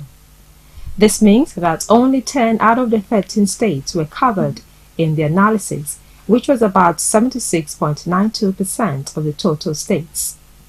A cursory analysis of internally generated revenue in the states showed a relatively poor performance compared to other states of the Federation. In the first quarter of 2021, the states earned 43.39 billion naira as internally generated revenue, which was only about 34.24% of the IGR of Lagos State for the same period. At the first quarter of 2023, the states increased their total IGR slightly to 55.51 billion naira, which was only about 30.85% of the IGR of Lagos State for the same period.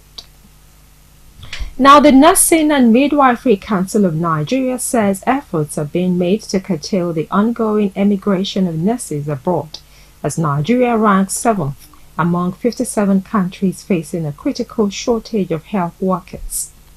The Registrar and Chief Executive Officer of the Council, Dr. Farouk Abubakar, disclosed this in Abuja at the 2023 Annual General Meeting and Scientific Conference of the National Association of Nigerian Nurses and Midwives, Federal Capital Territory Chapter.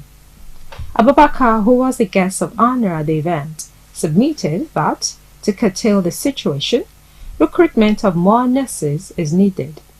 If the government can provide the necessary facilities, welfare, adequate insurance for the nurses, better working environment, brain drain will be a thing of the past. The immediate past president of the Nigerian Labour Congress, Ayuba Waba, said the government must look into workers' salaries, particularly with the removal of fuel subsidy. We take a short break now. When we come back, we'll bring you business news. Stay tuned.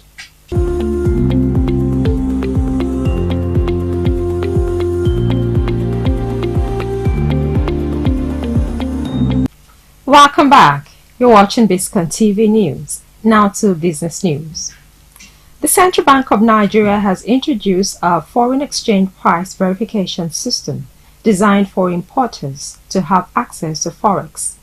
The Apex Bank, in a statement from its Trade and Exchange Department, said the price verification report from the portal is now mandatory for all Form M requests, while it takes effect from August 31st, 2023. The statement read, "Following the successful conduct of the pilot run and various trainings held with all the banks, the Central Bank of Nigeria hereby announces the go-live of the Price Verification System, PVS. While urging all authorized dealers to inform their customers of the development, the CBN also said any case of infraction will be appropriately sanctioned." Up next is foreign news. Stay tuned.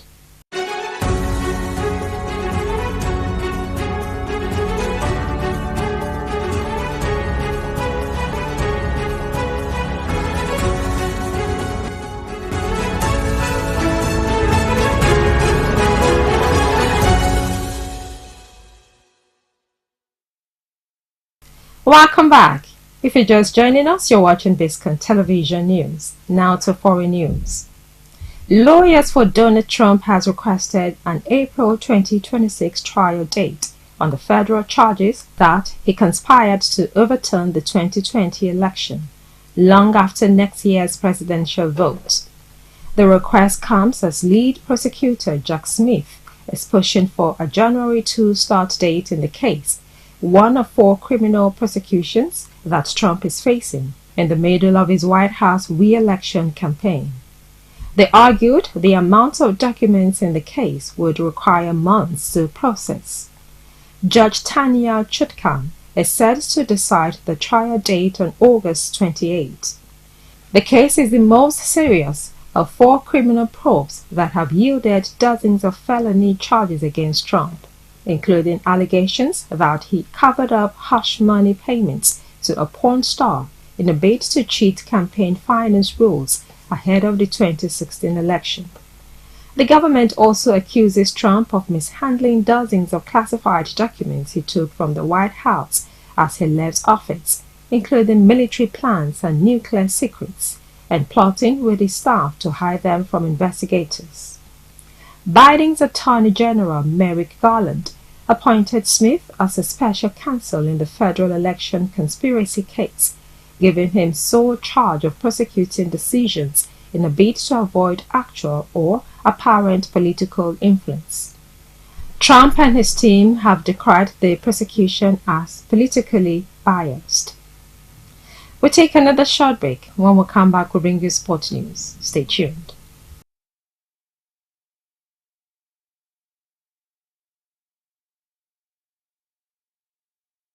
Welcome back. If you're just joining us, you're watching Biscon TV News. Now to the weather sports. The Athletics Integrity Unit has cleared Toby Amuson to compete at the 2023 World Athletics Championships, which begins on Saturday in Budapest, Newsman reports. In a statement from the AIU on Thursday, the body lifted the suspension placed on her last month for whereabouts failures. A panel of the Disciplinary Tribunal, by a majority decision, has today found that Toby Amuson has not committed an anti-doping rule violation of 3 whereabouts failures within the 12-month period. The statement read. So to come is entertainment news. Stay tuned.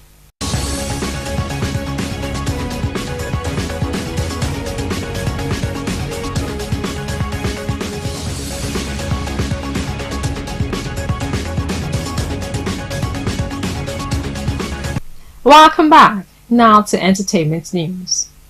Guinness World Record holder and youth empowerment advocate Hilda Bassi has inspired young Nigerians at the 3rd Nigerian Conference on Adolescent and Youth Health Development. The conference, which was held in Lagos, was put together by the Society for Adolescent and Young Person Health in Nigeria. The event brought together experts, advocates and thought leaders to address critical issues surrounding adolescent and youth health. Experts also proffered interventions and solutions to address adolescent and youth health challenges.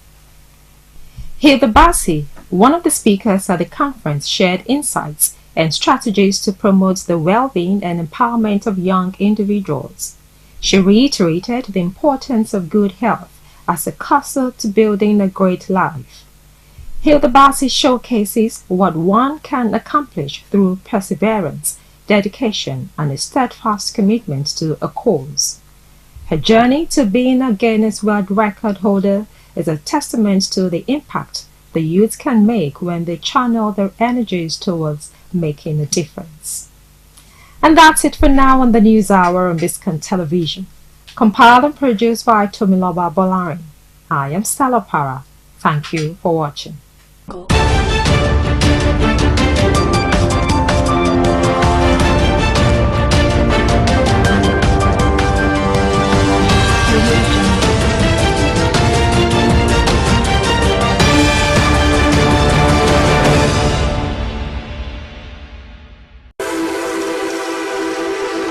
It's amazing how time flies.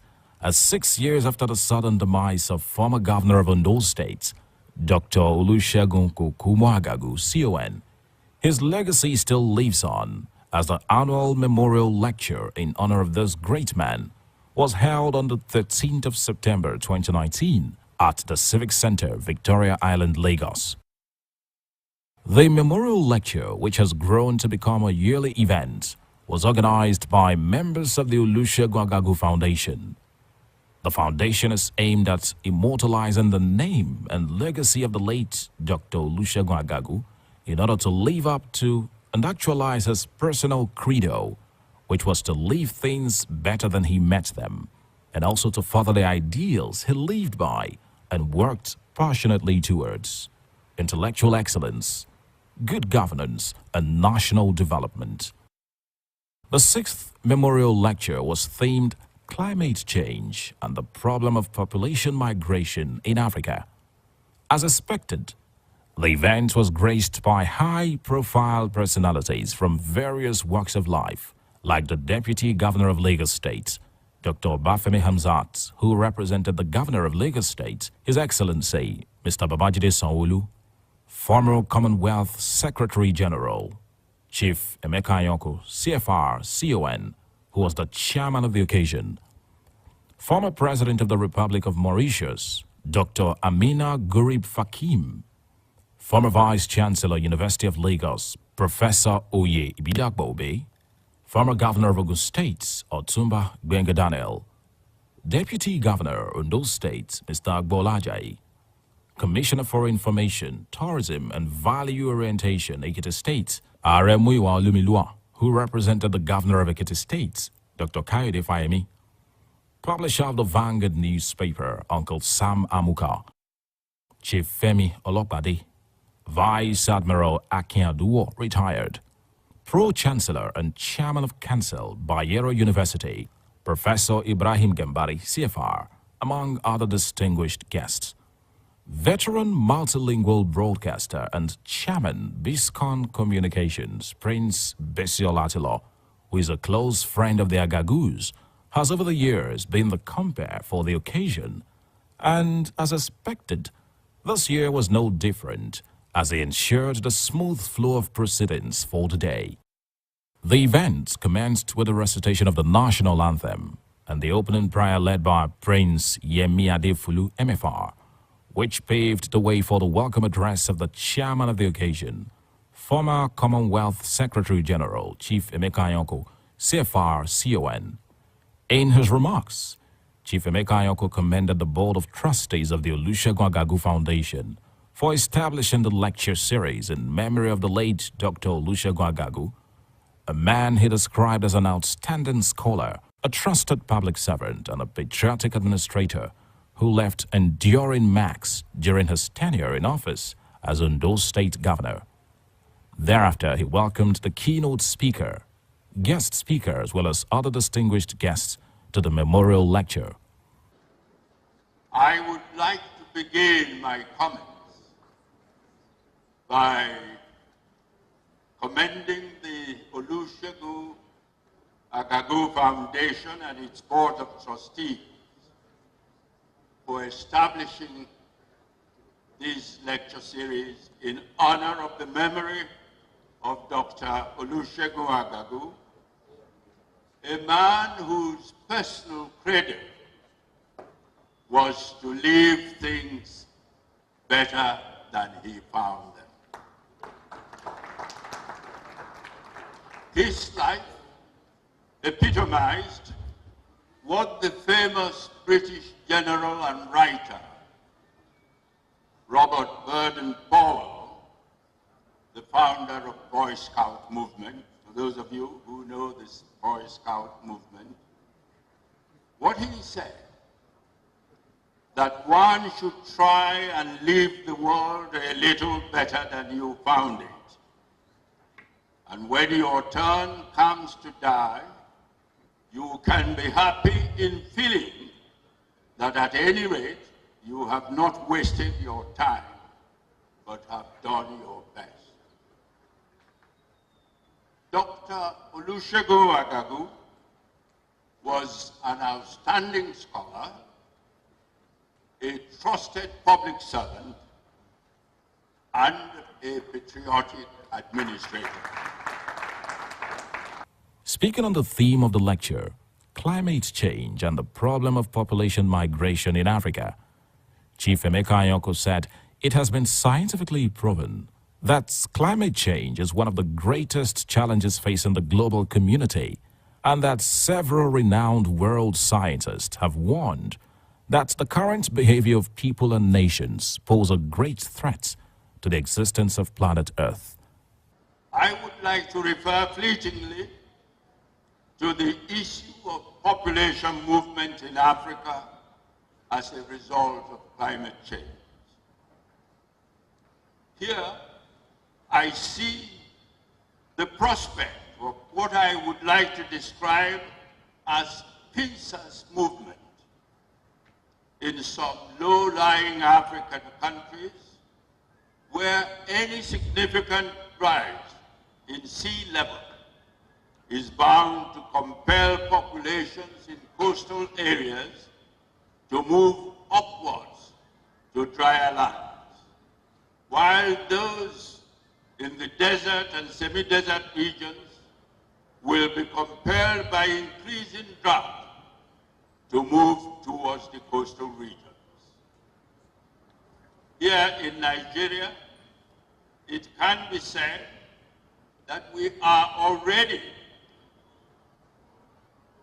witnessing population movement from our drier northern region southwards towards the more forested areas, with ensuing conflicts occurring in increasing number of cases. After that, a minute's silence was observed in honor of the late Dr. Olusegun Agagu. This was immediately followed by the goodwill message of the Deputy Governor of Lagos State, Dr. Obafemi Hamzat. He recounted his experience with the late Dr. Olusegun Agagu, after which he read out the message of the Governor, His Excellency, Mr. Babajide Sanwo-Olu. Today we are gathered to celebrate the memory of Dr. Olusegun Agagu, an outstanding academic who gave his best effort in nurturing students of geology and environmental engineering at the University of Ibadan. Also, he left behind indelible legacies as governor of Ondo State from May 2003 to February 2009 before he passed on.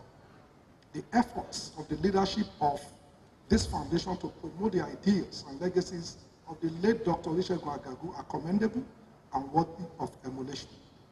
Dr. Agagu in his lifetime was an affable and cerebral personality who believed in the goodness of mankind and harmony with nature.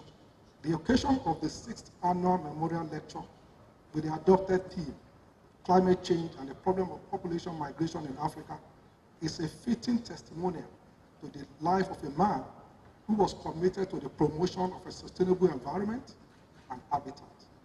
Interestingly, as governor of Lagos State and host of this colloquium, I'm also faced with the challenges of managing the environment in the littoral state, just like Dr. Agagu during his tenure as governor of Ondo State. The challenges of population migration are an issue based on socio-economic and environmental factors. It is a phenomenon that should be addressed on multiple levels and not by government alone. It is indeed one of the key consequences of climate change, which we are all presently experiencing in a state like Lagos and other states around the world. The keynote speaker, former President of the Republic of Mauritius, Dr. Amina Gurib Fakim, said it has become very necessary and clear that sustainable development cannot be achieved without actions to adapt to mitigate climate change. And that is why there is an urgent need to take actions to combat climate change and its impacts on growth. It is becoming abundantly clear that the threat of climate change cannot be solved by any one nation working alone. Country-level actions need to be complemented by multilateral efforts. In 2018, the Intergovernmental Panel on Climate Change, IPCC, special report on the consequences of global warming at 1.5 degrees and above. The panel reminded us that the threat to our planet and its people is more serious than we thought. At the 2015 Paris meeting, countries made voluntary pledges to reduce emissions through nationally determined contribution, the famous NDCs. Recent climatic events are constant reminders that along with the change in climate, nature is becoming more ferocious, natural disasters are more frequent, and even more frightening, impacting people the hardest, especially the poor people the hardest. Dr. Amina Gurib Fakim added that it has become very clear that the issue of climate change cannot be solved by any one nation working alone, as it is a collective problem that needs a collective approach to solve. Dr. Amina Gurib Fakim said climate change has been referred to as the greatest existential threat of our time, as it has cost the global economy about $2 trillion over the last 20 years, noting that about 100 million more people could be driven into poverty by 2030 if nothing is done.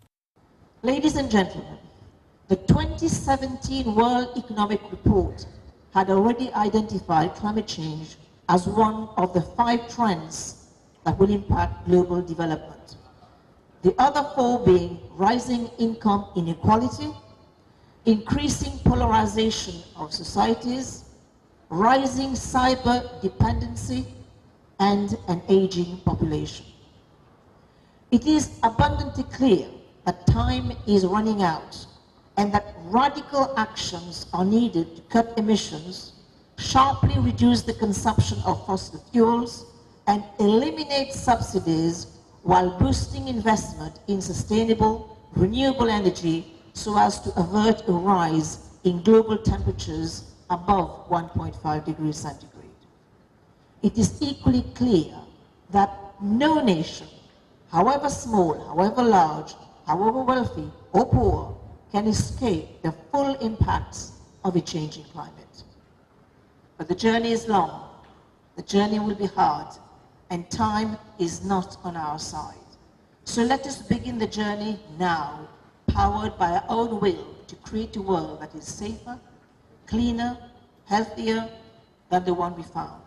And in doing so, we will create a future that is worthy of our children. Thank you for your attention. This was immediately followed by the remarks of the guest speaker, Professor Oye Bidakbobe, who said climate change is expected to trigger growing population movements within and across borders as a result of factors such as increasing intensity of extreme weather events, sea level rise, and acceleration of environmental degradation, adding that climate change will have adverse consequences for livelihoods, public health, food security, and water availability, which will in turn impact on human mobility, likely leading to a substantial rise in the scale of migration and displacement. Professor Oye Bidakbobe noted that climate change will cause population movements by making certain parts of the world less viable places to live as a result of food and water shortages, severe flood and storm situations. Climate change is expected to trigger growing population movement within and across borders as a result of such factors as increasing intensity of extreme weather events. People are going to move from one place to the other. They are going to be pushed out of that environment to another one. And that's what we are so much used to in this country. Sea level rise, the flooding, and so on that we see on coastal areas, will have to give rise to people moving away from that elsewhere. This will have adverse effects on livelihoods, on public health, food security, and water availability. This in turn will impact on human mobility, likely leading to a substantial rise in the scale of migration and displacement. The links between climate change and migration, however, are usually far from simple and direct. That is, it's not a direct relationship. Climate-specific factors are often difficult to isolate from other environmental challenges. So it's important to look at a broader migration and environmental nexus. Other factors such as conflict, governance, level of development also play important roles. Other climate risks Professor Oye Bidakbobe spoke about include continuous increase in temperature, commutation of extreme weather phenomenon, bumper crops and crop failure, polar ice melting, changes in planet ecology, spread of diseases, and attenuation of the North Atlantic drift. He ended his remark by noting that our environment is indeed our future, and it is imperative that we intensify efforts to sustain planet Earth for the future. Climate change will cause population movement by making certain parts of the world much less viable places to live. I mean, nobody wants to live on top of the Arctic because of the snow caps and so on and so forth. By causing food and water supplies to become more unreliable and increasing the frequency of the severity of floods and storms. The risk that we see in climate change and the environment include continuous increase in temperature. Now, the whole idea now is to stop the Earth's temperature to rise additional 2 degrees Celsius, as a matter of fact between 1.5 and 3. And that if this temperature continues to rise, life itself will be extinct. We cannot survive when it gets to about 5%. So what we want to do is to look at what can we do to ensure that this temperature But that is the most obvious that we see, that this temperature rise is reduced. Later on, guests were shown a short video of goodwill messages from the Deputy Secretary General United Nations, Ms. Amina Mohammed, OFR, and Chief Olusegun Obasanjo.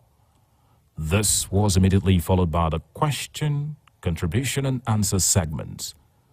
Plaques of honor were then presented to the speakers and special guests who took turns to receive them. The vote of thanks was delivered by Omowumi Akisoya, née Agagu, which brought the event to an end. From Biscon Communications, we congratulate the organizers of the Olusegun Agagu Foundation on the successful hosting of the 6th Memorial Lecture in honor of the late Dr. Olusegun Agagu. We pray he continues to rest in the bosom of our Lord. Amen.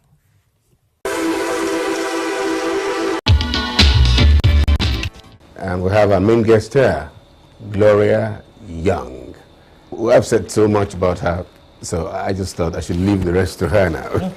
In the meantime, hello. Hello, welcome to see her. Let's talk about you and when you were trying to get into this business of acting. What were you doing before then, and how did you actually go into it by design, or was it just an accidental thing? Yes. Okay. Well, I guess I wouldn't really call it an accident thing. Neither was it by design. You know.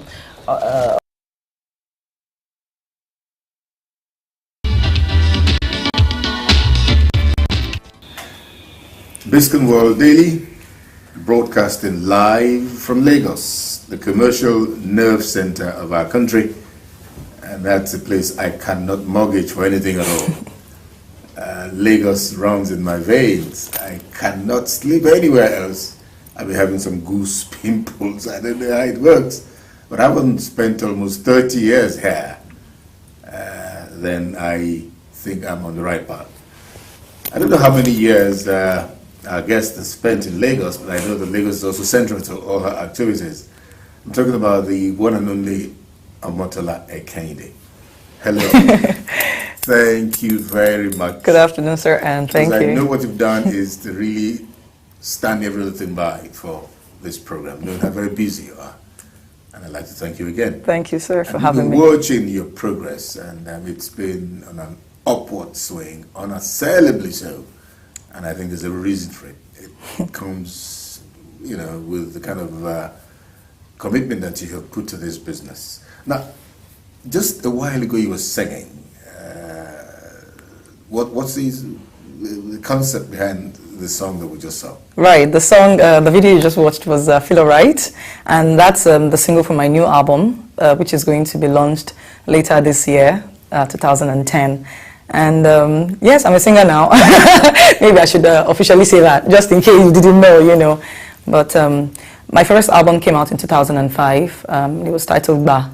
I'm sure a lot of people remember Nigelo, you know, from that album. But over the years, which is 5 years exactly, I have come out with another album, or I'm coming out with another album, and this time, you know, it's pop and rock, unlike the first album that was more of R&B and all, hip-hop or something. This is more of pop and rock, and with this album I have matured, and I know exactly what I want to sing about and how I want to sound and all of that. So now my music is really basically inspirational, you know, so it's 80% or 70% inspirational, and then maybe the 30% of our life, love and all. Like, I think this guy sounds like a broken record. You must have heard this pop to you in so many places and by so many people. But I mean, you came to limelight through acting. Right. Music has just come somehow on the sidelines. How Right. did that aspect of you develop? You know, entertainment is wholesome, you know, so I mean, somewhere along the line, you know, you would naturally start to feel like you want to do other things, you know, be it writing, dancing. Like you said earlier, okay, no, it was Uncle Tony that said earlier that he saw me on Dancing, I was going to say Dancing with the Stars, on Celebrity Takes Two, which is our own version or something, you know, but, you know, so that was some form of entertainment as well. But, you know, I mean, as an entertainer, I would do anything in the line of entertainment, you know, that I could naturally do. But that's on the career path. But also on the talent part of it, you know, when you're growing up, you know, in school, naturally they will take you through different kinds of talent, you know, programs, you know, acting, poetry, debating, and singing, you know. So I mean, I have done singing in the past, and actually I thought that if I was going to be in the entertainment industry, that would actually be singing. I never really planned to be an actor, you know, but I always thought that if I was going to be in the entertainment industry, it would be singing. So that was what I looked forward to.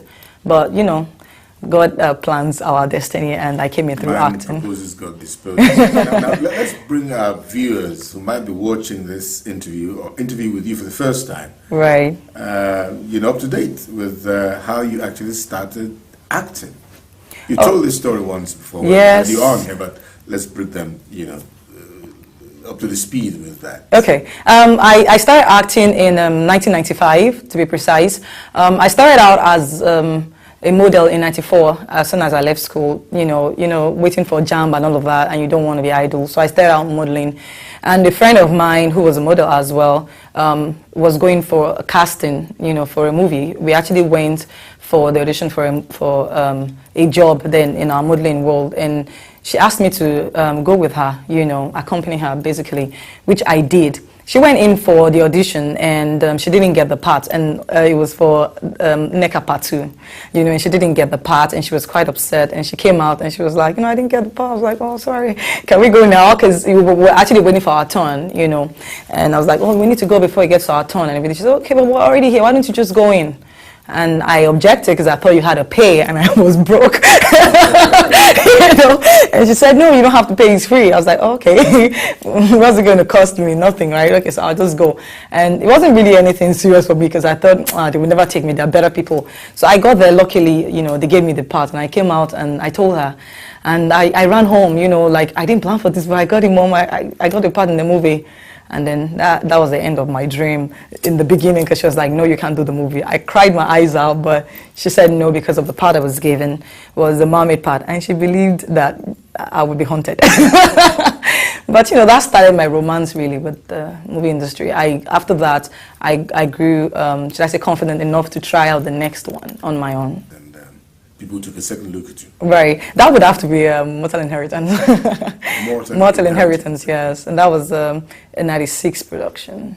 And what is ironic is Mortal Inheritance was actually the fourth movie I did. But a lot of people think it was the first. It was the fourth movie I shot. But it came out as a third. Okay. Yes. What would you call your experience, first-time experience behind the mic, I mean, behind the cameras? Did you have butterflies and all of that? What kind of experience is it? First time behind the mic, the click light. Yeah, actually it's weird, but no. I don't know why, but it just felt like, okay. You know, I mean, even after the experience, I was like, maybe I just wasn't sure it was going to come out. I don't know what I was thinking, but I probably was just thinking, you know, the movie's not going to come. I don't know, but I just didn't, I wasn't, you know, tripping or anything. And even when I saw the posters, I was like, oh, okay. Is that me? Okay. And then I think it hits me really seriously from Mortal Inheritance. I think that was when it really hit me, like, okay, like seriously, I'm winning an award now, because I just really pretty started, you know. So I think it would be more of when it hits me than, you know, what I really felt like when I started seeing it. Yeah. Taking it seriously. Right. All right. Let's ask you to do the summarization of Nigerian film industry. How do you score yourselves? Good. Could be better, but good. I will score as good. I think we have come a long way, actually, from nothing. You know, I mean, it's easy to criticize, you know, but it is very hard to build, unfortunately. And people don't want to hear, you know, you give yourself credit, and they won't even give you the credit. You know, so sometimes just give yourself the credit anyway. So I would say that Nollywood has single-handedly, you know, somehow put Nigeria on the map. Yes, and that is the truth. You know, you can argue it all you want, but that is the truth. You know, I mean, where a lot of other industries were failing or not particularly doing anything internationally, you know, to put Nigeria on the map, I think Nollywood, you know, did that, you know, and Nollywood gave Nigeria some sort of image good, bad, whatever. It gave us some image, you know, and it made people start to notice, like, okay, there are these people, this is their culture, this is how they talk, this is how they react, you know, to issues or whatever. And I think that's what we've been able to do. So now we need to leverage on that and then move higher. I would rather we say the good image, you know, part of it. So what do you say to those who say that although we're very popular almost everywhere, that we need to really rethink the kind of the kind of films that we put across, because lest the larger world have a different impression about you? What do you think about those who just think that all we live for is juju and the rest of it?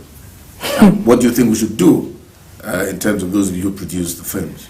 Well, I totally understand their concerns, but you know, that's why it's a movie industry. We actually mirror the society, you know. So I mean, you can't, in actual facts, criticize an industry that is showing or mirroring what is happening in society. I think the society needs to change first, you know, and not hope that we would lie, you know, for the society. I think, you know, first and foremost, movie makers are people who are doing movies also to earn money. They are business people, don't forget that. So I mean, if they do a certain type of story and people buy into it, there is a tendency that they will do more of those kind of stories. So also, not only are they mirroring what is happening in the society, they're actually also feeding the society with what they want to see. You know, because you are buying these movies and you're telling them we like this kind of stories, so they're going to keep making more. So, I mean, it's not just about you criticizing them. You need to put your money where your mouth is and not buy these movies. Because if you don't buy the sort of movies that people always want to, you know, that you are criticizing, then naturally as businessmen, they'll go, okay, the people don't like this kind of movies. We need to start writing new scripts, you know, and all of that. But having said that, you know, the truth of the matter is movies really are real. I read an article recently where some, you know, heads of the police force said, you know, they needed us to change some image of the police and all of that in our movies. Right. I also understand that we over-exaggerate, you know, I mean, but that is what movies are about, we exaggerate. Actually, I was going to that, as if you read my mind. Oh, seriously? The IG has actually banned the usage of their uniform in your appearances and all of that. How do you take that? No, I think that is not very wise. I think that's not a very wise thing to do because, you know, that is what we do. We show people what, you know, the country is like. And in as much as I also, you know, I mean, I watch movies myself, you know, and there are times when I go, oh, come on now, you know, like, you know, I understand that, you know, sometimes they feel hurt, you know, the way we portray them.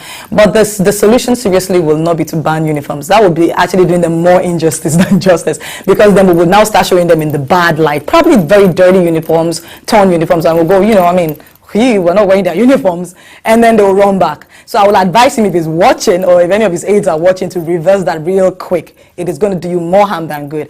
I think what they should do is to partner with the industry. You need to school them also and let them know. In fact, part of the reasons why I would say maybe sometimes we hurt them indirectly or directly is because they are not cooperating enough. Hello, that's the truth. Because they're not cooperating. Sometimes you want to get their uniforms, they don't give you these uniforms. Okay, so maybe you have a policeman wearing a uniform, there's no belt. He's not going to go probably make belts, you know, or whatever. I'm not saying you can't, but I'm saying, you know, under circumstances that we have found ourselves, they don't make these things. So sometimes making these things readily available to them also helps. And by the time you help their job, you're actually in a better position, you know, to dictate some things, because then they know they need you. So they want a van, you know, and you're saying, okay, I'm not only going to give you a van, I'm actually going to give you guns with, you know, whatever, you know, empty bullets and all of that. But you're going to do something for me. I'm going to send a policeman to supervise this project and put you through how we do things, you know, and everything. I'm not dictating your script to you or whatever, but, you know, we would guide you on how we react and all of that stuff. And where there's a clash of interest, you know, then you can sort it out, you know, or something. But, you know, that is a better approach and a more prosperous approach, I think. All right, you've been abroad very many times, you know, and you're very popular. I have been a living witness to that when Canada together on a project about 5 years ago. Right. And I mean, I was really happy for you, the way they were taking you and all that. What kind of requests do you get from those abroad? Oh, yeah, it's the same things. in the way to improve our performance, right? As film, you know, script writers, film producers, and all of that. Right. Basically, it's the same thing we talk about in every other sector, not necessarily Nollywood alone. Better. We want better. We all want better. Better performances, better lighting, stories, marketing. So they're not really saying things that we are not already agitating, about. And we understand their fears. Sometimes you also hear them saying things about, the image, that we're portraying, like you said earlier.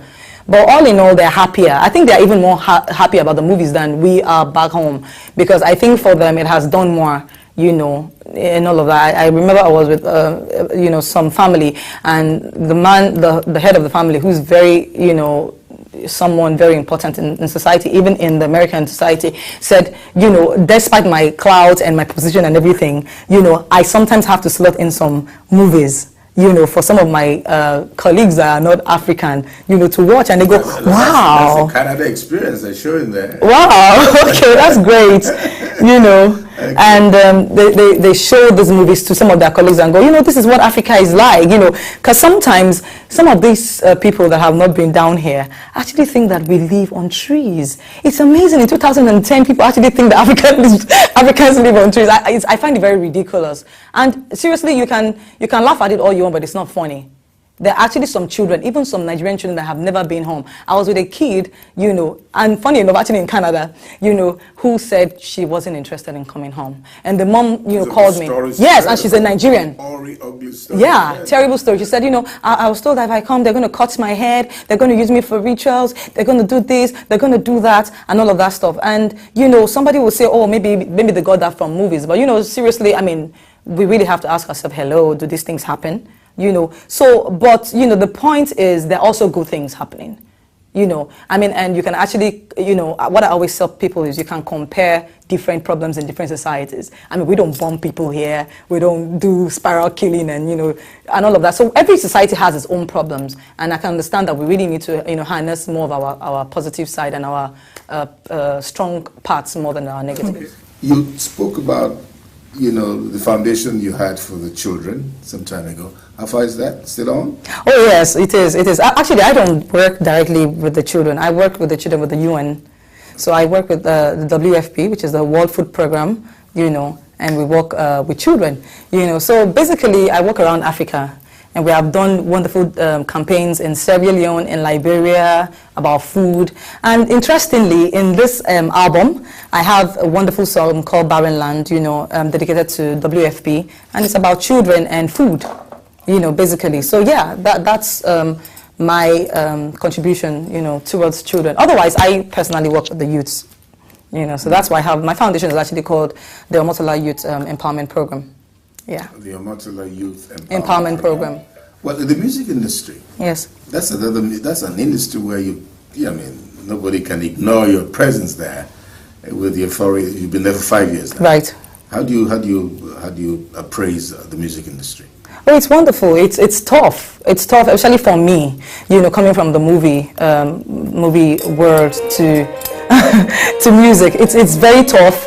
It's probably harder than everything else I've done, right. But I'm still there. As we close, what would be a special message to your many fans growing by the millions every second? Well, I want one message personal, then the second message global. The first personal message is thank you very much for supporting me. I have very loyal, wonderful fans that have known me since I was, 16 or something. I want to say thank you very much for allowing me to grow right in front of you, teaching me, correcting me, and loving me for who I am. I just want to thank you. Please do not listen to rumors. I have my website, www.omotola.tv, or you can check me up on Facebook on Omotola Fan World. So if there are any questions, that you need and you can't call on maybe Biscon or something, you can, forward your questions to this place and I will personally, answer them. So I just want to say thank you very much for your support and God bless you and your families. And Uncle BC, I think we just... to you, I want to say thank you very much for mentoring us. You have been there for us for years. You get younger by the year. After this, you have to tell me what to use. God bless you and your family. Thank you so much for mentoring us and for being here for us.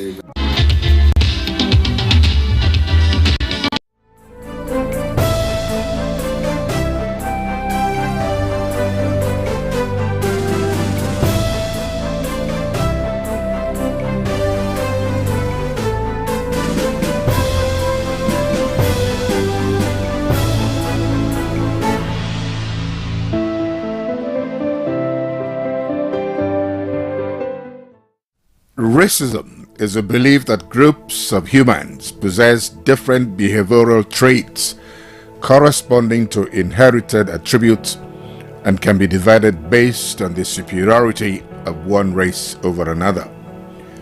It may also mean prejudice, discrimination, or antagonism directed against other people because they are of a different race or ethnicity. Modern variants of racism are often based on social perceptions of biological differences between peoples. These views can take the form of social actions, practices, or beliefs of political systems in which different races are ranked as inherently superior or inferior to each other, based on presumed shared inheritable trait attributes and qualities.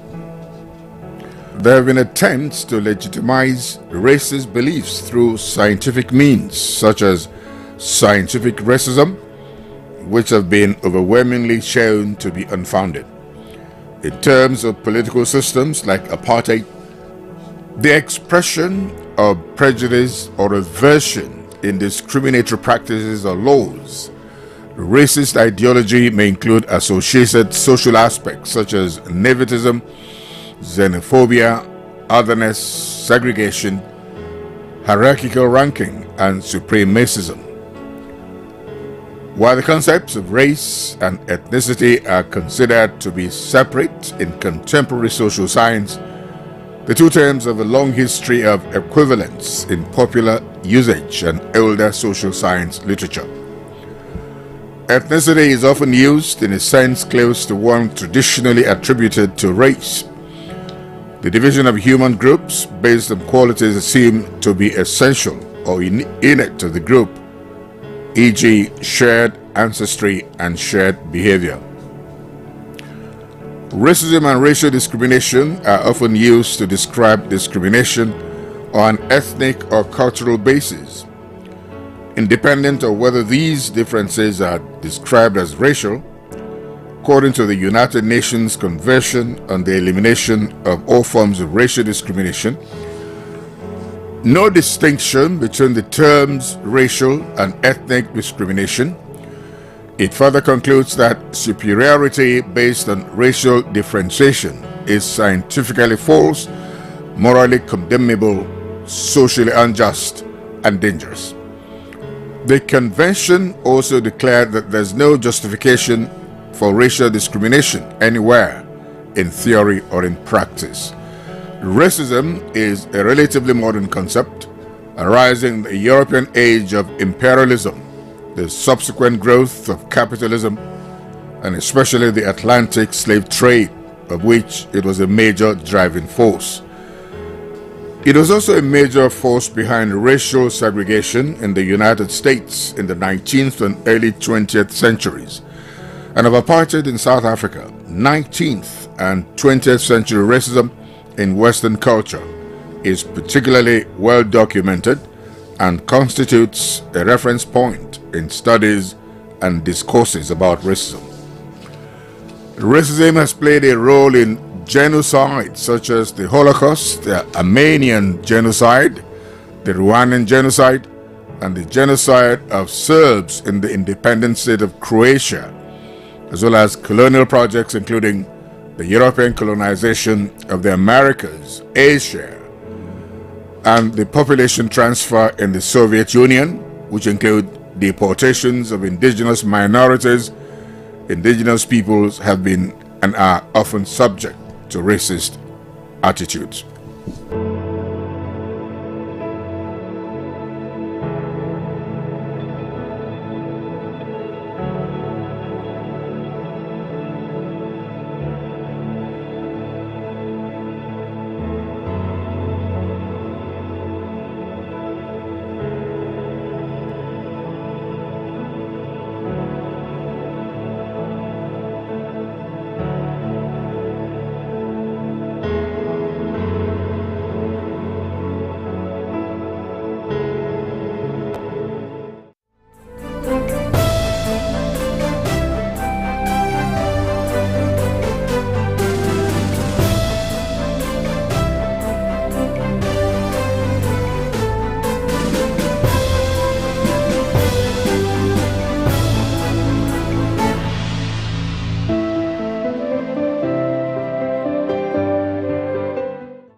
Excessive use of psychoactive drugs such as alcohol, pain medications, or illegal drugs. It can lead to physical, social, or emotional harm. The extent of the drug addiction problem in Nigeria is reviewed. Drugs such as LSD, morphine, and heroin are not very widely abused, though amphetamines are used temporarily by the students and more permanently by the northern laborers. The age range of the participants was from 14 to 24, mean 15.41. The majority were males, 77.3%. The overall lifetime prevalence of substance use was 39%.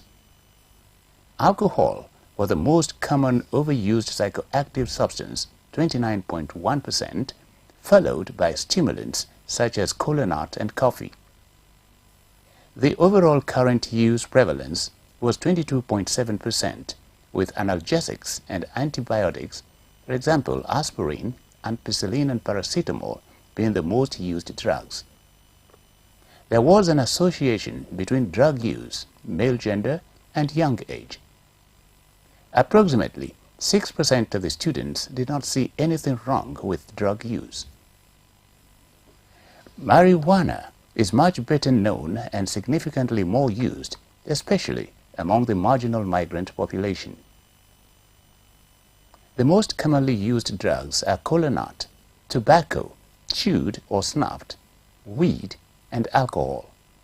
There is an increasing trend of alcohol consumption, although still largely limited to social drinking among the middle and upper classes, who are also the majority of private car owners and drivers. Drug and alcohol abuse are major occupational hazards among Nigerian professional drivers, which contributes to making Nigerian roads particularly murderous. Substance use disorders are associated with a wide range of short and long-term health effects. They can vary depending on the type of drug, how much and how often it's taken, and the person's general health. Overall, the effects of drug abuse and dependence can be far-reaching. They can impact almost every organ in the human body. Side effects of drug addiction may include a weakened immune system, increasing the risk of illness and infection. Heart conditions ranging from abnormal heart rates to heart attacks and collapsed veins and blood vessels infection from injected drugs. Nausea and abdominal pain, which can also lead to changes in appetite and weight loss. Increased strain on the liver, which puts the person at risk of significant liver damage or liver failure. Seizures, stroke, mental confusion, and brain damage. Lung disease. Problems with memory, attention, and decision-making, which make daily living more difficult. Global effects of drugs on the body, such as breast development in men and increases in body temperature, which can lead to other health problems. There is a need for collecting accurate statistical data about drug-related accidents, crimes, or diseases, so that researchers may be able to document the seriousness of drug-related problems to the government. The people also advocate intensifying drug eradication programs and organizing leisure activities for the communities so as to eliminate drug consumption as a social activity.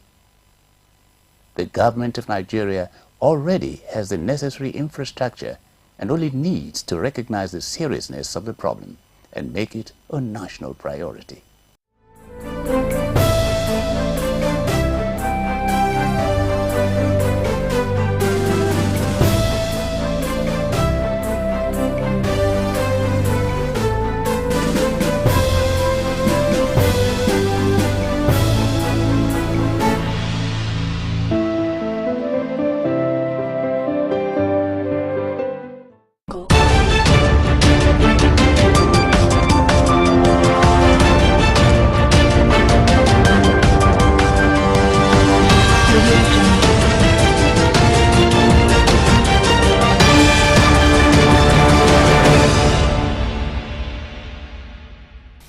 Hello and welcome to the News Hour on Biscon Television. I am Stella Para. First, the headlines. On the national scene, Labour folds 180 billion naira palliatives, says governors will frustrate program. North Central, Northwest plunge into 902 billion naira debt. Poor revenue persists. In business news, CBN unveils FX price verification system portal. On the foreign scene, Donald Trump proposes 2026 start date for election interference trial. And in the world of sports, Athletics Integrity Unit clears Toby Amuson on World Championships. Now the news in full. The organized labor has knocked the federal government for releasing a 180 billion naira palliative package to states to cushion the impact of the fuel subsidy removal. The Nigeria Labour Congress and the Trade Union Congress insisted that the governors could not be trusted, noting that politicians and not the poor will benefit from the 5 billion naira largesse given to each state government for disbursements to the citizens. The federal government on Thursday announced a 5 billion naira palliative for each state of the federation and 180 trucks of rice as part of measures to assuage the pains of the subsidy removal.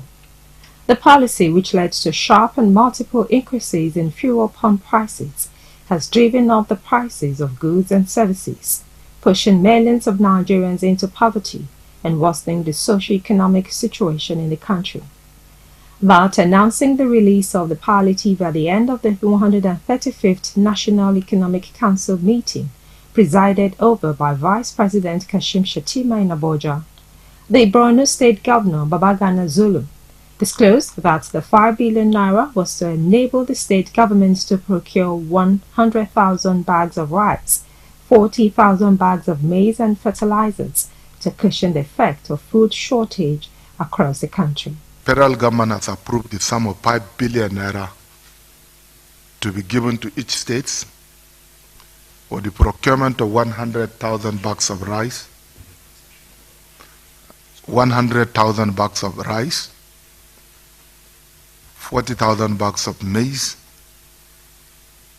and fertilizers. This funding has to be shared with a formula as follows. 52% of this money is given to states as grants, while 48% of the 5 billion naira is to be paid back